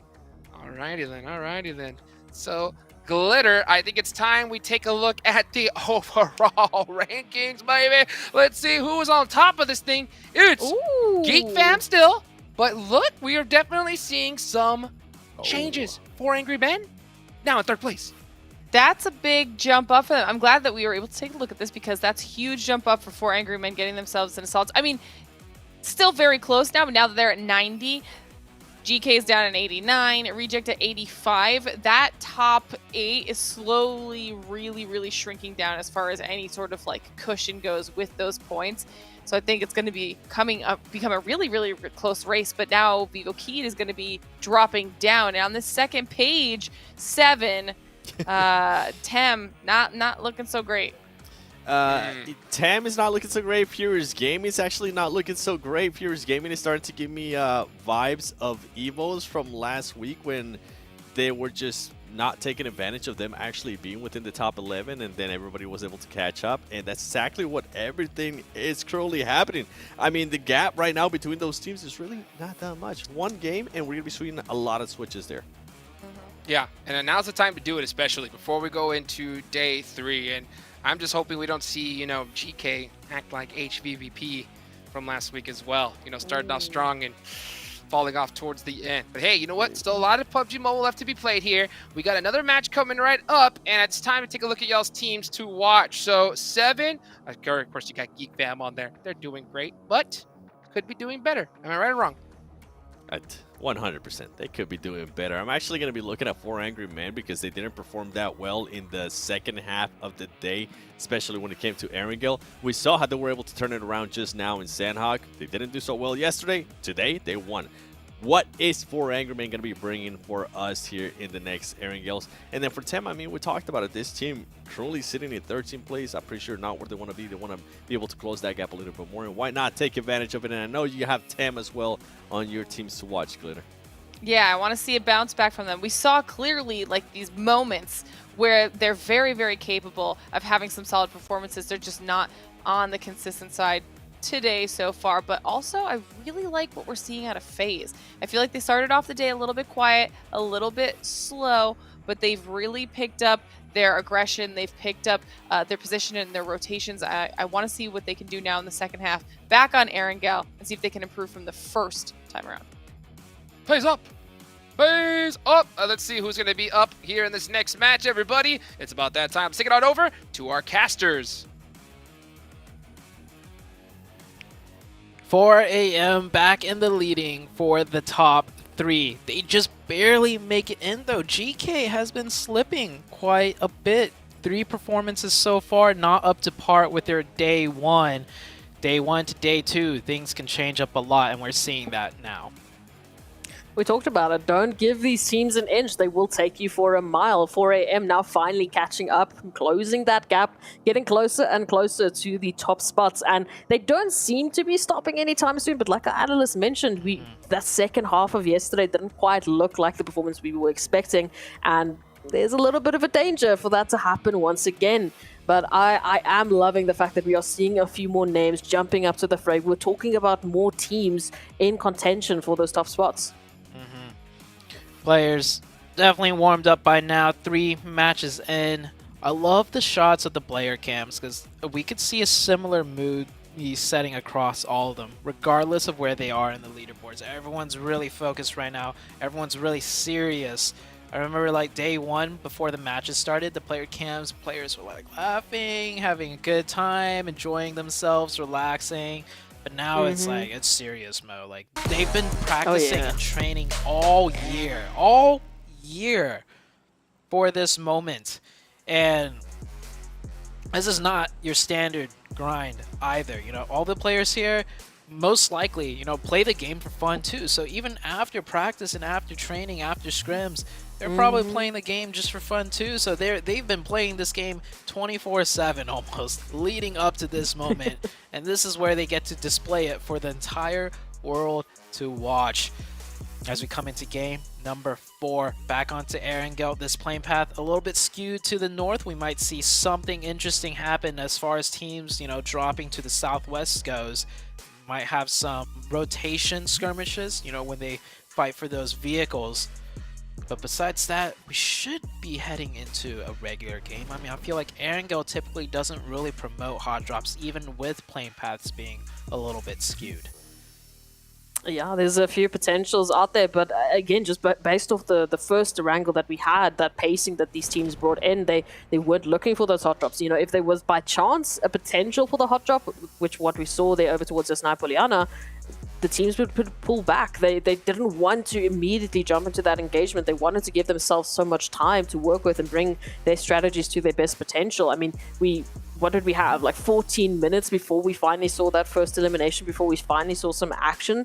And now with that centered zone, we are giving these teams the best possible opportunity to bring forth their best performances, to bring forth what they are planning to showcase and how they might make those final jumps up into the top slots of the overall standings.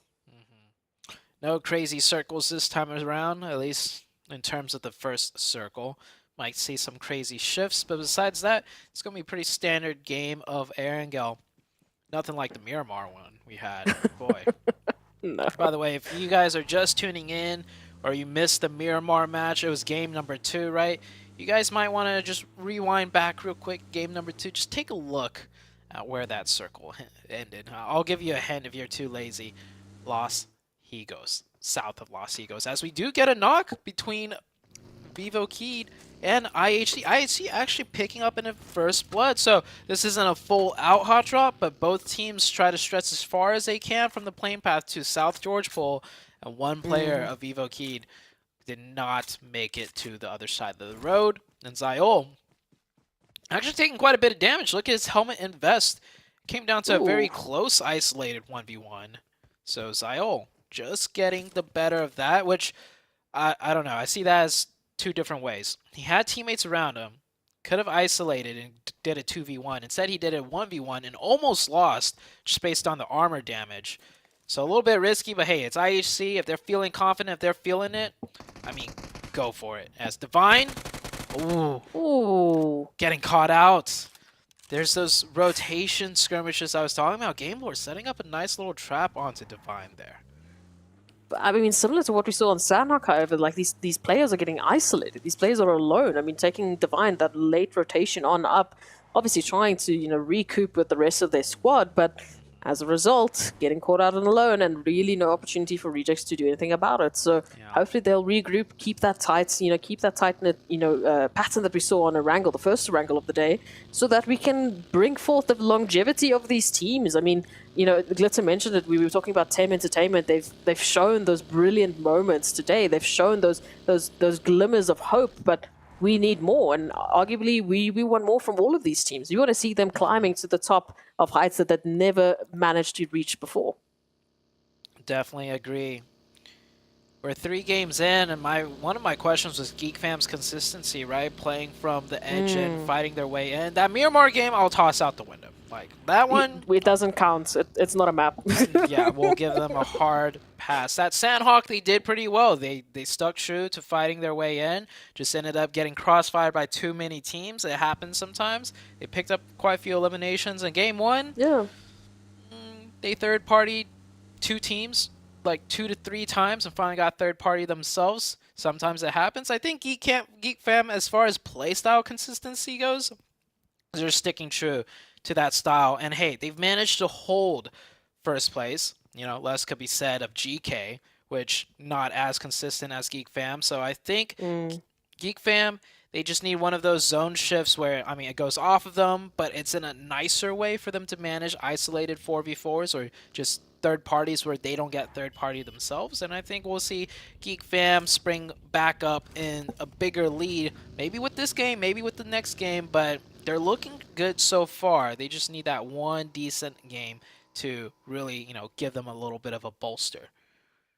Yeah, no, I would 100% agree with that. I mean, Train to Kill, I also just want to say that they've brought in that consistency today. You know, it hasn't been ridiculous games from them. It hasn't been, you know, absolutely crazy performances, but it's been that somewhat consistent. I mean, they started the day off with, what, 65 points?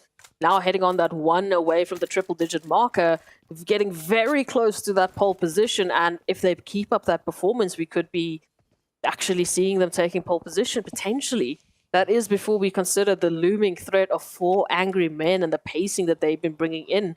And once again, if they can keep that consistent, I mean, it's been the same question for Geek Fam. If Geek Fam can keep up that dominance consistently throughout this week, then yes, we're talking about Geek Fam going all the way, but it's a hard pressured game. Again, I mean, I would say yes, Geek Fam have been consistent, but the rest of the teams, they've stepped up.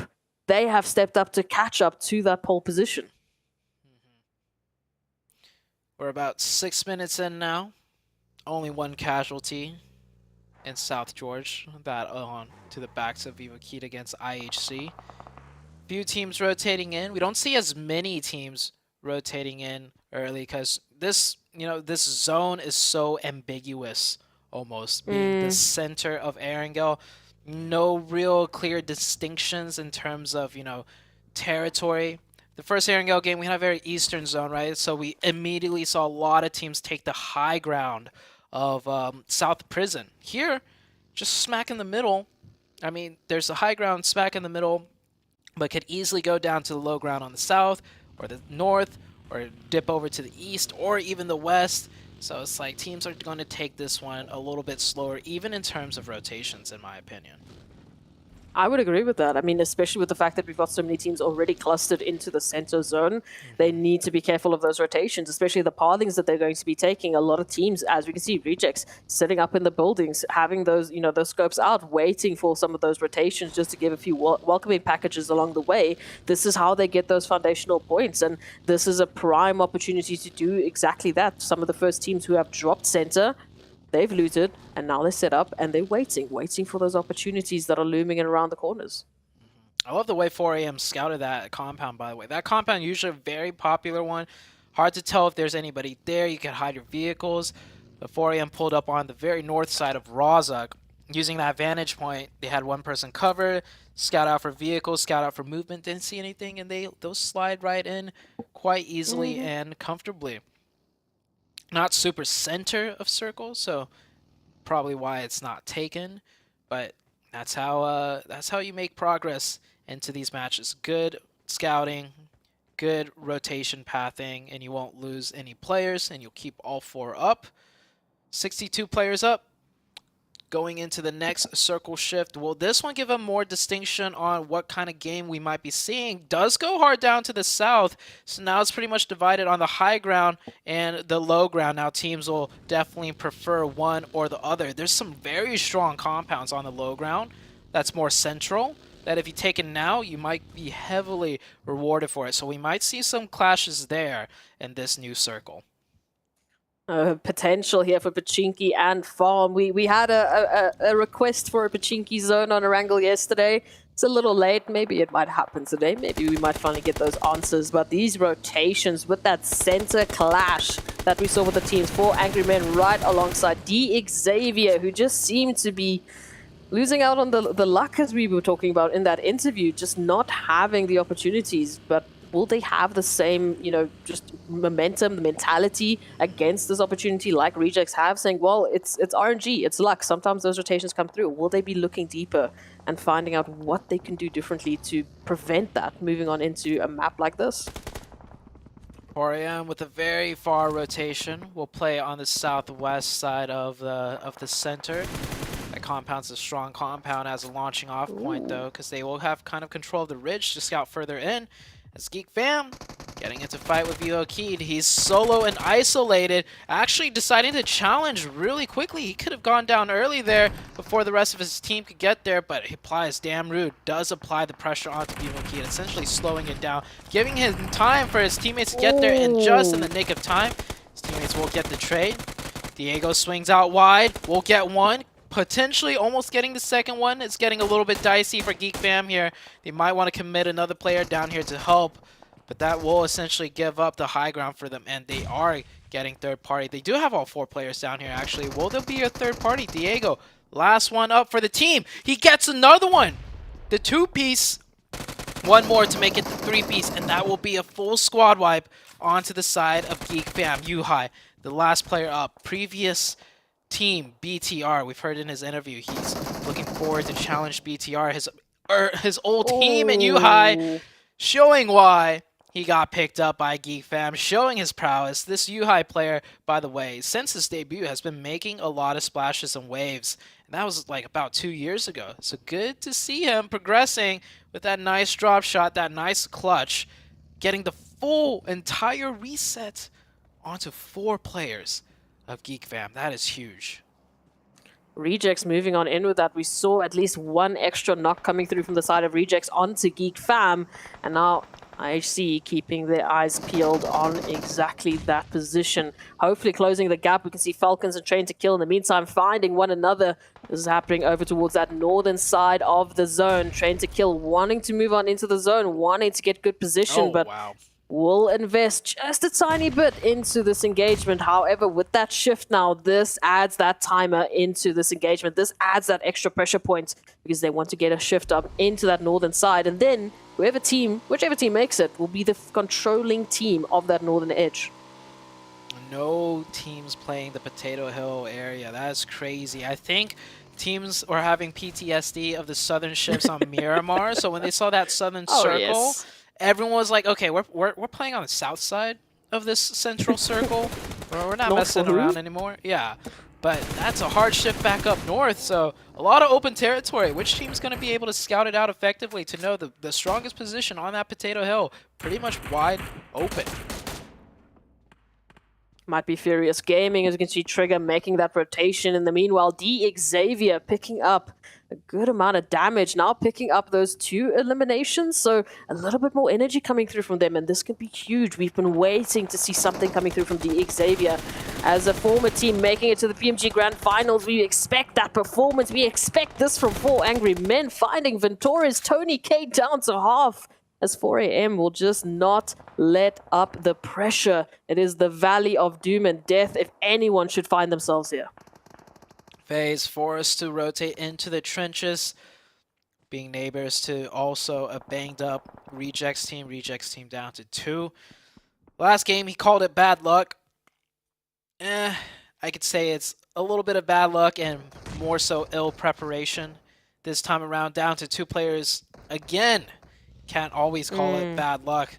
There's some mistakes to be learned from here, as they are gonna hope they get circle blessed there. They're pretty central, a little bit west of the center. 4AM is actually dead center of the new circle, playing that valley position. Very nice find for 4AM. I like this, the way 4AM has been playing Erangel. They will go for those hard rotations, those calculated risk rotations. Previously, I've always recalled 4AM like 2-3 years ago. Their style was always, play it slow, edge in, fight their way in. But this new style of being able to flex that, go for rotations or fight their way in when they have to, has been proving to work out for them pretty well.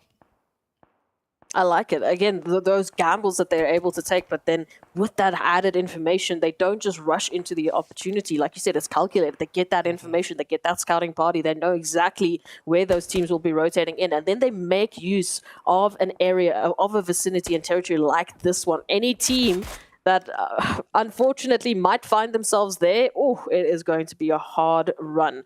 Furious Gaming now moving on in from that Potato Hill will be having a beautiful line of sight down towards 4AM, just looking for a couple of shots, looking for those potential connections.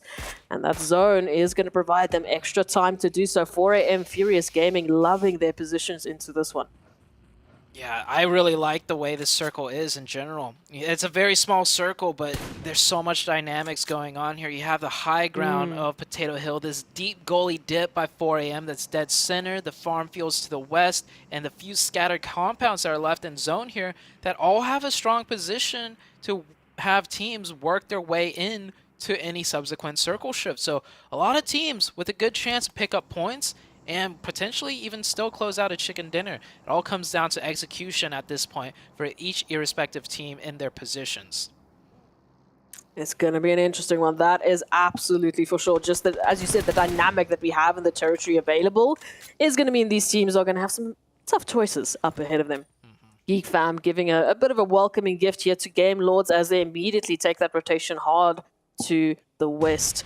Again, this is a rotation they need to make into zone. Both of these teams fighting on the outskirts as slowly but surely we will see that pressure forcing them into the chaos. But Geek just applying the pressure. Oh, Tim Entertainment, they found Genesis Dogma.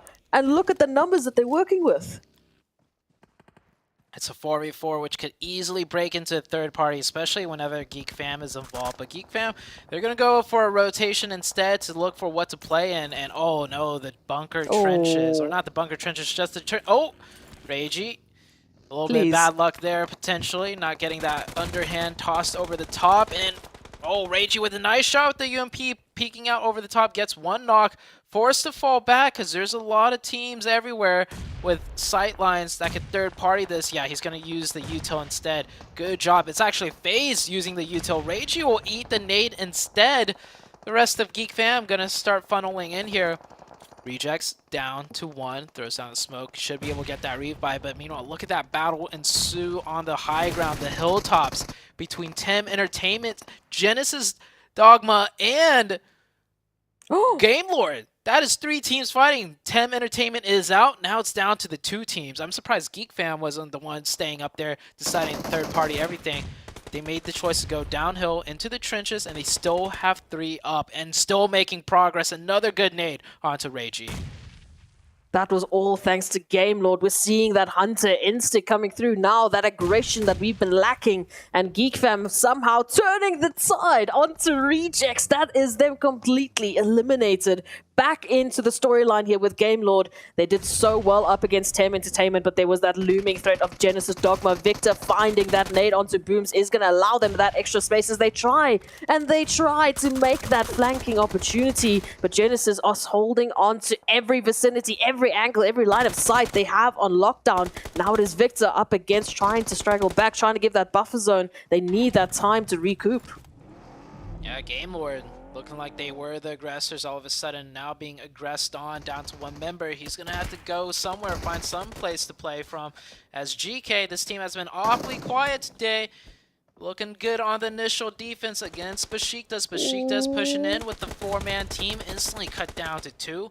Now getting shot in the back by, I think that was still the GK team getting an angle there. Now Besiktas down to 1. This should be easy cleanup, easy finish. GK showing us why they were first place yesterday. Clinical defense right there, picking up the 4 Besiktas without having a single player even knocked.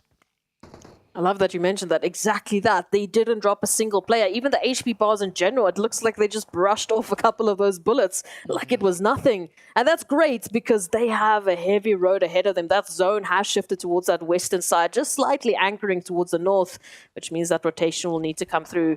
Nongshim Red Force is towards the east, and right up ahead of them, we can see the likes of 4 Angry Men and the Valley of Doom and Death that they have been planning. But now, a little bit of a distraction here. We've got a few rotations in. We've got GK Esports moving in. We've got Nongshim Red Force as well. So 4 Angry Men will have quite a lot ahead of them quite soon. 4 AM with the prone. Nice spray down. Meanwhile, on the northeast side, they have the Falcons and Train to Kill trying to get the high ground. Furious Gaming sitting comfortably, able to just keep both teams back. Satan does go down, gets confirmed. As GK, they crash in. They get a run over for the opening. But GK, not enough members left alive to fully commit to this. We'll let 4 AM get the reset unless if Genesis Dogma decides to get a nasty third-party timing in here. Looks like they're thinking about it. They're getting closer. They're not quick to pull the trigger, though, and not quick enough as Ching Chen providing the sightlines, providing the cover from this exact potential push will shut it down. I don't know how, I don't know why, I don't know where, but somehow, some way, 4 Angry Men have turned this one around for the time being. Genesis now trying to make that flanking opportunity right alongside Train to Kill. We can see all of the surrounding teams now filtering in, filtering all of that damage center. As King Shen might be in some danger here. Genesis Dogma trying everything to try turn this battle around and get a good position in zone. Meanwhile, Falcons in that rotation up against Furious Gaming. It seems to be all down to Milos right now, holding the ridgeline, waiting and trying to stay alive for the likes of Furious Gaming before the rotations move on in.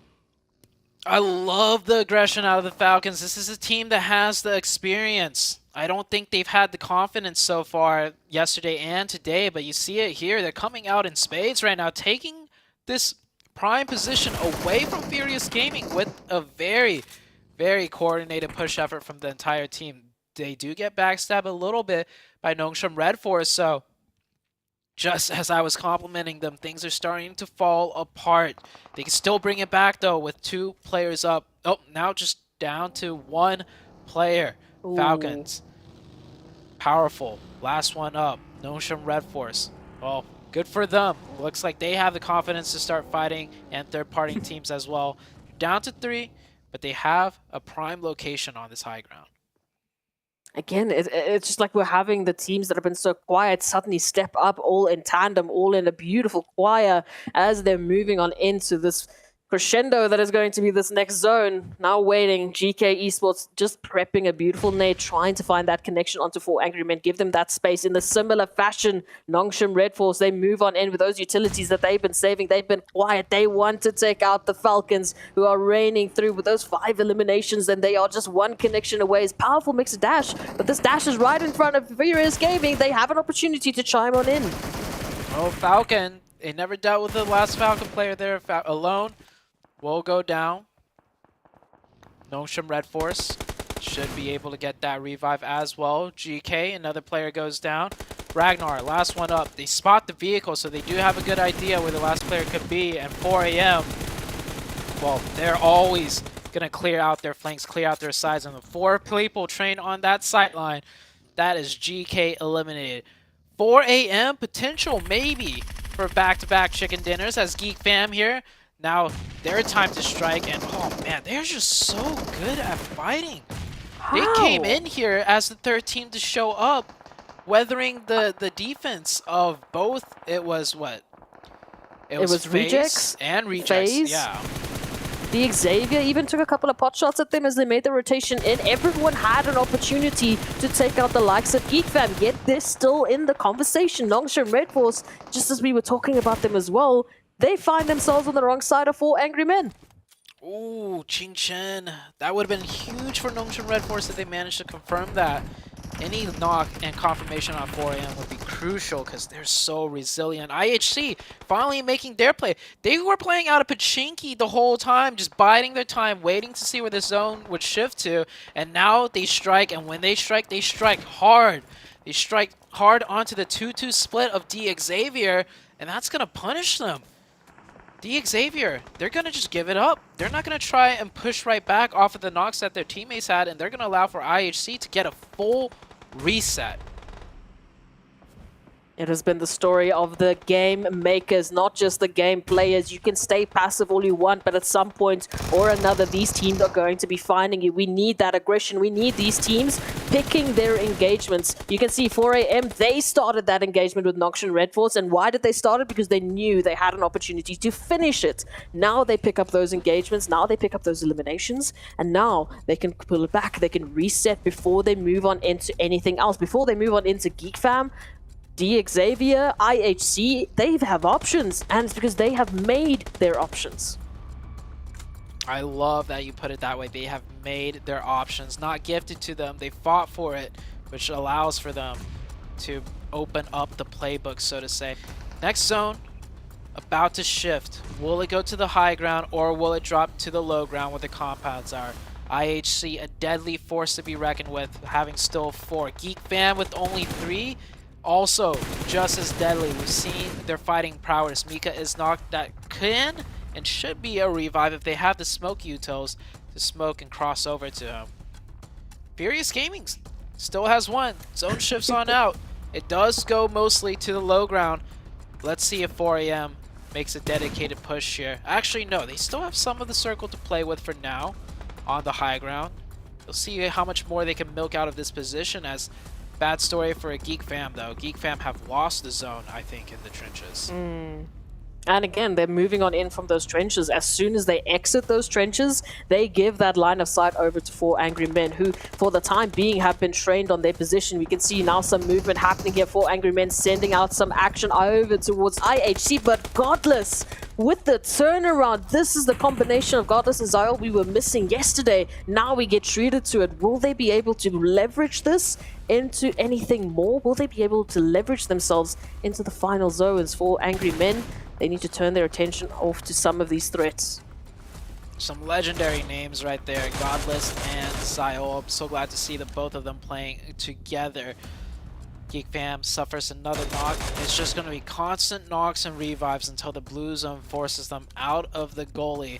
I don't know if the Geek Fam team has a working vehicle. I love to see them go for a crash. If they do have a working vehicle, that's probably their best option at this point, because smokes are only going to do so much. When everyone's spamming the smokes, you are bound to catch some stray bullets.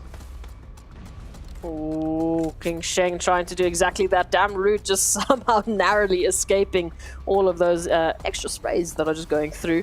But Geek Fam, surely but surely, they are moving up. They are trying to find another position. Oh, here's Savon though with the line of sight that we've been missing from 4 Angry Men, looking like they might finish it up. But we've still got a few more teams that might change that storyline, that might actually go for that steal.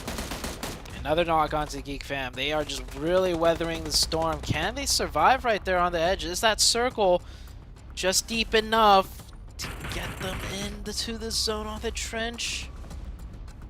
You see how hesitant they are in leaving that spot. About to get knocked once again.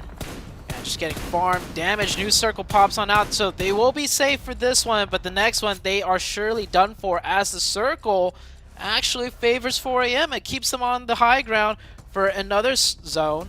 And the last one, well, we're pretty much it. We're going to head into the 9th circle, and it's going to close right in between 4 AM, IHC, and DX Xavier. My question here is IHC, right? They're just on the outskirts of the zone. They know that DX Xavier are right up ahead of them in that compound. Where's that push? Where are they going to take that control? How are they going to alleviate the pressure that they're going to be feeling in that final zone? Here it is. I've been asking for it. IHC making that move into DX Xavier.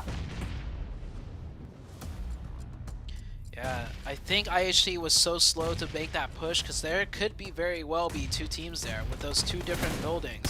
So they don't want to push too early and get third party, but after this much time has passed, I think they've been able to tell, okay, it's just the last 2 remaining players of D Xavier. Geek Fam now making the play, getting into the zone, but man, yeah, just crossfired and angled from too many teams and people. They will go down. A nice try out for the side of Geek Fam. IHC, oh my gosh, Furious Gaming. We totally forgot about Furious Gaming in the backlines. That could have been at least 2 knocks, but he whiffs it. He gets 1 down, he gets like 2 down to 1 HP. And now IHC getting a full reset on the heels.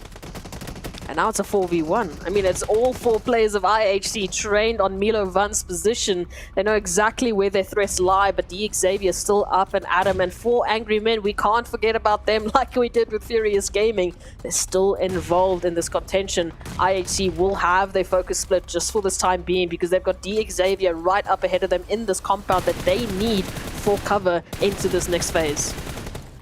Ooh, good knock. Oh, an even better finish. That is a huge setback for the likes of 4 AM, because more than likely they were going to have to try and push and third party this fight.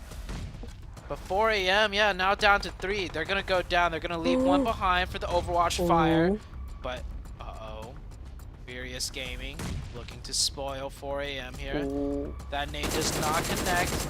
And there's a chance, okay, I was going to say there's a chance they don't know if Milovan is here, but now they definitely know. Those DP shots right now. IHC taking the fight on the inside, gets the finish onto DX Xavier. However, they do lose 1 player. No, do they lose more than 1 player?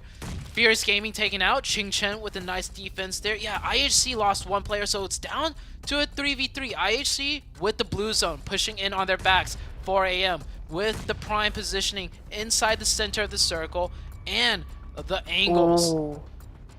But this is prime. Any team can win this 3v3 at a disadvantage, it would be Prime 8 IHC. How are they going to do this? Are they going to clear out the tree with the grenades? Oh, Godless. He has an idea. Blue zone coming in. Makes a toss, gets the knock. Yes! It's good. IHC to a 2v2 actually. Ching Shan or Good Xiao got the trade with the weapon. Goes for the confirmation. That's a little bit risky. Sticking your head out like that. They get another knock. 2v1. I think Godless got the knock. No, Godless going for the knock. Backed up in the shed and forced to push out. 4 AM making the decisive play to drive down while IHC was just finishing up their fight. It looked a little shaky when IHC took down Savan and got the confirmation, but a back-to-back chicken dinner. A super extremely tough game on Sanhok for 4 AM to navigate. This time around with 2 very precise rotations. They will nab the chicken dinner, and I think 4 AM, they should be shooting up to first place after that one.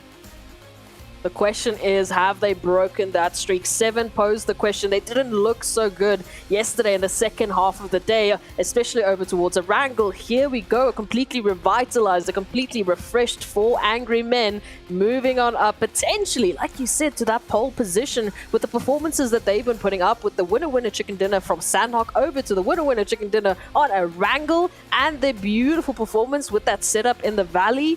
They are bringing home a very surprising performance here for everyone, or at least the expected performance that we were waiting for on day number 1. 4 AM looking so good right now. China overall looking very strong. Nova finished in second. In week 1, LGD almost made the top 3. Unfortunately for them, they were knocked down to 4th. And 4 AM, well, there's still a very long road ahead of them, but that road's looking brighter and brighter with a back-to-back chicken dinner.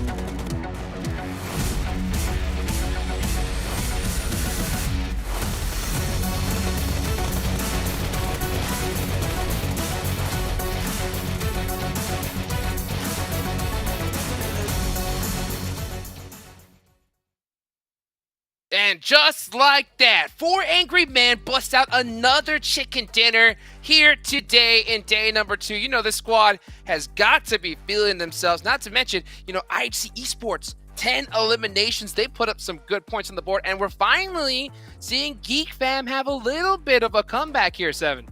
The rotations, the split that 4 Angry Men has done in the previous match and now in this match that just happened have been amazing. I mean, the split that they were able to do at one point towards the end, being able to just secure more area and then making a push for it, getting those different angles. And I'm actually surprised that Furious Gaming player weren't able to do anything in regards to those 4 Angry Men players being right in front of him, Glitter, because he could have easily at least knocked one down. Listen, we heard the caster saying it. This was the performance out of 4 Angry Men that we were looking for from yesterday. And we wanted to see if they'd be able to bounce back because they had a slow second half of the day. They bounced back big time. I mean, 7 to 5 elims. But IHC, we were talking about this while we were watching the game too, Jukes. IHC out of nowhere just started tearing it up. And when you have teams at the top like 4 Angry Men that are getting all of those elims to be able to do the performance that IHC did is yet again impressive. It's so impressive, especially right now at this stage, the perfect time in order to do it, because now that we're at day 2, right, you gotta bounce back strong because they only got a few games left here in this group. And we'll find a little bit more about this information when we come back right after a quick break.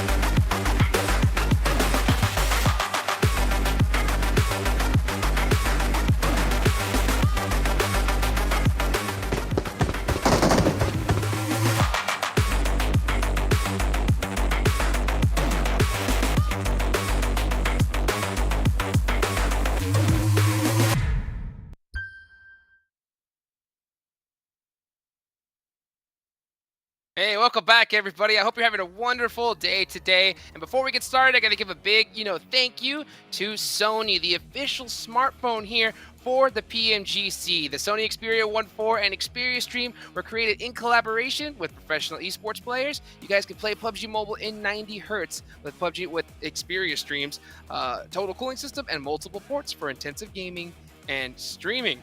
And you could tell, man, these guys, these four angry men, they are getting angrier and angrier as this show goes on. And I want to see just how angry they have gotten with this overall rankings.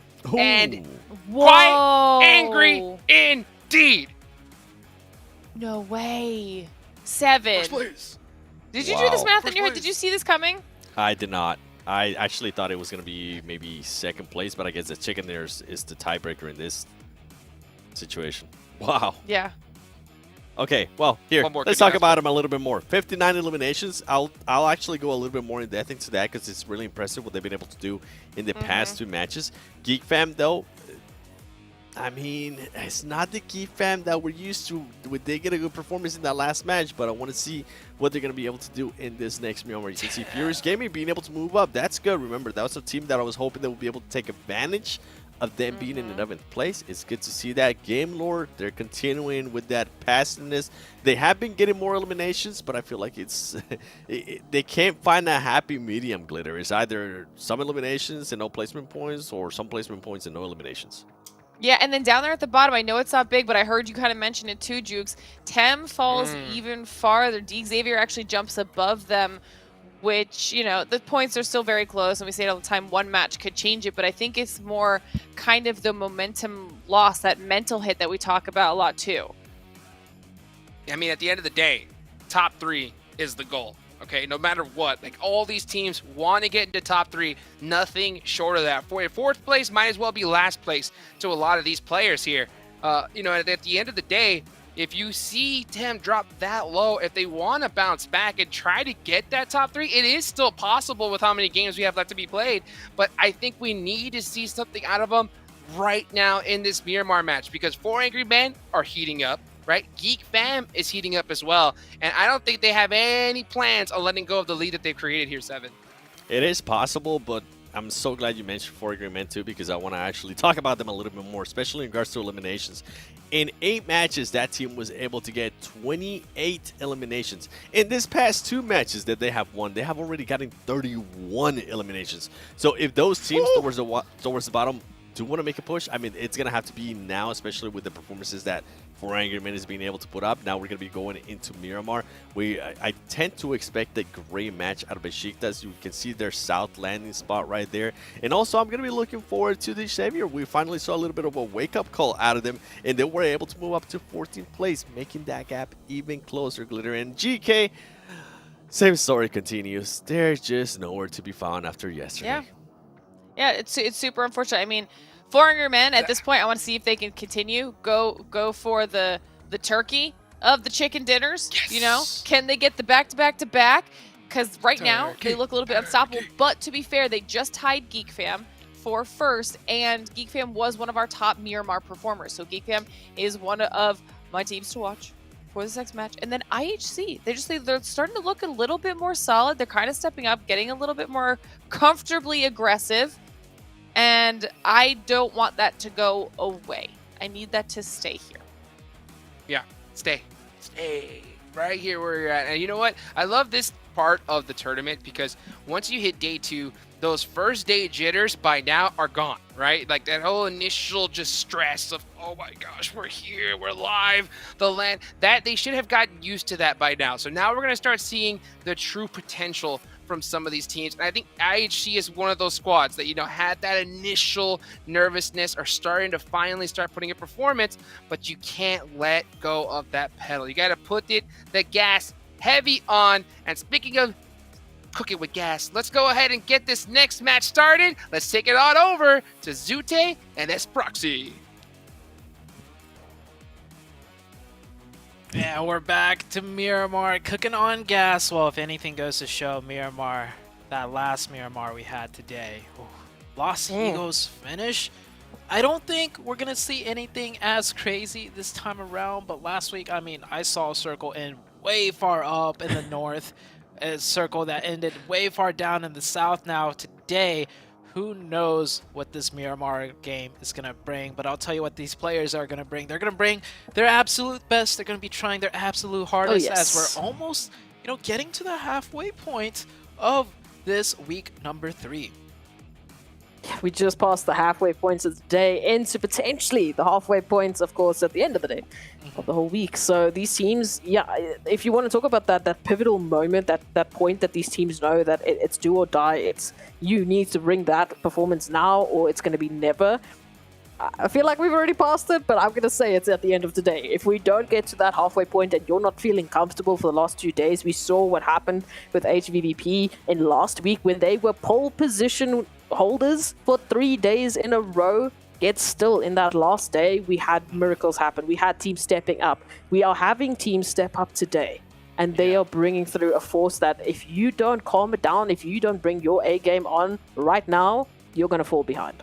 Yeah, speaking about bringing on your A game on right now, right? The teams are feeling that pressure. We just saw a couple of seconds ago, Xavier, they made a sub. Xavier, one of the teams that we talked about at the beginning before any matches started, a team to kind of look out for based on their previous performances. They subbed out T-Duck for Vichoi. So Xavier, they're feeling that pressure. They need to make a change, and it's not just Xavier. We've already seen a few teams do some sub-outs, sub-ins, and I think it was better to do it early. One team, the very first team almost, I think, if I'm not mistaken, to do a sub was IHC, and that's been working out so well for them that they recognized the problem early on, and they tried to fix it with the sub. These other teams following suit might be a little bit too late, but hey, we're not at the halfway point just yet. There's still hope, there's still time for these teams to work out their kinks, whether it be with the current roster that needs to synergize better or maybe bring in a new player. IHC, Zyol, I feel like is holding the title of Super Sub right now. Remember, as soon as they jumped into that game, first up, the first elimination we had on that map, also, who did it go to? Zyol, bringing in that energy, almost making a statement as soon as their feet hit the ground, that IHC, the storyline, it's going to change. The chapter has opened, and now the same thing has to be said. We've had 2 subs in today. It was Nongshan Red Force and now Xavier. We need that performance to match. We need that energy to move on back in. Playing path quite heavily favoring the western side. A lot of teams splitting out to the east. Not too bad though. It's better to probably stretch to the east than stretch to the north from a southern playing path, because a lot of road access ways all run from east to west, and which means a lot more car vehicle spawns for teams to work with to try and stretch further to the east, unlike, the opposite way around. We saw the circle pop up. The circle will be actually favoring more of the eastern side. Los Leones dead center of that new zone pretty much. Taking a look at the mini-map. No hard drop contestations, but once again, with the playing path being so far west, we might see some scattered split drop fights or rotational fights.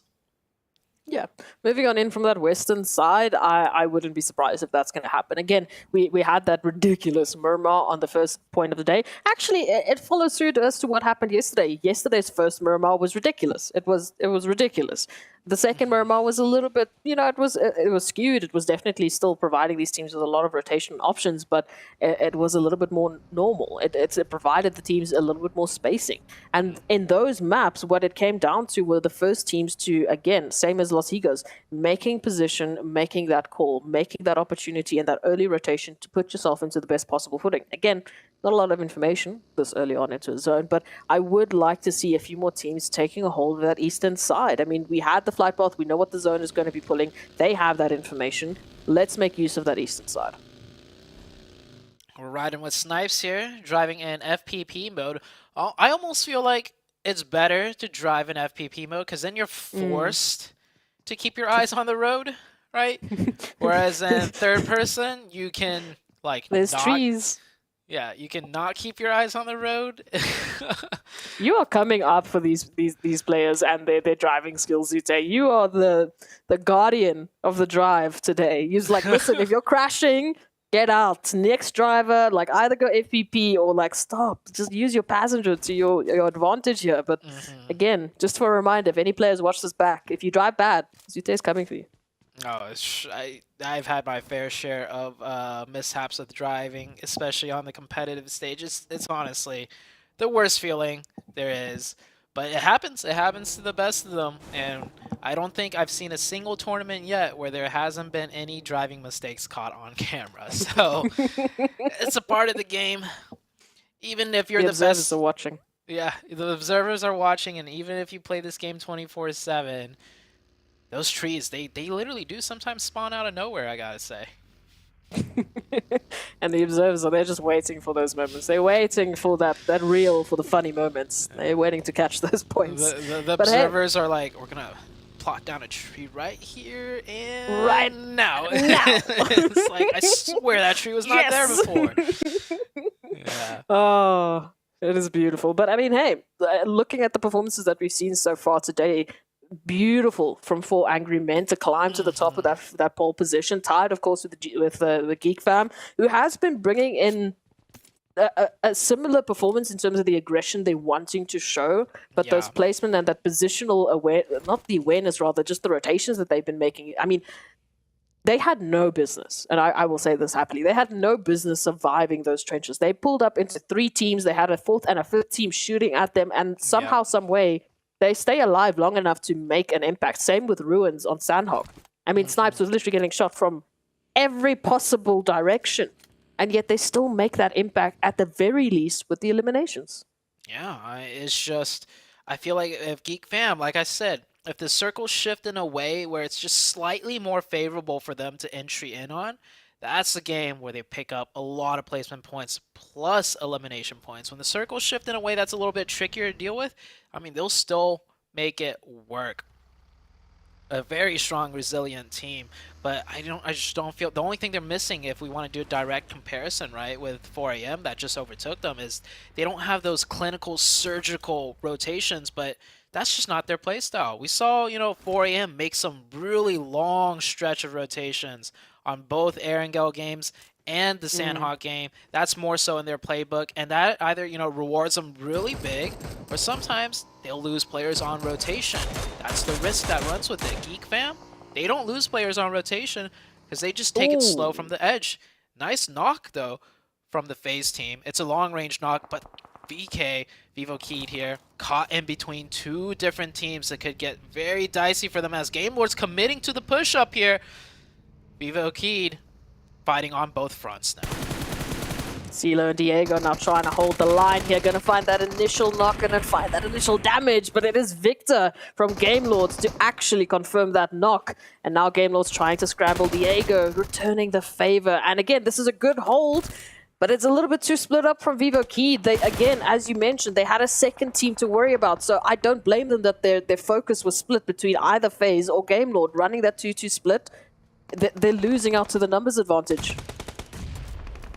The flank players needed to create a better buffer zone, which was not done. Now they're getting shot in from behind, pushed in from behind. FaZe getting into the mix of things. I don't know if Game Lord realizes Vivo Keyed was in a fight with the likes of FaZe. FaZe might actually just continue to pressure this fight in. FaZe wants more. Game Lord looks like they want to back out, or at least space out a little bit to get better positioning here. And that is Vivo Keyed just crunched in by both FaZe and Game Lord. It's like sharks in a shark tank right there, and they were fish food. Pretty much. You mentioned earlier about that performance from Geek Fam, and it's hilarious that we're talking about, now it's coming down to those rotations. Yesterday, we were talking the storyline that the way in which Geek Fam have been playing, their winning condition is them not having zone. Their winning condition is them having to fight into zone, being that outskirts team, and now it's coming down to that rotation. So that stark difference in the storylines also is coming through because we are having so many other teams step up. We're having so many other teams put up obstacles that in day number 1, Geek Fam didn't have to worry about. Geek Fam didn't have to think about, now we're having a 3-part rotation on the outskirts. We're having 4 Angry Men running off with perfect rotations. Now it's a whole different storyline. So they do need to make those small adjustments to give them that edge once again. I completely agree with you there. Next circle shifts to the west side. This side, west side, the best side. But honestly, I love this area of the map. I mean, we just saw the fight take place between Game Lord and FaZe, but yeah, that ridge line, that mountainside, so much opportunities for teams to, you know, really mount a strong defense with good sight lines, and there's still so much left to play. It's almost looking like the end game of the Erangel, where very dynamic difference, you know, throughout the map, and each point that each team takes up has pivotal ways for them to play it, for them to maximize points and potentially get a win. It all comes down to execution once again. Every spot has its advantages and disadvantages for sure. Which team is going to make the best of it? That's the real question to be had now as we head into the second circle. If you're talking about our current quote-unquote elimination leaders, not that there's a lot of eliminations that have happened, it's FaZe, it's Game Lords, it's Genesis Dogma Kids. Three teams that, again, from FaZe, there's that consistency. From Genesis and Game Lords, we've been lacking a little bit of that aggression. We've been lacking a little bit of that killer instinct that you've been talking about. You know, we mentioned on Erangel, making your options open, being the game makers instead of just playing the game. Ensuring that you're the ones choosing that engagement, you're forcing that engagement, you're forcing another team into an awkward position instead of being the ones forced into it. Yeah, a lot of teams are lacking that right now. Hopefully they find it throughout the course of today, throughout the course of this game. And sometimes, you know, on the flip side, it could be the rotation instincts, right? I don't know what, there's killer instincts and then the rotational instincts, because we, for sure 4AM has really, you know, picked up on the rotational instincts, really capitalizing on every rotation they make. But I mean, that just comes down to pure experience and constant studying of other teams and the map. IHC getting a long distance knock onto 4AM. These two teams had a showdown just the last match, and you can see it's pretty even. IC got the knock, but instantly he's shot down to half health and his level 3 helmet quite banged up. Good return here from 4AM. And again, they don't need to jump into this engagement. I mean, IHC, they're very split up. You can see Zyol is actually just keeping a good eye out on, you know, the likes of that northern side for those rotations, while a few of those IHC members, only 3 in particular, are focusing towards 4 Angry Men. So it'll be interesting to see how long they keep that stalemate. If for now they just want that information, they just want that opportunity to apply pressure rather than getting into that engagement, because we're still waiting for that zone shift. We're still waiting to see where that pressure is going to be coming through from. And right now, most of our teams are centered up towards that eastern side of the zone, towards the north and towards the east. Those are our polarizing points. We can see it there. It's almost like they're drawing us a compass. Next circle does go a little bit further to the west. Picado could come into play here. Team IHC has a nice slew of options to play for with good sight lines. 4AM is going to make another rotation, probably further up north to that compound that will isolate them down into the center. And I would say not the strongest of positions as far as play options out of it. But with this being so late in the game and with it being quite central, they might just be able to make good use of that spot. Teams that have to rotate in that we're watching out for: Geek Fam on the edge. We had Tem Entertainment, GD Gids right here pressing into Nosham Red and Red Force, and they get a nice little pre-nade onto one of the players. It looks like Genesis Dogma Gids is going to actually stop here and go for the engagement. Nosham Red Force, though, definitely getting the better end of this fight. But they've got those 2 initial knocks. Now it's slow it down. You've got that numbers advantage. Now you don't need to push out. If anything, you can just constantly apply the pressure. Look at that. Booms having to take a run away. That gives them an open finisher. That gives them an open opportunity to take another engagement. But what they are really happy for right now is that they've picked up those 2 eliminations without dropping a player. That's going to be huge for them moving on into the next engagement. Whereas for Falcons, it's not looking great. Yeah, Falcons going for the gas station, end up losing. How many? They end up losing 3 players. Falcon down to just 1 out of Yusuf. Man, this Falcons team, very, very disappointing performance, I would have to say, as far as like what they've been able to do before. So 53 points only. Only 1 player left alive, not even in a strong central position.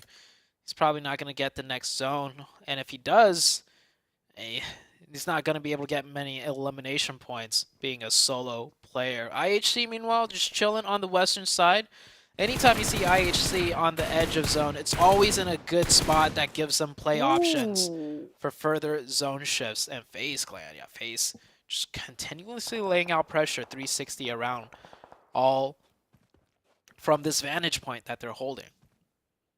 I'm liking it though. Already, we talked about it. They picked up those 2 initial eliminations. Oh, might be on the cusp of not just the 3rd, but they've already been looking at their 4th, as Yuhai is just down to a sliver of HP. And it's forcing the likes of a team like Geek Fam to rethink their options, to rethink their position. All of a sudden now they're being pressured, looking at a potential regroup, running that 2-2 split that Geek Fam are working with now. If anything, the 2 of Rude and Yuhai, they are isolated. They are in a little bit of trouble, especially when we start to think about Train to Kill. Moving on into their position, you can see already the first member of Train to Kill. They're getting closer. Yeah, it's actually very strong for FaZe to take those shots. Like, the player's keeping his head down. You're not going to get any damage in, but what that does essentially is it doesn't allow Geek Fam to peek up to look for info, to put pressure onto Train to Kill. So with Geek Fam not creating any presence because they're constantly pinned down, that gives Train to Kill, you know, more opportunity and comfortability to press closer to Geek Fam on the next shift if they do fight that way.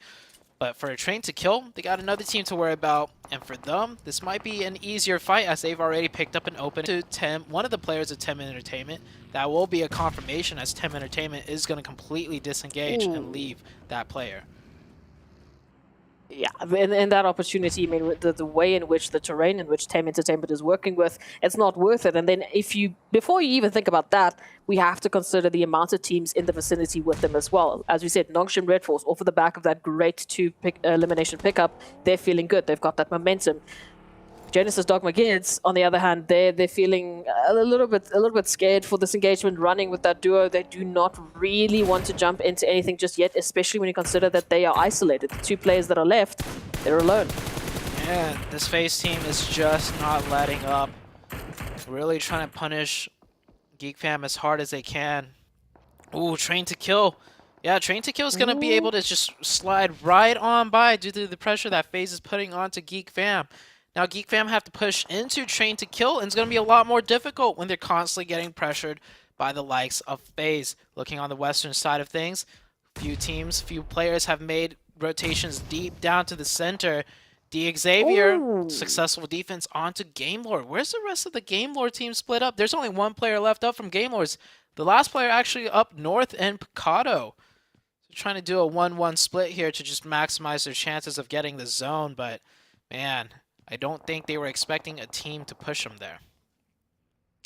Xavier actually running a 2-1 split as well, but unfortunately one of those hopefuls finding that 2 of Xavier will meet the end and mean that we do have Game Lords down to only 1. Akashi will reign that flag high, hopefully for a few more zones, get some good placements. You can see Nongshim Red now feeling the pressure, Train to Kill with that rotation. Lovely line of sight here from Sandesh, who can apply that extra bit of pressure while the rest of the team moves on in.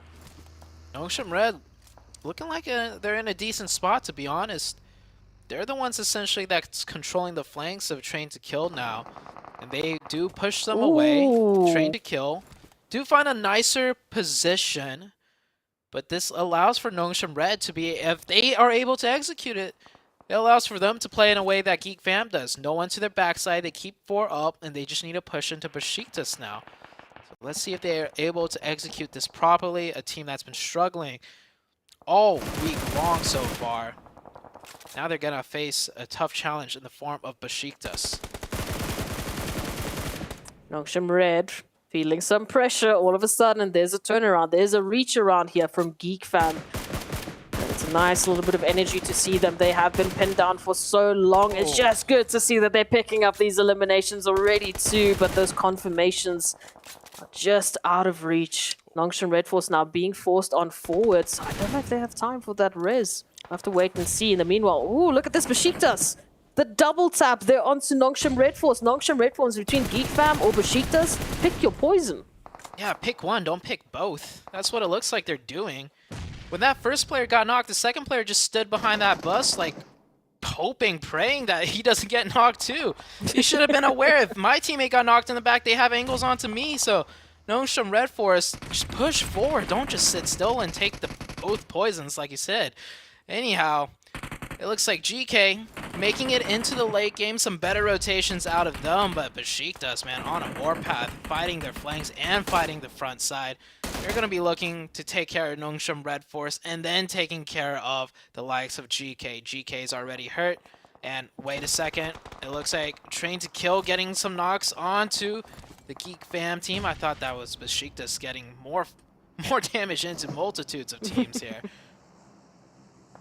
Well, they definitely have the option here, but Mika coming through from Geek Fam, trying to hold the line as the solo member and just getting absolutely shot. You can beeline as much as you want, zigzag all you want, but you've got two teams trained on your position. Now Nongshim Red Force, they initially wanted to go for that push, but that elimination from Geek Fam is going to provide them potentially a secondary option. This is still risky though, right in front of like, what, 3-4 teams?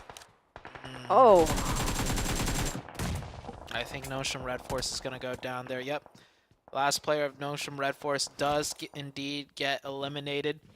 Furious Gaming has pushed into the likes of GK and looking very successful. Down to a 1v1. Swings out again, and Hope will be the last hope. Can he get the revives before Besiktas pushes in? Has Besiktas been keeping track of the elimination feed? They got one confirmed onto the likes of GK, and then they saw GK getting into a fight with Furious Gaming. I'm surprised Besiktas isn't pushing off that. Besiktas has how many players up? Taking a quick look at this. Besiktas has all four players up. All four. Yeah, they could take all four. They could have taken this position, denied the full reset, and given them pretty much full access to anywhere where the circle shifts. But without taking this spot, GK is going to constantly be a little bit of a roadblock. And now Besiktas is coming in. It's a little bit too late. They could still win this one out, though. But you can see here, yeah, they were completely unaware of what was happening earlier and a little bit too chaotic for them to keep track of. A team with better, quote-unquote, killer instincts, right, would have noticed that in the elimination feed, would have noticed a good chance of third party and taken this whole spot over by now. I mean, I'm just hearing Seven shouting, you have all four of your players up and you're not going in for the eliminations? Exactly. What is happening? What are you doing? Why are we so passive? Come on, we need that energy, especially just when you consider the simple fact. At the very least, if you're just going for eliminations, that's great. If you get the team wipe, you open up options for yourself in this final zone. You open up space, which you desperately need, especially since most of the teams are stacked towards the southeastern side. So we will see what Besiktas will be able to do. They're running that 2-2 split 2, of which very close to GK Esports, who now hold position in the zone. They're going to be able to actually contain Besiktas out of it if Besiktas are taking a direct line of sight in. New zone has shifted out. What was said earlier about 4 a.m. does play out true for them. They picked a very central spot into Circle 3. They are essentially surrounded now, but they get the subsequent zone shift, so they just have to hold that position down like a fortress. IHC, meanwhile, they can choose what they want to do. Go north, go south. They have full sight lines of everything. It's not going to be easy per se getting into this zone, but at least they have all their options laid out before them. Besiktas denying the rejects hard right now. Grenades raining in. It is all up to Justice to get those revives. Divine, he does not want to clump up with the rest of his teammates, and Besiktas now getting aggressive. I like this. Getting closer and closer for the kill shot onto the rejects team. Bay is going to be closing out that engagement with Falcons. Rejects, not looking too great. Just as Justice wanted to go in for those revives, just to go in for those numbers, to pack it up. Here come Besiktas. This is the Besiktas we've been waiting for. All four players still up. And now they are looking to change the game. Down to only 2 members here of Rejects. Getting some information, just popping up those heals, trying to reset the HP bars. Divine does go down. So it is just up to Justice. And I mean, what a way to try and do something with this. It's a 1v4. They're looking for him. They know Rejects only have one up. Justice trying to lay low. Will get taken out. Besiktas up to 11 eliminations. So definitely playing a little bit slower, at least for the previous engagement where they could have taken out GK. still does not mean that it's not going to work out for them. The killer instinct definitely kicked in, though, onto the Rejects team. They went for that as soon as they had the dominant position. GK, of course, could have potentially third party, but they kept 2 players back to make sure they get a heads-up alert on any potential aggression. They would have pulled their players back right there. So well done for the Besiktas team. I like it, but now they need to continue it. Please do not stop this energy now that we're heading into this next potential zone, into these next few final moments of Miramar. We need that energy to continue. Besiktas running high with 11 eliminations, and IHC looking to maybe pick up 1, at least, maybe on towards BHC, as they're taking rotation from the west. I completely forgot about IHC. I feel like we haven't been able to see them. Again, they haven't picked up an elimination. They've been making good rotations. They have all 4 of their players, but now they're looking for those engagements. They're looking for those possible opportunities. I think the next engagement they're going to take will be on to the likes of D Xavier. We'll see what the zone shifts. Now GK has to mount this defense 3v4 against Besiktas. It's going to be a difficult one. Next circle pops out. Pick your poison. 4 AM. That has the prime position, but a much harder building to crack, and they have 4. Or take the edge of zone on the north side against the 3-man team of D Xavier, but not the best position on the map. We'll see what IHC decides to do here. I think it comes down to whichever side they get a knock onto first, potentially. As Train to Kill, GK, and Besiktas also, they have to move into this new zone.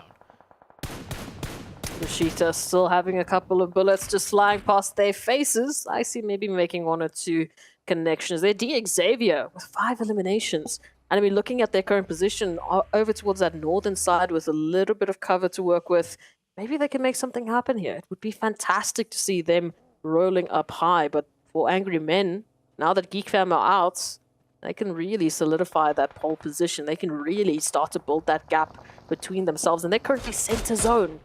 I mean, this is as bravado of a play I can see, but IHC might be here to stop the bravado. Uh-oh. I was saying, whichever side they get a knock on first might be the committal. And, oh, Besiktas forced to go down into the open, use whatever rocks, trees that they can as cover. Meanwhile, GK on the north side will swing north. So Besiktas swinging south, GK swinging north. Which team will come out on top? Both teams have a very tough zone entry to breach. FaZe holding down this northern side at this deep dip, and they're doing well for themselves. 4 AM resets up to 4 players. It does not look like a full committal out of the likes of IHC will play out. IHC does lose 1 player in the process too. IHC making just a little bit of a change, just a little bit of an opportunity to try work in a different angle to this. Besiktas, though, they're feeling the brunt of the action as they are just taking lead after lead after lead right from the barrels of 4 Angry Men. As Train to Kill, they find FaZe Clan, no other than FaZe Clan, as well as GK Esports, who are feeling the pressure now. Going to be interesting to see if Train to Kill can close it up, but it's not going to be the case. Sandesh does go down, and now Savan coming through with a couple of shots, a couple of pressure points that they can poke around here up against GK Esports. Again, they are within center zone. They are fighting against all of the other teams on the outskirts. Another precise, critical rotation potential win coming out of 4 AM. And not out of it just yet. But with that position and with all the teams having to edge into the wide open, this is as free as can be for 4 AM, I feel like. Oh, I do want to agree, but I also want to see what D Xavier can bring in as they take out FaZe Clan. Lamborghini with the roll-up, running through with 5 eliminations of the total 9 that D Xavier currently have. 4 AM still within center, still applying that pressure to Besiktas. They are reminding me right now of Tim Entertainment over towards a wrangle, just not an opportunity for them to get out. At least this time, the cover's a rock, not a tree. Yeah, that tree is going to be out in the blue zone soon enough. But Besiktas still managed to keep 4 up. I would have liked to see, with those 4 players, they played a little bit more aggressive against the likes of GK way earlier. They would have picked up some points there. Surprisingly, they're moving down through the smoke. They're getting very close to the likes of 4AM. 4AM also worry about IHC. They're getting pushed on both fronts, but IHC taking some shots onto the likes of Besiktas.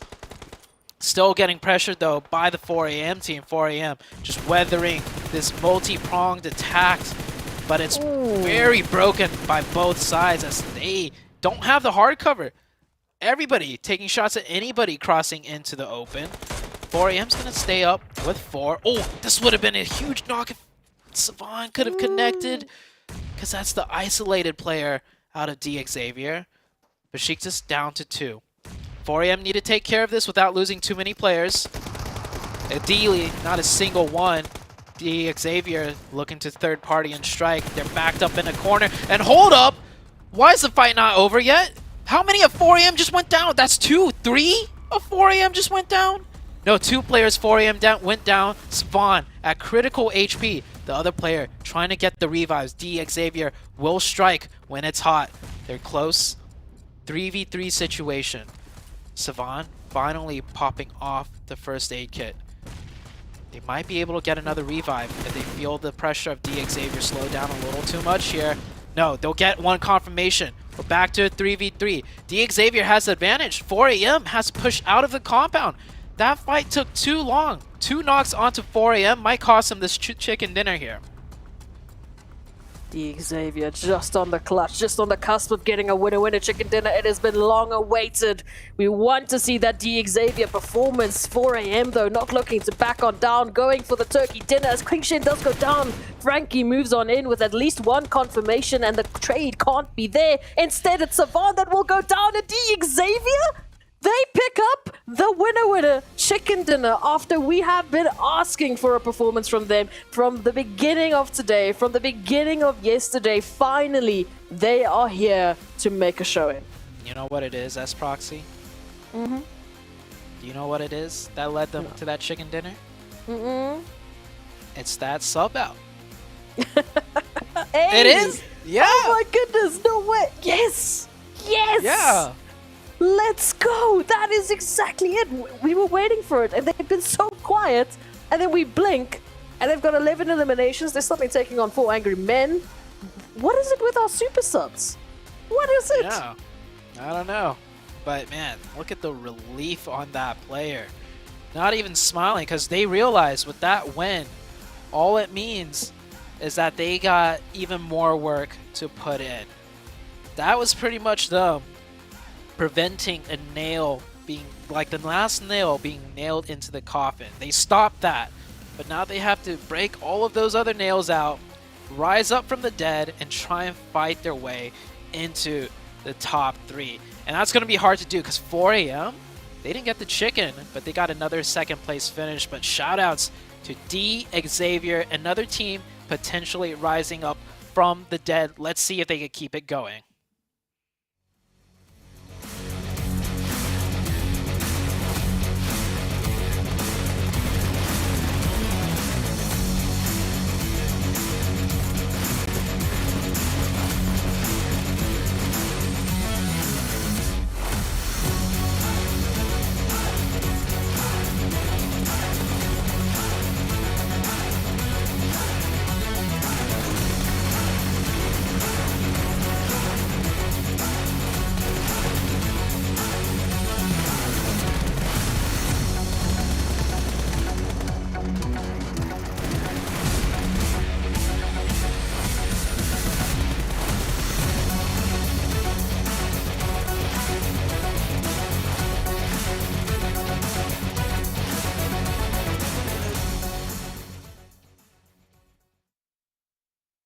D Xavier pull out a must-have chicken dinner. We could just see it in the player's face. Even though you just busted out a win, 8 eliminations by yourself, you could just see the stress, the relief. Because man, this squad had a heck of a hole dug for them, but this definitely put quite a bit of dirt in there.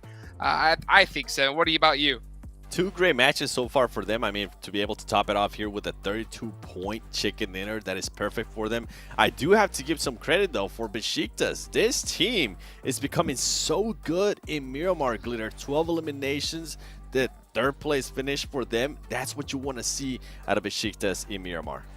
They have just been so much stronger today, but so has DX. We're getting a head-to-head now between Lambor and Peace. DX versus Besiktas. And I mean, these are just impressive across the board. 9 elims, 903 damage for 33% of that team contribution. And then the throwables. I mean, we talked about the throwables at the top of the show, how important they were for Geek Fam. And now we're seeing how important they've been for Besiktas, for the other squads. And honestly, you called them out multiple times, Seven. You wanted to see more out of D Xavier. That was a team that from the very beginning of the day you talked about. And now as we take a look at the overall rankings, we can see one, not only the gap that 4 Angry Men has now created for themselves in first place, but IHC has been very consistent too, and they jump up just barely above T2K. IHC has definitely been consistent. I mean, they have been willing to frag out too, which has been impressive out of them too. Geek Fam, so far, not really having one of their best days, at least with what we were able to see yesterday. And then here on the second page, look at that big jump up.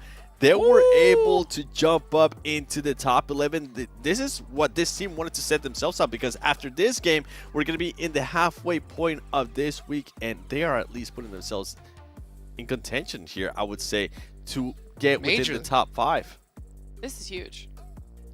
Oh, massive, massive. Because if you think about it, if D Xavier have this do the same game, right? Pull up the same numbers that they just did in the last one here in this next game, this squad will jump to 3rd place. That's literally how much of a jump that they just had. That's crazy. And this 3rd place is very, very tight. Now, there's only 20 points between 3rd and 9th right now. So anybody could take it here in this last match. And I guarantee you they do. You want to be setting yourself up in a good position. You have Aaron Gale left here and only 2 more days to go after this. You do not want to put yourself any further behind than you possibly can here, Glitter. It's true. Honestly, last match of the day is always kind of one of those free-for-all options because, like you're saying, it's an opportunity for some teams at the bottom of the overall to maybe make a last-ditch effort to get some points on the board, but you know the ones at the top want to be holding on to that position, and we can see from the top performers right now, it's all of the teams that we've been talking about. I mean, now 4 Angry Men absolutely dominating so far today. Geek Fam, though, still the top Erangel performer, so they have an opportunity to close that gap and bounce back just a little bit. And then, as we were just saying, Seven, IHC, wildly consistent. They're up here, and right after them is T2K. Yeah, look at the eliminations that come out from Geek Fam. I think that's one thing that has definitely been saving them, their performance when it comes to Erangel.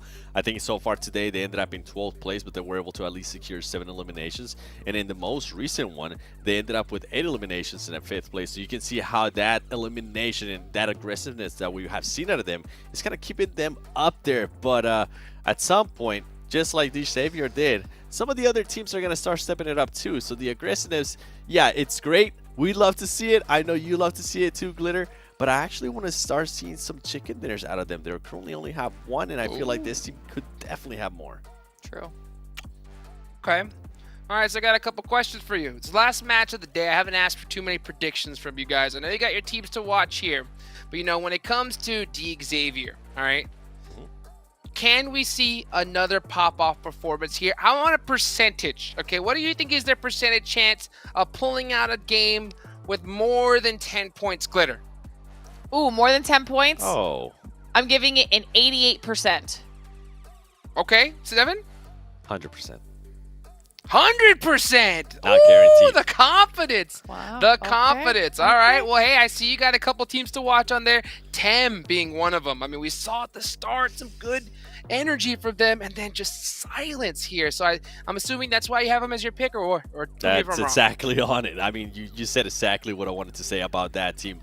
We just haven't seen them ever since they put up that 2nd place performance in Erangel. They have completely disappeared. And then going back to game lore, I mean, this was a team that we were talking about how their passiveness was going to end up hurting them, especially some of the teams below them were going to be able to step up. Guess what? These Xavier just show what you are supposed to be doing here in PMGC League stage. You're supposed to be going for it. They were able to do it. They passed them. Game lore needs to start switching the strategies. Glitter. Okay, well, okay, so you're looking for some of the teams that have been struggling to bounce back, and I am on the flip side of that. I'm looking at the teams that have been doing well. I want them to close out the day strong so that they can head into day 3 with some momentum under their belt. So I'm looking at Four Angry Men, I'm looking at Besiktas, and I'm looking at D Xavier. Okay, you asked for that percentage, Jukes. I gave it 88%. Yes. I need them to make me look smart now. For real. Okay. 100%. All right, come on. D Xavier, pull up or shut up. It's the last game here of the day, and we are about to be at the halfway point of this tournament. 1 match left. You do not want to be in a tough position. GK is another one that I'm going to have my eye on right here, because this is a squad that has been performing kind of wishy-washy right now. I mean, it's crazy. I mean, after the start of yesterday, I mean, they had such a massive lead. We thought that, oh man, this may be a squad that just can run away with this. But then just after that 7, it's just been pitfall after pitfall. Why do you think that is? Nothing's currently working out for them. I mean, since match, what was it, 4th, they haven't really had any performance higher than what they were able to possibly get just now, which was 6 placement points, 1 elimination. We're not seeing any eliminations out of them, which at least yesterday we got a chance to see some when they got those back-to-back chicken dinners, right? They ended up with a 5, and then they ended up with a 13. None of that is happening right now. They're currently dying down, and I think that's why they might be trying to go for those placement points. They might have been switching that solid just to get something going their way. Let me ask you this, Glitter, right? When it comes to GK, do you think that the reason why their performance is faulting is it because they're performing worse than they did at the start, or the other teams are performing better? I mean, I think it's mostly themselves. When you look at the stats, they're just not putting up the same numbers on any of the maps that they did well. So it's not like it's a map specific performance thing. It's not like it's a time of day specific thing. They're not burnt out, or maybe they are. I don't know. Maybe they can't. It's the full weekend stretch that's starting to tax them a little bit. But I think that they're very capable of bouncing back. They just need to at least get something under their belt that's a little bit better than what they've been doing, so that they can set themselves up better for tomorrow. Or if they don't, just be prepared to review those VODs. Make sure that you can make your adjustments from day to day, which is actually what we've seen a lot of the teams that struggled on day 1 doing here today. It's why they're doing better. And I also, we're seeing that here in this recap. I had also mentioned earlier about FaZe. They haven't been getting the chicken dinner, so we haven't been talking about them as consistently, but they have at least put themselves in a solid placement. They've gotten some eliminations on the board, and overall, they're at least setting themselves up for a little bit better performance than somebody like the GKs of the world. So they got to do something. These days fly by. I was going to say, with FaZe Clan, I would like to see a little bit more of consistency in regards to placement. We see a big up and down between them. They go either 13th, and then they're able to make it within the top 5, top 6. Yeah, and then it goes back to 13. A bit more consistency. We know that you guys can get the eliminations, but just give us some better placement, please. It just seems to be that just constant balance, right? It has to be both if you want to make it in the top 3. You have to get an insane amount of elims and placements points. This isn't the PUBG Mobile of 2018 where you could just go and just sit for zones and try to get some points, you know? Here, you got to make some moves, and you got to get those elims too. And it's crazy to see just a stark difference in so many of the squads, right? You see some have a whole bunch of placement points, some heavy on eliminations. And I think at the end of the day, it's those eliminations that give you that little extra bump up. But hey, you know what? We got the last match. I know you guys could hear us talk all day long, and that's what you want, but it's time to get the game, okay? So why don't we go ahead and get this last match started and send it on over one last time for today to Zute and us Proxy. Well, we're here to close out the day. From day 1 to day 2, very different. In this roller coaster of a ride, I feel like it's only going to continue. We're starting to see shines of brightness from teams that were looking kind of like almost dead in the water. D Xavier just now with that super sub coming in an immediate chicken dinner, and not an easy one by any means. They had to fight their way through towards the end through quite a few tough opponents. There was FaZe Clan, and then there was also 4AM that they had to contend with at the very end. I think it's shaping up to be the next 2 days things are gonna still change and shake things up. Oh, we like to see it. Again, we were talking about that halfway marker, getting to that halfway point, waiting for those teams to step it up, waiting for them to showcase what they have available, and at the very least, getting that momentum rolling. Because, like Lita mentioned, these 2 days that are after today, they run fast. These maps run quick, and we've seen teams literally drop from first place down to sixth place. We've seen teams going up from that exact polarizing effect. So there is still an opportunity for a massive comeback. I mean, like, you know, Hot Jukes mentioned, 30 points from 3rd to 9th. That is one potential game. We've seen teams literally put up nearly that amount of eliminations alone. And also, many teams will be getting 0 points throughout the courses of the next few games coming up. Well, we have one game here, but we still got like 12 more to go.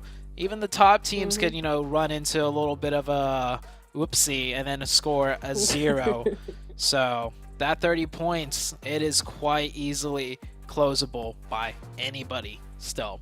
So we'll see how this last match goes. Players are getting prepped and ready. FaZe has been... I think FaZe is like one of those teams just like on the cusp of getting their chicken dinner. They've been playing so well.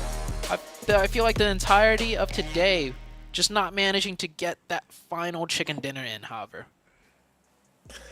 It's weird because we have them in that conversation. We know that they're, you know, in the vicinity, like in that last Murmur. We know that they were in top 4, top 5. We know they're there.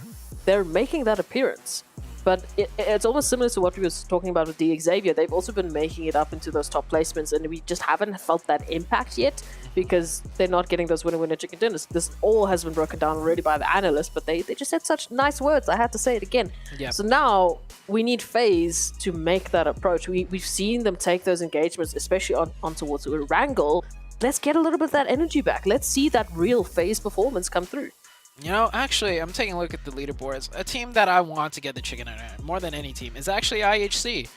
And it's not because, you know, they would shoot them in the first place, but looking at the first page leaderboards, from first place down, okay, 3 chicken dinners for 4 Angry Men, 1 for Geek Fam, 0 for IHC, and then immediately following behind IHC in terms of chicken dinners, 1, 2, 1, 1, 1. Everyone on the front page has had at least 1 chicken dinner besides IHC.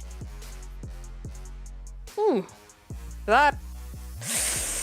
I mean, we were talking about Geek Fam yesterday. They were also managing to bring in such a beautiful performance without getting that winner chicken dinner. So it's about that consistency, man. Bringing in those placements, bringing in those fantastic, you know, eliminations. Even if they're not getting you to that winner chicken dinner, if it's helping you make that stand, if it's helping you get to that second, that third, that fourth place, you're getting those points. And they've been active at the very least. They have been a consistent mention. There has been a few slow moments for them. There has been a few times we were like, okay, where's our IHC? You know, we just got used to you being all fantastic and all amazing. Bring it back. But they did. And now the question stands for the rest of the teams. Who else is going to be joining the fray? Who else is going to be picking it up? Train to Kill. They've fallen out of the top 3. We need them to catch up to IHC now. It's only 1 point, but still.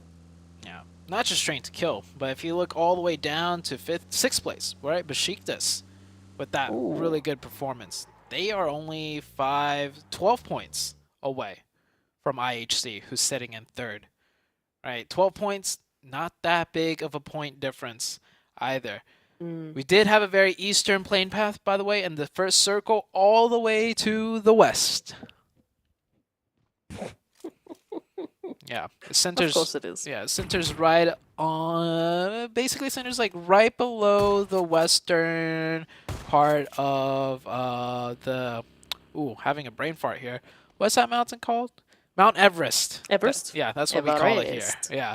Right on the western edge of Everest is pretty much the center of the zone. So I want to see which team does take Mount Everest and how that plays out.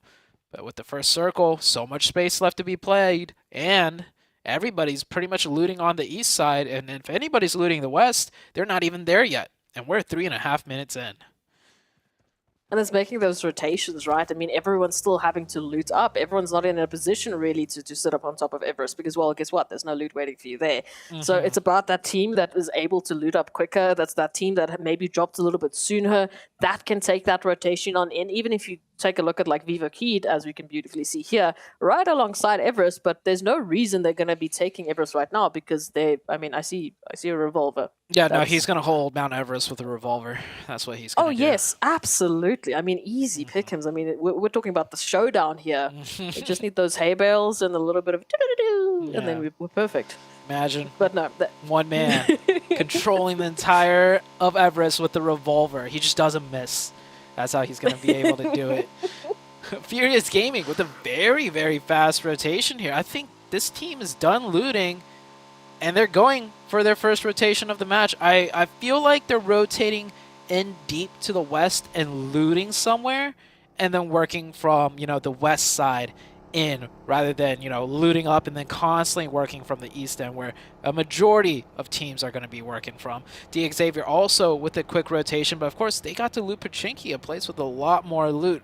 They should be better looted than the likes of Furious Gaming, and they'll also be ahead of Furious Gaming since they start off in Pachinki. Furious Gaming more further east of that. So a lot of teams prioritizing a very fast rotation given the polar opposites of the plane path and the zone. Furious Gaming, a little bit close up to Everest. I don't know if they're going to be stopping here or, like you said, just moving on a little bit more towards the west, maybe heading into Georgia Pool, potentially for a little bit of looting opportunities. Just sticking to the ridgeline for the time being very aware of what could be happening in the vicinity. A few compounds right up ahead, but those compounds might be taken by Xavier. A second too late. I don't know if he spotted the... even if he knows didn't... now. Oh, no! No! He swings out the bike. Too much momentum. And Fernan will go down. It doesn't happen too often, but it is a mechanic. It does happen. These players do need to be aware of that and not get off the vehicle so quickly. Furious Gaming, with such a fast rotation, they wanted this compound. They weren't going to hold Everest. They wanted they wanted some more loot, and that was a perfect compound to do it in. But we saw Xavier leaving Pachinki just as fast, and they will beat Furious Gaming to that spot. Such minute timings can change the course of a team's entire performance for a map, and that was a crucial moment right there. And fortunately for Furious Gaming, they drew the short end of the stick. I am seeing a few marks there on towards Everest. We are waiting for that question. Who's going to be one of the first teams to actually take it? And it looks like Rejects. They're still in the vehicles, though. Doesn't seem like they've planted their flag, but they are in the vicinity. Might be holding on to that one.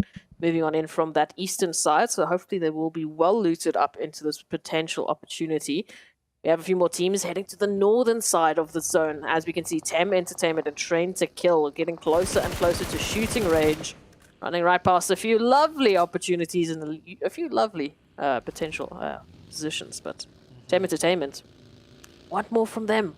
Again, those shining moments. We've had those glimmers of hope for Tem Entertainment. But they've had a rough start. I mean, we started off with a wrangle with them literally just hiding behind a holy tree.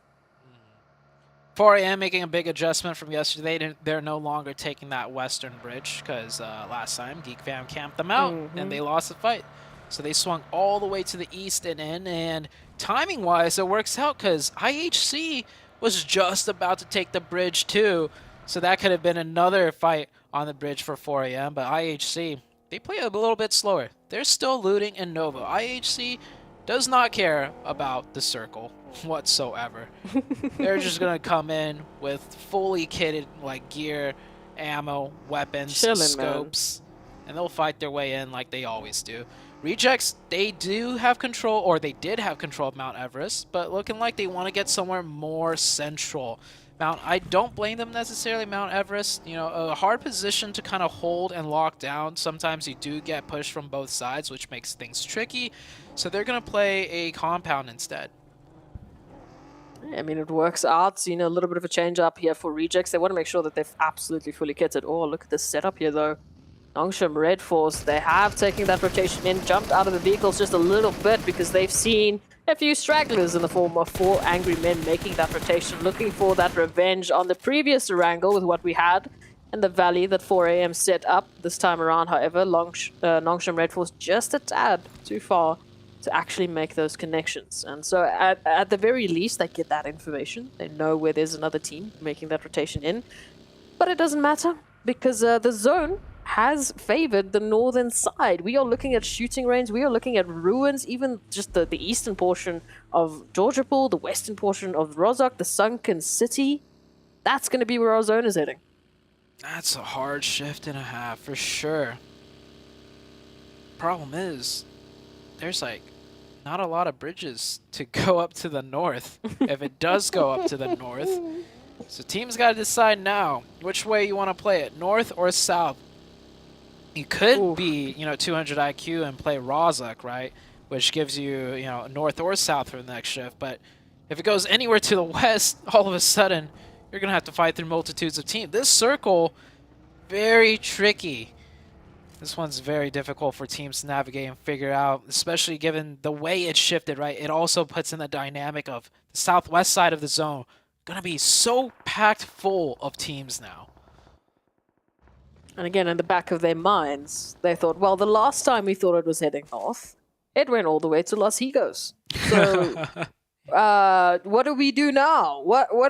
How do we take this one now? I mean, west, north, east, south, every single cardinal position is a potential, and every single cardinal position is a gamble for these teams to make. So Xavier now picking up a little bit of action here over towards Georgiapol. They need to be quick about this. We know there's a lot of teams moving on into the center. Ravi's now moving on in, finding that connection. Game Lords out here in the containers trying to use the vicinity, the territory to their advantage, and they need to. And remember, down out of the disadvantage, we've got a few teams rolling in.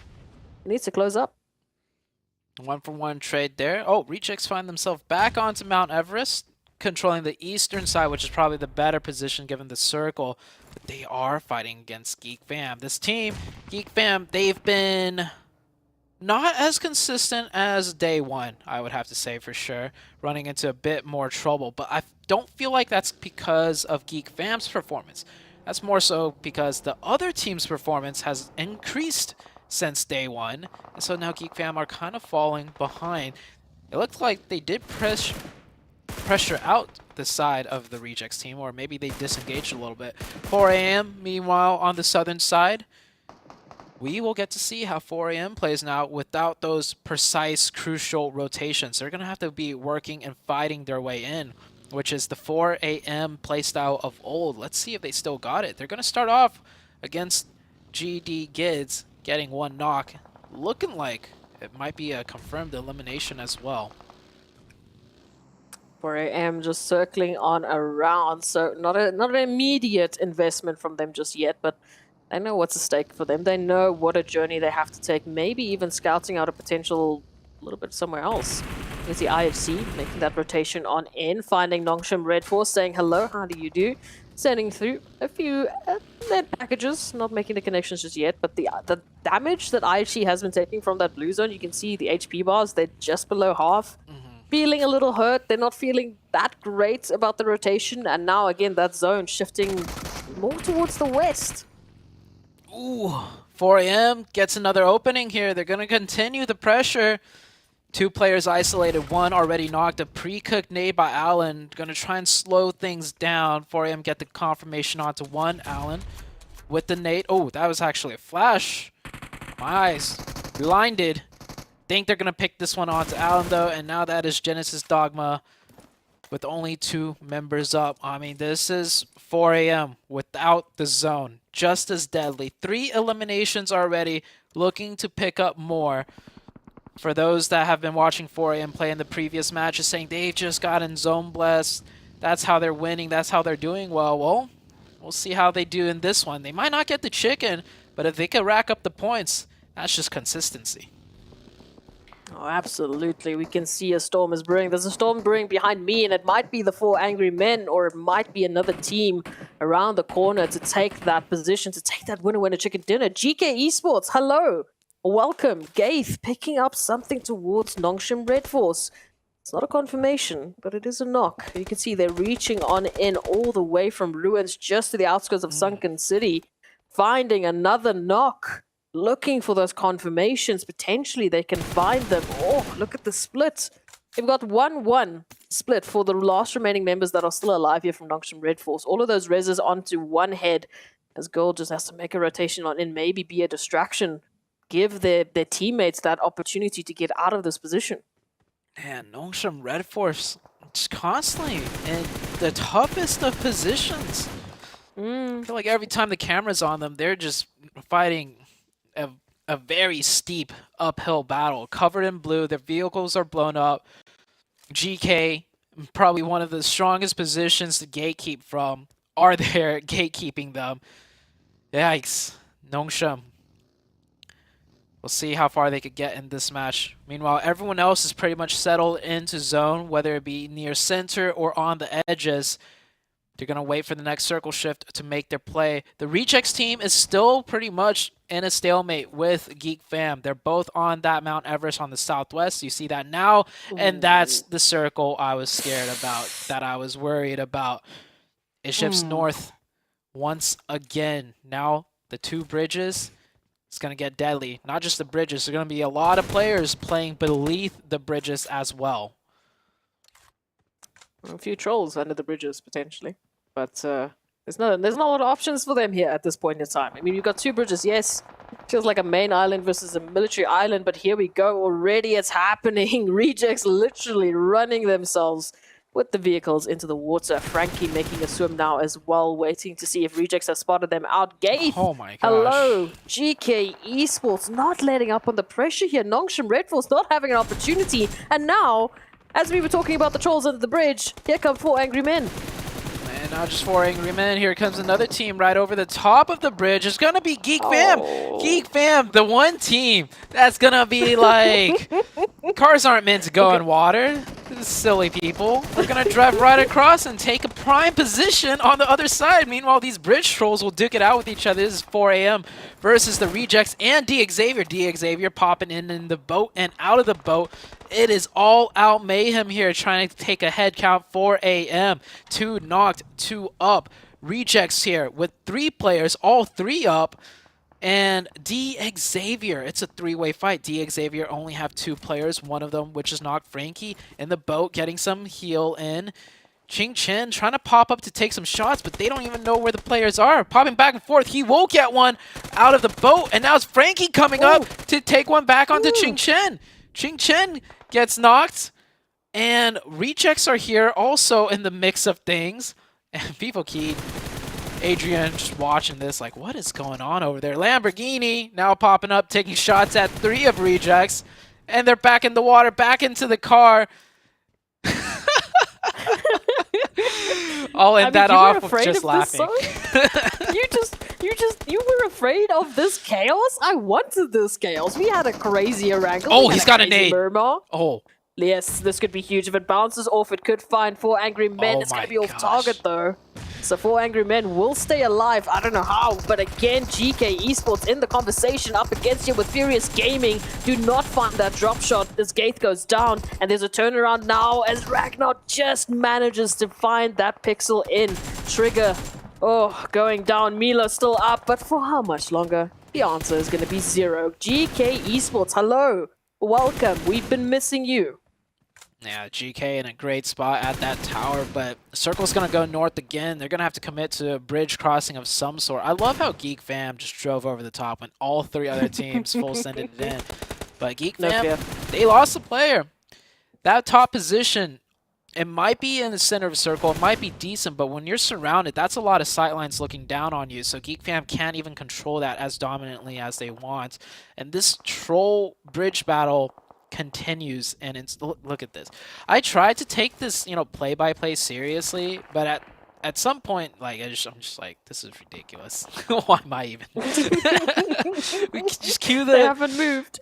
Cue the Clown Fiesta music. That's the backdrop you need for that engagement there. Like, I mean, there's millions of dollars on the line, but I'm sorry, it is just there's what 12 around 12 players there, just popping in and out of vehicles, throwing things in and out of vehicles, getting into the vehicles to take the heals, popping up for a sec to take the shot.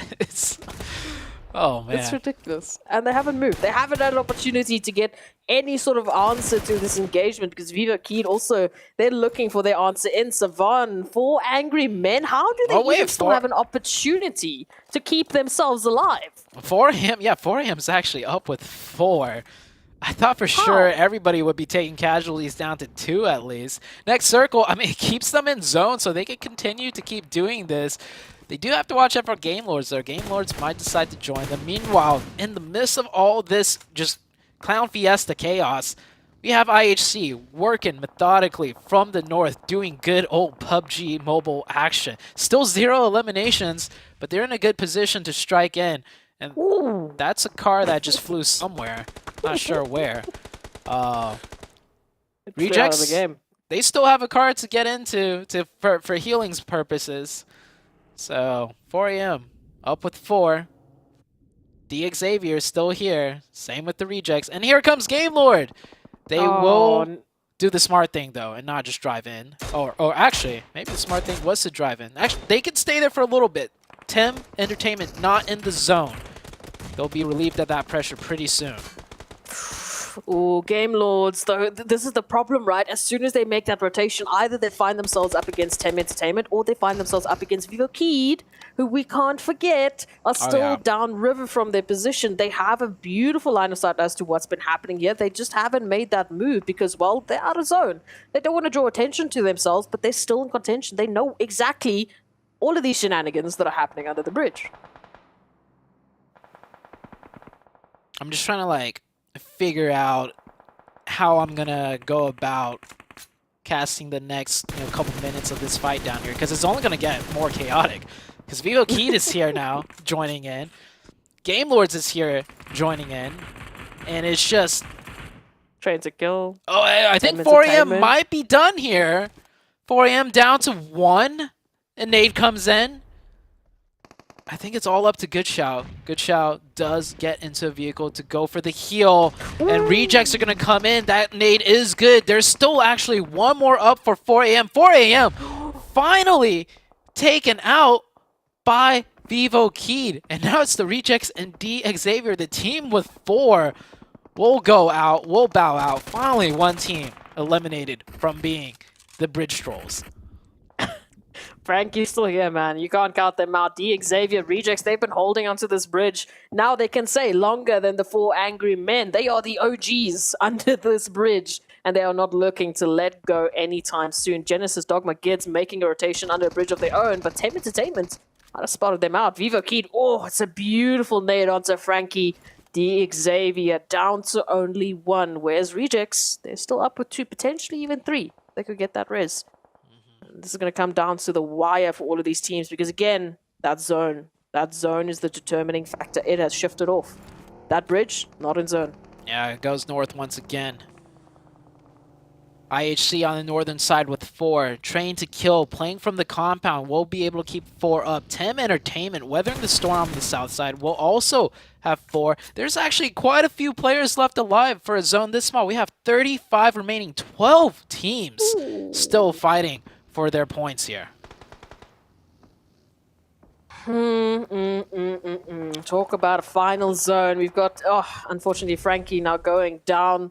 D Xavier, their numbers are dwindling down to only 1 swimming member. I wouldn't say moving, but here it comes. Tem Entertainment putting in the fire, finding Genesis Dogma Gids. IHC finally picking up those eliminations. They're looking for that first one. Bevy down in the water now, having to swim up to catch up to Genesis Dogma Gids, as all of Tem's members are in the water. Yeah, Tem having to swim it through. Tem down to 2. They're making progress, however. They do get 1 right there. Genesis Dogma still trying to come in from behind. Meanwhile, on the other side of the bridge, a nade flies through, does connect onto one of the rejects players. The Vine is knocked.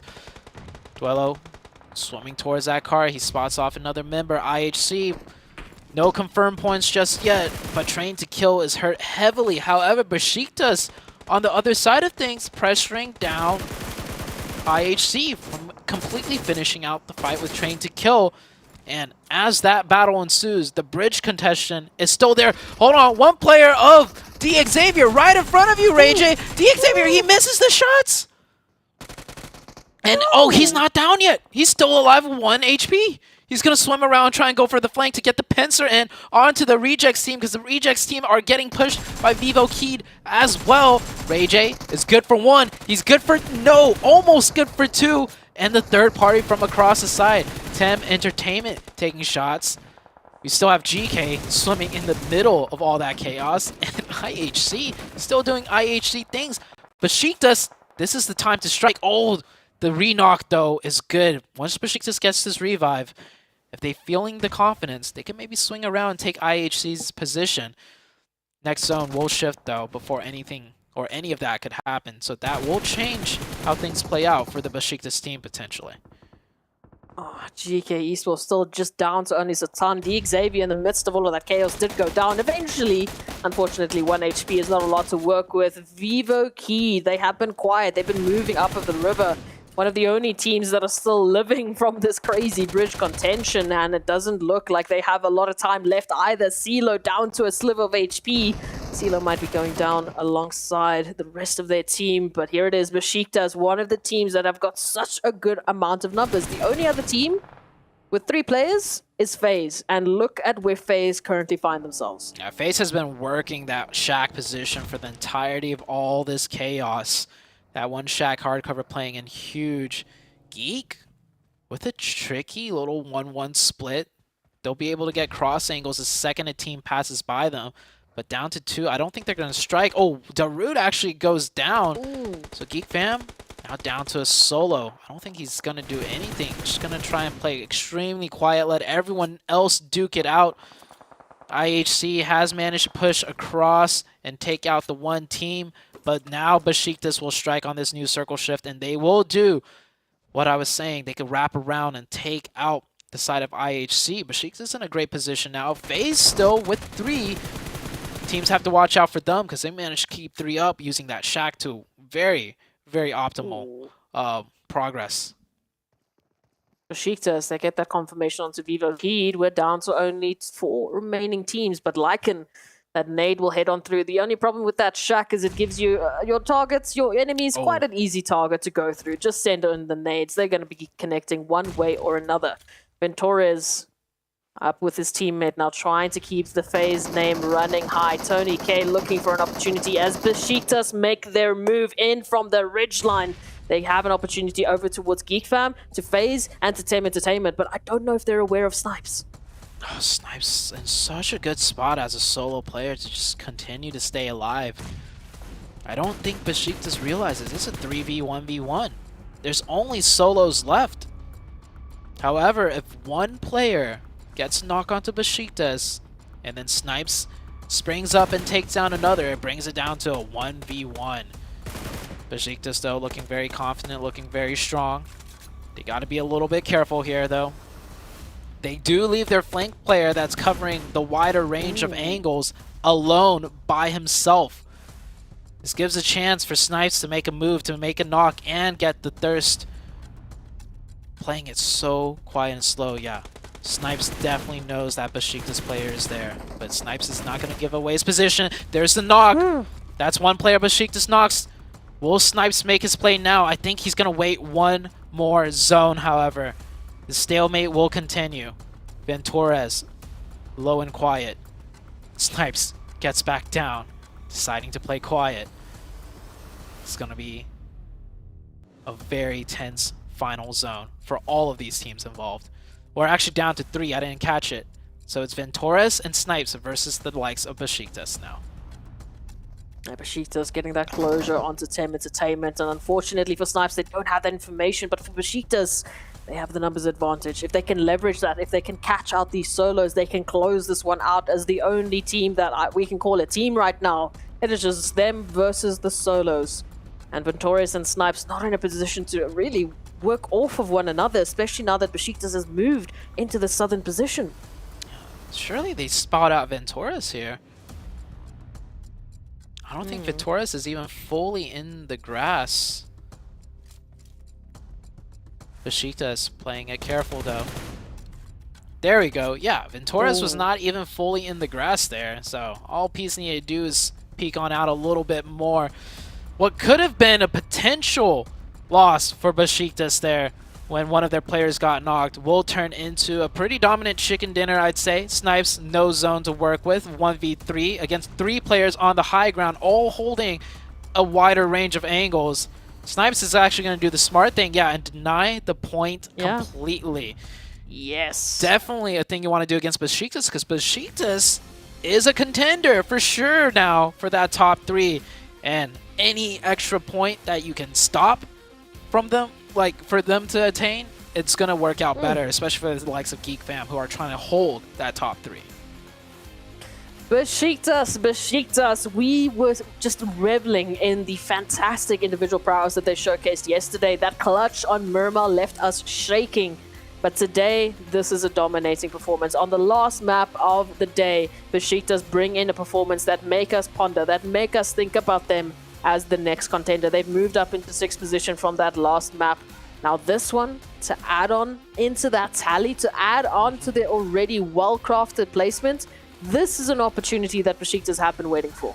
Yeah, that is momentum running on high from a 3rd place finish with good amount of eliminations onto Miramar to a 1st place finish with 10 eliminations, putting in the damage numbers as well.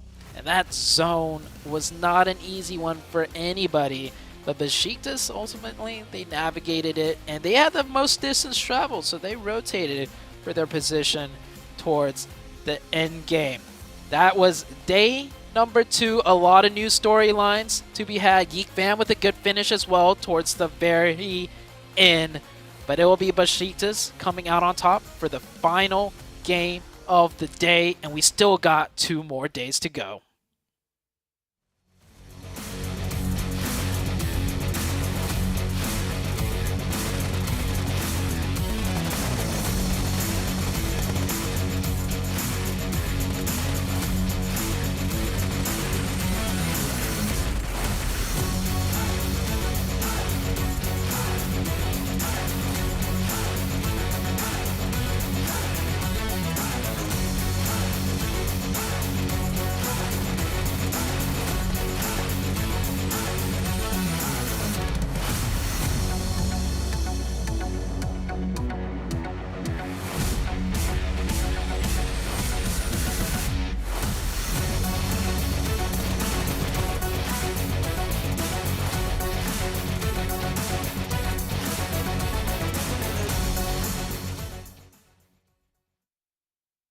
And Besiktas, right at the end of the day, bounced back in a major way. 25 total points right here in the last match as we hit the halfway mark here in this tournament here. Tem Entertainment also putting some nice points on the board. Geek Fam coming out strong as the last one here for the day. I mean, Seven, what are your thoughts here as we wrap up day number 2 here for Group Yellow?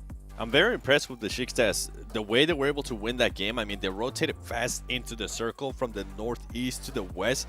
And then on top of that, they decided to crash into 2 players from T2K without even thinking about it. They were all sending it. They went for it. They were able to get that compound. And another thing that I actually enjoyed was that they left Ceci behind, scouting for IHC. So wonderful plays there out of Besiktas. And I felt like this is what we wanted to see out of them, Glitter, because they had such a great performance today. Yeah, I'm glad they were able to close out the day because, you know, that's going to mean a lot for their momentum heading into tomorrow. But as we have the players to watch here, I mean, 30 elims on Micah for Geek, over 5,200 damage, and then we've got the 13 assists on Ching Chen. And I mean, this is just one of those days where we kind of got completely different people to talk about when it comes to the squads, but the individuals still are on top, Seven. They are, and 4 Angry Men stay on top with those 3 chicken dinners total. Look at that, 145 points. Geek Fam, though, being able to bring it back, 136, making that gap not too big. Oh. And then Besiktas Esports being able to move up as well with that chicken dinner that they just got with 120 points. All these teams are very close. IHC Esports, I mean, between Besiktas and IHC Esports, they had an amazing performance today. Obviously, 4 Angry Men did as well. And GK, I feel like GK Esports, I kind of don't want to keep on burning them, but I mean, it's just going to keep happening. This team has not woken up since yesterday, Glitter. we'll see what happens. We'll see what happens tomorrow with them. But I'm looking at the rankings here, and 3rd to 8th right now is only separated by 29 points.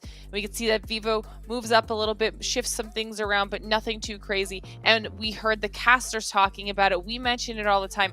29 points is one good chicken dinner. So right now things are still very close. It's still anybody's game. Even people that are currently TAM Entertainment moves up to 13th. 13th still within striking distance of 11th and getting into that safety zone, if you will. So going into tomorrow, nothing is set in stone in any way, shape, or form. There's still going to be, or the teams are still going to need some really big performances to keep themselves safe. From 11th to 15th, the point difference is only 14. I mean, that's just one game, and people can move up. Yeah, this one's going to be super tight-knit here. Day number 3, I think, is going to be the most important day of this tournament.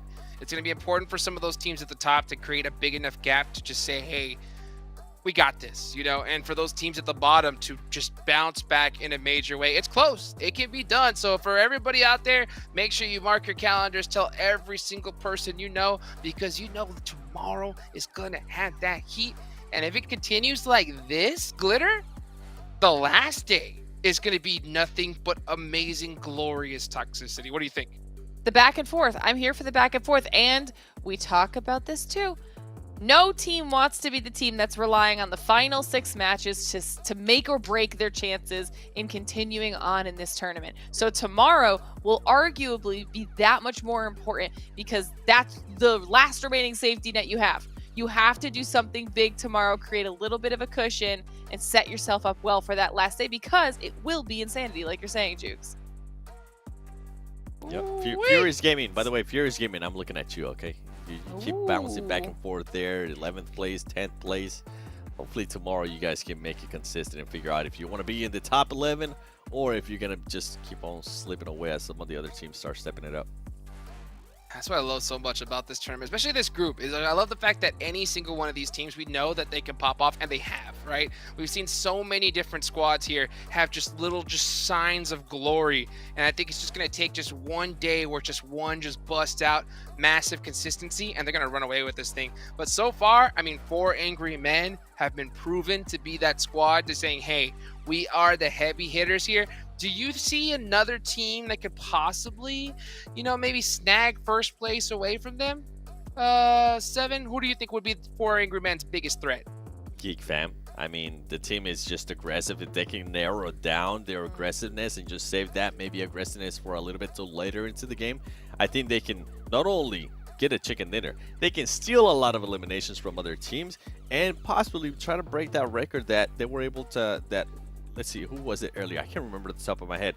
The team that was able to break over 20 eliminations. Oh, that's right. It's Reject in Miramar. That's right. All right. Well, you know what? We're talking about 4 Angry Men. It looks like we have one of the players that we're going to have an interview with. I am so hyped for it, guys. Get excited. Give a round of applause for 4 Angry Men and our host, Blinky.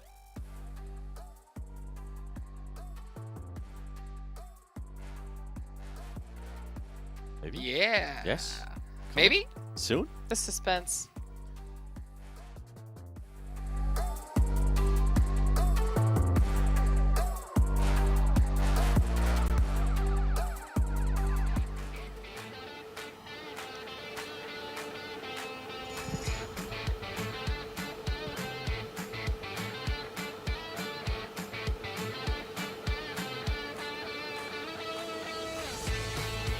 欢迎来到赛后采访环节，我是主持人 Linky， 站到我身旁的是来自 4M 的珊珊。Welcome to the interview. I'm Linky. This is Sansan Swan from 4M. Could you please say hello and introduce yourself to everyone? 大家好，我是来自 4M 的珊珊。确实，再次欢迎一下珊珊。首先要恭喜一下 4M 今天连吃2击，现在的分数是位居第一。那么昨天经历了一个高开低走，想必应该是做了一些调整。今天连吃2击，今天做了一些哪些调整呢？ So our first question is about, so we have met some obstacles in Sparkle yesterday, but today we have shown a very good performance. So we are wondering about what he has done to make a better performance. 今天主要就是打法上还有心态上进行了一些改变，然后可能在打法上会更激进一点，然后打得会更找回自己的感觉一点。都也是找回了自己的感觉啊，延续了昨天第一局的这种激进的打法。其实仔细看来的话，今天的雨林地图是吃到了第一击，在昨天的雨林地图，听说失利影响到了你们自己的一个心态和状态。那么还是一句话，就从哪里跌倒从哪里爬起。今天是进行了一个究极的大绕运营，从这个绕了一圈，从西侧进入，当时的一个运营思路是怎样的？跟大家分享一下。So Swan has told us that he has made some practical method in order to make a better performance, in order to find his own unique ways to perform in this game. And the host question is about, so after he had made some obstacles in the sand hook yesterday, but today has showed a very well performance comparing with yesterday. So what he has achieved in this process? 就是本来雨林图的战术就是。可能会盲扎会往里挤，就是找圈点会多一点。但今天的话，因为圈型的一个原因，可能会偏向运营一点，然后就找了一个人可能少一点的地方进圈。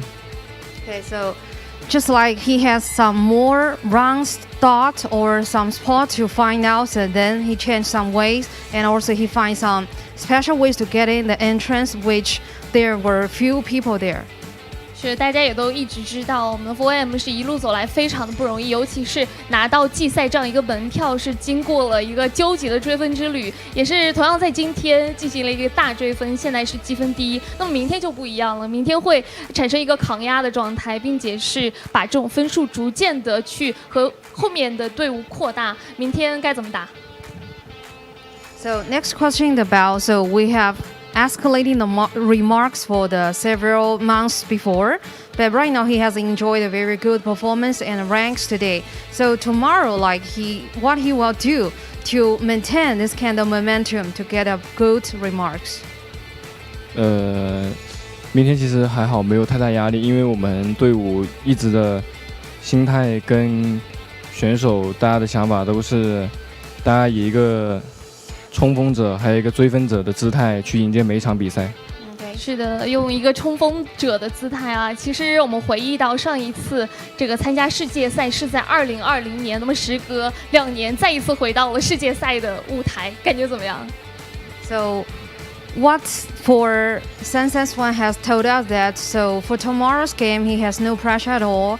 He will use his unique method to compete for the next competition.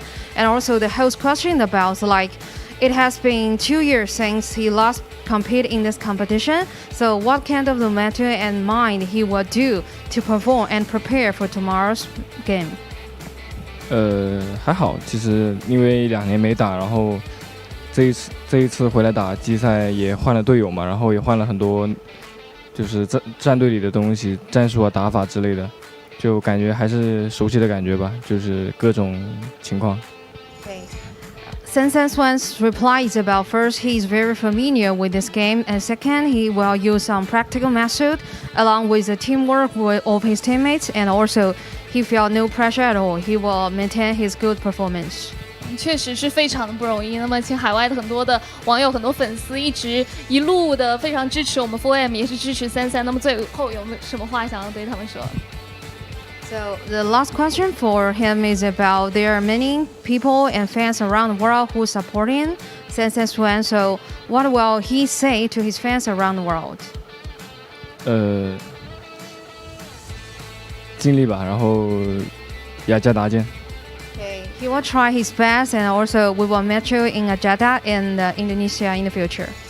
尽力就好，我们也是非常的感谢33接受我采访，也是希望 4M 能够在今明2天有更好的一个成绩，继续加油。Okay, so lastly, thanks for his competition and how he's performed for tonight. So thanks for your coming.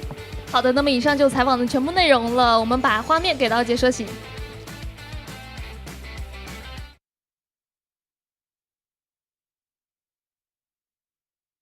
And we're back. Okay, we finally get to hear from one of the 4 angry men. 7. What was your biggest takeaway from that interview?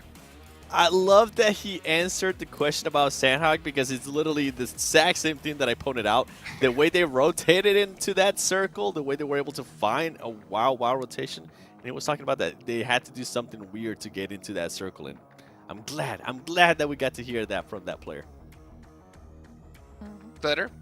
Well, for me, honestly, it was the mindset. We talk about this a lot. He was unruffled, okay? He said they're going to change whatever they need to change, but not worry about it. He was very confident in his individual ability and his team's ability, which is massive to not only have that trust in your squad, but know that even if you've got a few hiccups along the way, it won't affect the next day's worth of games. Yep. Hey, it helps being here before. That is for sure. You know that squad knows what they're doing, and they're proving it here on the battleground. Any final thoughts here before we go into tomorrow? 7.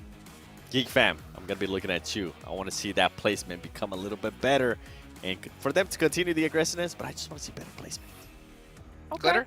Okay. You know what? I'm gonna do the same thing except for Besiktas. I want to see what you did today. Whatever you turned on today, keep that going for tomorrow, because I think that they could potentially really be in the running.